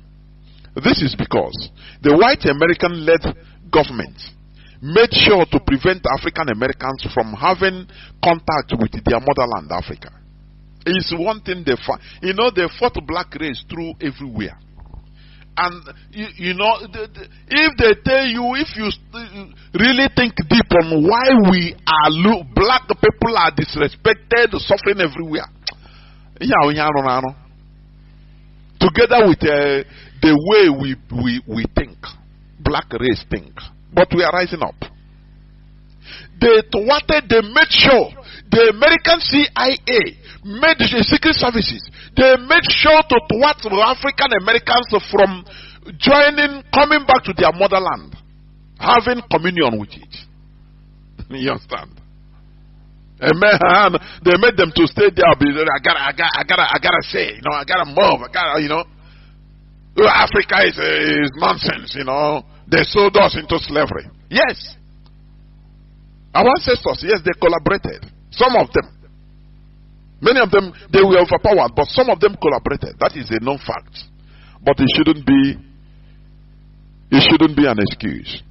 Remember, most of the whites you see today in South Africa and the Americas are descendants of the highly persecuted Huguenots, expelled mostly from France. They grew above this sad history of theirs, and we are able to reconcile and become attracted to their European roots. African Americans and other diaspora Africans should follow the footsteps of the descendants of the Huguenots that were killed and wronged by their own people, but we are able to go back to their European roots. You know the Huguenots? That is a Protestants, mostly in France, as of that time. the 15th, 16th century, when Catholic France started persecuting them, killing them, and they started running away. They were killed brutally, jailed, exiled. They were uprooted from their lands, ancestral homes, and expelled from Europe. They were given option to run away. Many of people, the Boers, even you see, they are South Africans, white South Africans, are the Huguenots, descendants of these Huguenots. Many in America, the same thing. When I talk about America, I mean the Americas.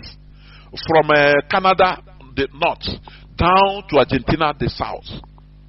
Many white Europeans, you see, many of them are the Huguenots because they organized, they say, okay, they started running away for their lives because they are being massacred in France. You understand? So they have to be expelled. They run away to far places. They were wronged. But after they grew above that situation, and they have to ally with their roots in Europe. Every other race allies with their roots. Only black race that are prevented. Talk about black Africa. You see, many African Americans even have disdain against Africans. It is some. You understand? We need to grow above this. We need to, because white people, Europeans that you are seeing today in Argentina, in many places in America, in South Africa, they were also wronged by their European motherland because they were exiled. You understand me? You cannot stay here. You better run, otherwise we kill you. Some are prisoners that we are, instead they say go and die in colony, and they went there. They born children. They were wronged also, but they grew above this and they traced back their roots. That's why American, they have.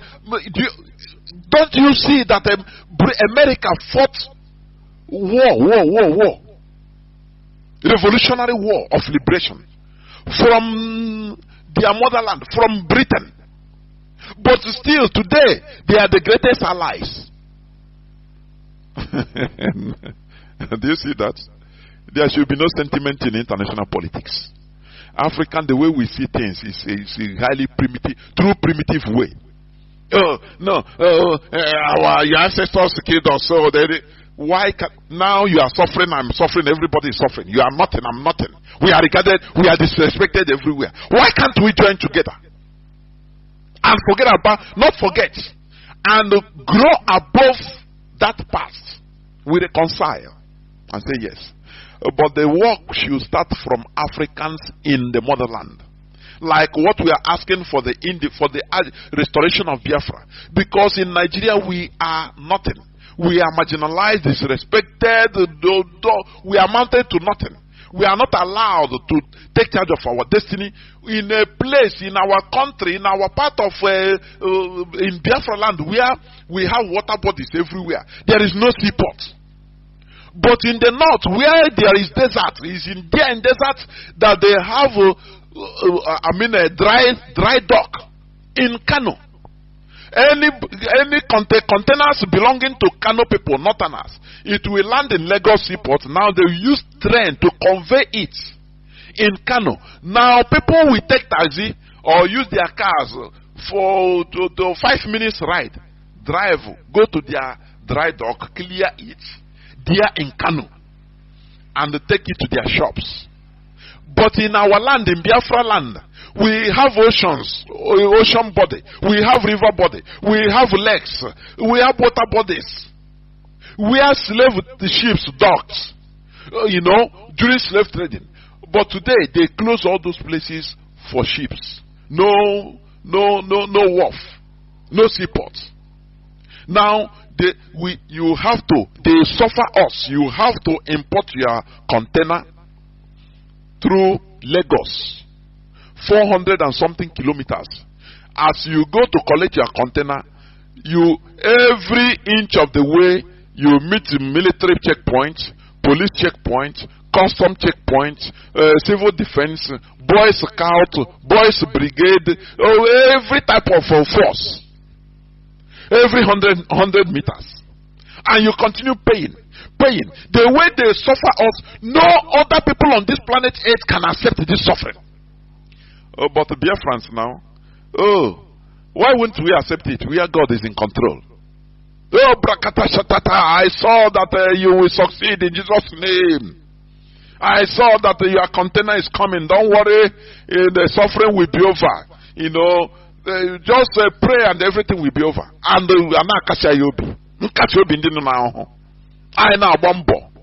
we take our container flying on the road. You know, they continue ripping us up.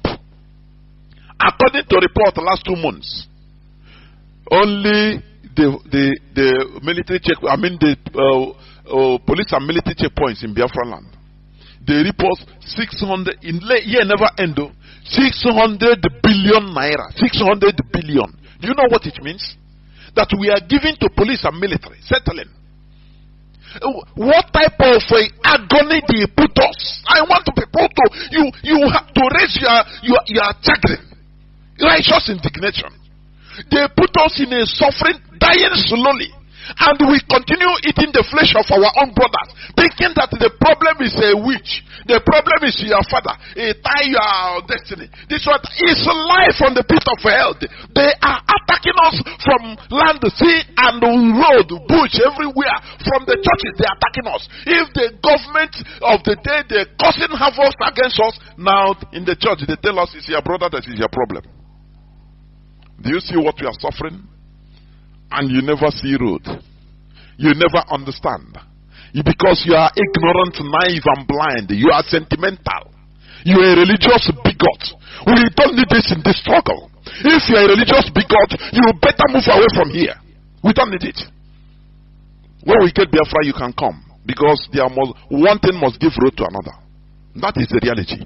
So, we must continue what we are doing. Our brain must be sanitized in order to restore a sanitized country. The suffering, the agony, the pain we are going through, it is too much. No other race on planet, in this planet Earth can be able to endure it. No other race. Open, they don't hide it. You come out they stop you on the road. You know, everybody come down from the car and march 100, 200 meters, your hands up in a place in our own land, and you think that is normal. You think that is normal. After all, after you go to church, they console you with fake promises, fake everything fake. Oh, naira will be more than dollars, and you say amen. Nah, ngwana. Very miserable situation. That means there is a time we come in somebody's life, you say no, you take this drastic decision. That's why I love white people. They have red lines. There is a red line you cannot cross. Instead they kill you and kill themselves. They don't care. Life is not, it's like that. Everybody will die. But you that is miserable, you like to live, and so you're under suffering, you love it. Instead, and even the life you are not living, you are just surviving. We cannot take it. We shouldn't continue taking it. You understand? So people that are talking about Pan-Africanism as a one big giant country in Africa, take note of Nigeria. Do you understand? Take note of Nigeria. It's a bad example. Don't go that way. Allow people, to express themselves. Allow different nations abound together in one giant country in order to liberate themselves. Now we can go be like Singapore and Malaysia. Moving very well. Have you seen since 1965? Have Singapore and Malaysia fought? Have they fought war? The answer is no. Did they have a fracas? The answer is no, because now they treat themselves as equals. If we restore Biafra, we don't have to fight with anybody. Now we become friends, heavy brothers and friends, exchanging, knowledge and wisdom, helping each other. Because that time we will treat ourselves with equality. Not now, not like now. You are in Nigeria, you are begging, Igbos are begging for at least add one ministerial post now. I beg. Nigerian president should prove that he loves Igbo. very demented, type of statements and reasoning. You love Ndibo. You are waiting to be loved. No, don't take your thing. Go continue waiting to be loved. Therefore, Africans with their diverse ethnicities and traditions and cultures should be respectfully allowed to govern their individual selves in their own diverse ways. This will usher in mutual respect, understanding, and development, and the end product will be genuine Pan-Africanism. This is where I'm going to stop. Do not forget that we talk about genuine Pan-Africanism.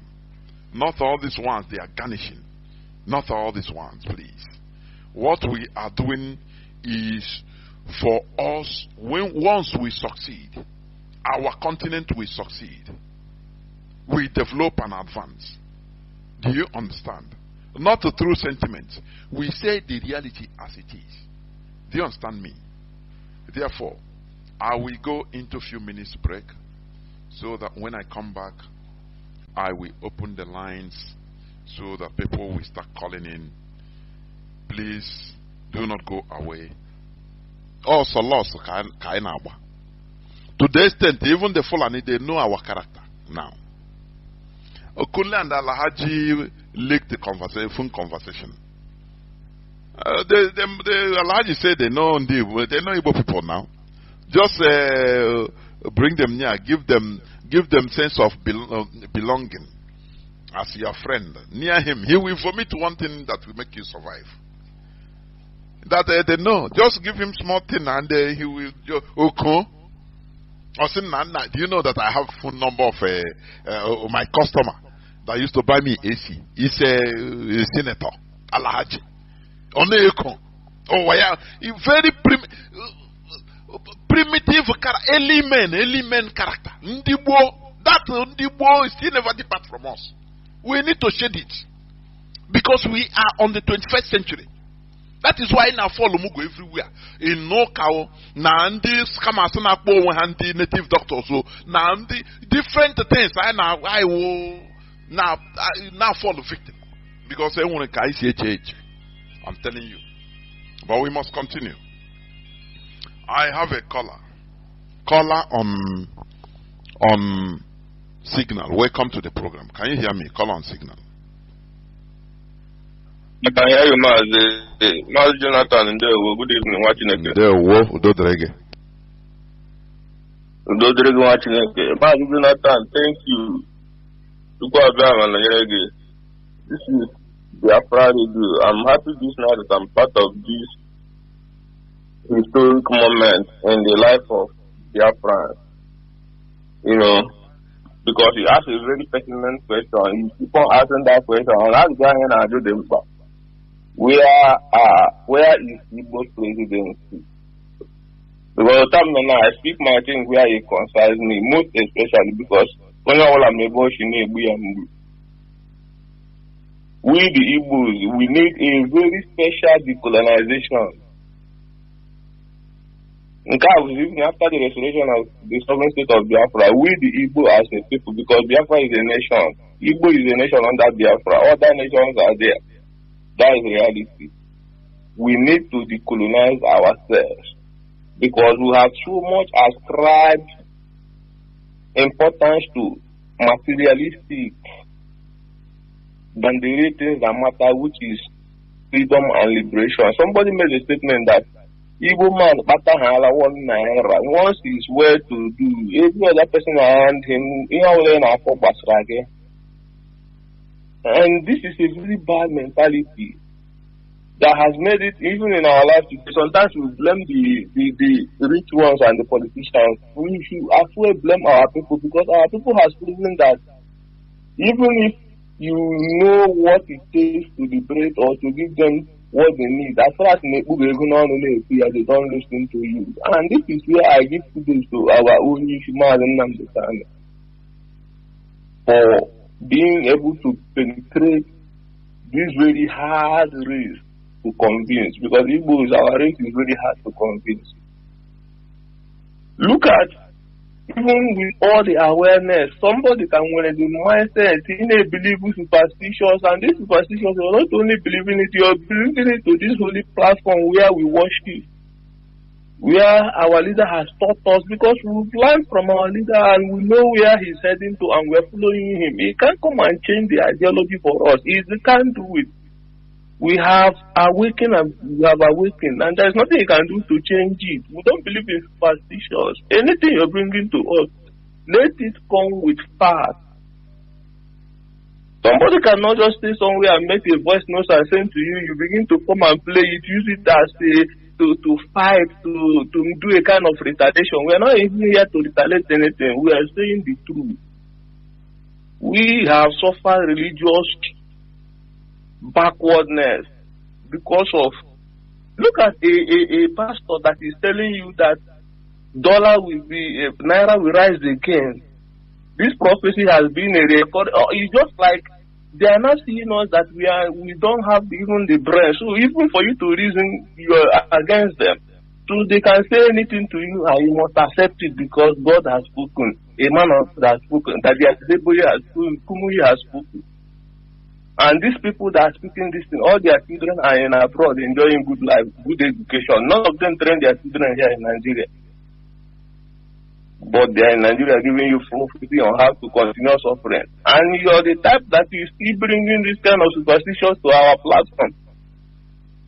There's no other way to describe what you're doing that you are against what we are doing, because we have known people that have come in the past. I followed our leader from day one, even though I didn't join that struggle then, but I have been following till I had to join.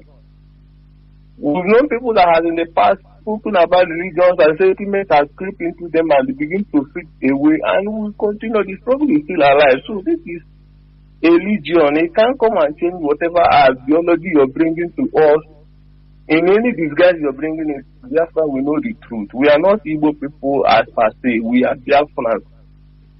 I can choose to be Igbo, I can choose not to be Igbo. Yes, I'm an Igbo, born and brought up, blood there, mother, father is from Igbo land. I can't deny my identity, but in our land, we know what we suffered in the hand of colonial masters through their religions and their Portuguese people. What they did in our land, they keep on doing, and up to today, they are bringing neocolonialism in our land, using our people to conquer us, keeping us away from the reality of life. Today, India has launched their own space launch. Where is a black man? Where is Igbo man? Where is a Biafran space in this planet Earth? Are we just here to come and watch other people like television? We can't accomplish anything. Even the little ones we had, Nigeria has helped to destroy all of them. Do you want to tell me that if we have started the way our forefathers started, and even the Biafran war, after the war, the engineers we had then, the way they started, and it means they are still continuing in that trend till today, we would not even have industries all over Igbo land to develop our land. We don't even have a reason to travel to Lagos, to outside country for anything, because that thing you're looking for Sokoto is inside there in your house. You are living in a natural country. I don't think you have seen any auditorium of pastor crusade that has ever bring development to a society. You're using church auditorium where prayer camps to say this is what we develop Ali. If that is the truth, the way we are a religious people, don't you think that our land will be the most developed in the world, because we have the highest prayer camp and churches in this world in Igbo land? But today, we are the bottomless at the bottom, and we are still fighting to bring ourselves from that mess. And you're using the opportunity because you have a platform. You have seen Jesus before Biafra. You believe in Jesus more than Biafra. We are not being sentimental. Biafra is our religion, and religion Biafra is what we worship, and that is the sanctity our leader has kept. Our leader never violated that rules, and you have no right, as somebody who is given opportunity to continue the legacy, to come and change it for us. We can't take it. So, you that is listening to me, I have the right to say what I'm saying this night, because I also is part of the movement, blood dead, registered and oath member. Let me ask, if I may ask, who are you talking about even? Because in a Thank you. What if I have to say it the way it is, Mazi, I can emboss you later because here we don't exaggerate. There is a program that was laid down on this platform in the morning. But Mazi, let me ask this. This radio is people's parliament, is people's radio. Anytime I'm talking, I used to even invite people, I encourage people to call and oppose what I'm saying so that we have a civilized debate. Happily. But what used to baffle me is this. Like as you call, you are complaining in my platform. The person that is doing that, you don't have the courage to call. It's part of our problem also. Now you now complain. Why not pick a phone, call direct? If I am talking, even if I'm doing any program, I used to announce it, say, please, I am not Mr. Know Ye All. If you have opposing argument, because Mazi Nnamdi Kanu put a standard that we the superior argument rules. Call here, call the number. I call the number. But when you leave, for example, you leave my platform, what I say now, you go another platform, start complaining what Mazi Jonathan say, for example. Does it make any sense at all? Whereas you have the right, the audacity, you call and say, Mazi, I don't agree. Look at my this. It's not quarrel, it's not personal. Why should we be coward like this? And after all, the same character only complain. Upon now cannot complain. Take on your name, if it is me, take a phone, call. That is the thing. That is what I solicit. That is what I'm saying. Yes, you're right, You're right, Mazi. Let me round up. See, on the aspect of calling, I can only call in. Why I'm calling in your program? Because after your analysis and everything you've said, you gave chance, may pay line for people to call in. But when you're on a program and you know what you want to say, after saying it, you say there is no time to receive call, you end the program. I don't think I will be calling you private, or because what you said, you didn't say it private. No, it's not private. Any other time, if the person come, call him. Talk it. People will hear. We are not afraid of anybody. Until you went there on air. That is how it should be. And I want people to do the same to me. You understand? I want people to. If you say you don't agree, what we are doing is we are not. Do I know you? You don't know me personally. We don't have any personal business. It's this struggle. So anything we are doing is not personal. It's the standard being set. The focus of where we are going. So if you disagree on what I'm saying, you call. Now we discuss. You can make points that strike, that I can learn from. Now, we debate it, we argue, and people will be listening. We will also be learning. That is symbiosis. It's mutual benefit. That is what I'm saying. Ndewo Mazi. Thank you, Mazi. Thank you, Mazi. In order not to debate, let me just round up. Our leader, Mazi Nnamdi Kanu, has been freed by the court of competent jurisdiction, appeal court, and United Nations has also given their opinion. So anybody who is going to talk about signing shorty or anything, you are just being a useless fool that you have always been since we know you. Our leader is free, and the Nigerian system should obey their own court and release an innocent man so that he can go and take care of his family. Because you can't tell me that somebody who the court has set free for over 1 year now is still being kept in solitary confinement. This is injustice, and the world is pretending as if they are not seeing what is happening. We are here, and we will remain here until all of them will come and go, and justice must prevail. Our own case can never be different. Nambuko be true, and it will never end in our leg. We must have our freedom and develop our land the way we want it, and build our own civilization, our own indigenous way as a race. We are not cowards. We can never be cowards. Thank you, Mazi, for what you do for motherland. Thank you very much. We must continue. We should learn how to I don't know. There is something also I see in us, and this is part of the thing we need to change. We are seeing debate. Sometimes some of us see debate as you are against me, or contrary opinion as you are against me. That is why we are not good in politics.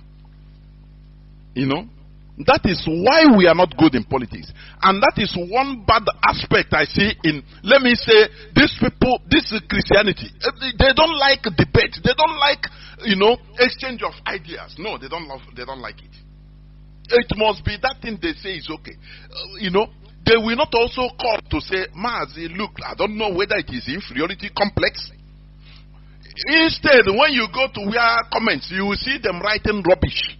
Take where phone, well, no person is going to chop you. Make your point. Now you allow another person, I will make my point. Now that is how people grow up. But we see debate, Mazi and Nnamdi Kanu have been stressing on this. Debate or contrary opinion is not that I am against you or you are against me. No. We can be best of friends. But when it comes to certain debates or arguments, I differ with you. And we iron it out. After that, whenever it comes to our ordinary friendship, we continue in what we are doing. That is how things go. That is how civilized people act. Not carrying everything personal as if, no, I don't want you. If you talk like this, as long as you are opposing me. That is why, even in Igbo land, politics, they are Tibozobo. A governor candidate will try to go and kidnap the other one, his opponent, and kill him. Because we are not engaging in civilization at all, like at the far back. Thinking that being against what I said, for example, opposing it means opposing me. No. Maybe you don't understand. Maybe you didn't understand. Maybe you are ignorant. Or maybe I that said it, I didn't get it right. So we correct each other, we make points. And you learn, I learn. That is how things move. Caller on WhatsApp. Can you hear me? Welcome to the program. Caller on WhatsApp. Yeah, good evening, Mazi. Mazi, sorry, good evening, Mazi, let me also add this point. If you watch British Parliament in session, you say they can shout on themselves, talk, but immediately after the session, they go and start laughing with each other, shaking each other. Once it comes to work, that work debate, because that is their work, is their job. They can be highly, with all their forces. It doesn't mean they are fighting. This one will rise and say, no, this one, they will even woo you. Whoa. It doesn't mean that they have. After the session, once they hit the hammer, say the session is over, or for recess, you will see them talking to each other, laughing. That is how civilized the people act. But in our own, I bring any lenobi, only I say that my faith, only I say my. What are you the instigator? The first person that have believe on something in this world? Why do we take all these things so personal? Why? Everywhere. Mazi, please continue. Caller on WhatsApp. Continue, please. Yeah, thank you, Mazi Chinedu. I appreciate your call. Mazi, I remain Mazi Emmanuel. I'm calling from Paris. By the special grace of Chukwuokike Abiama, I remain the Paris Zonal Coordinator. Mazi, I want to just appreciate our leader, Mazi Nnamdi Kanu, the person and the servant who answered the call of Chukwuokike Abiama, who built up this very platform, the Radio Biafra, where we worship. We salute his courage. I want to salute the courage of the leadership of this very movement, the person of Mazi Chike Doziem and his leaderships. We appreciate them. And Mazi, just what I want to comment on is concerning the Pan-Africanism you just mentioned. because we cannot shy away from it. It is the topic of this very evening,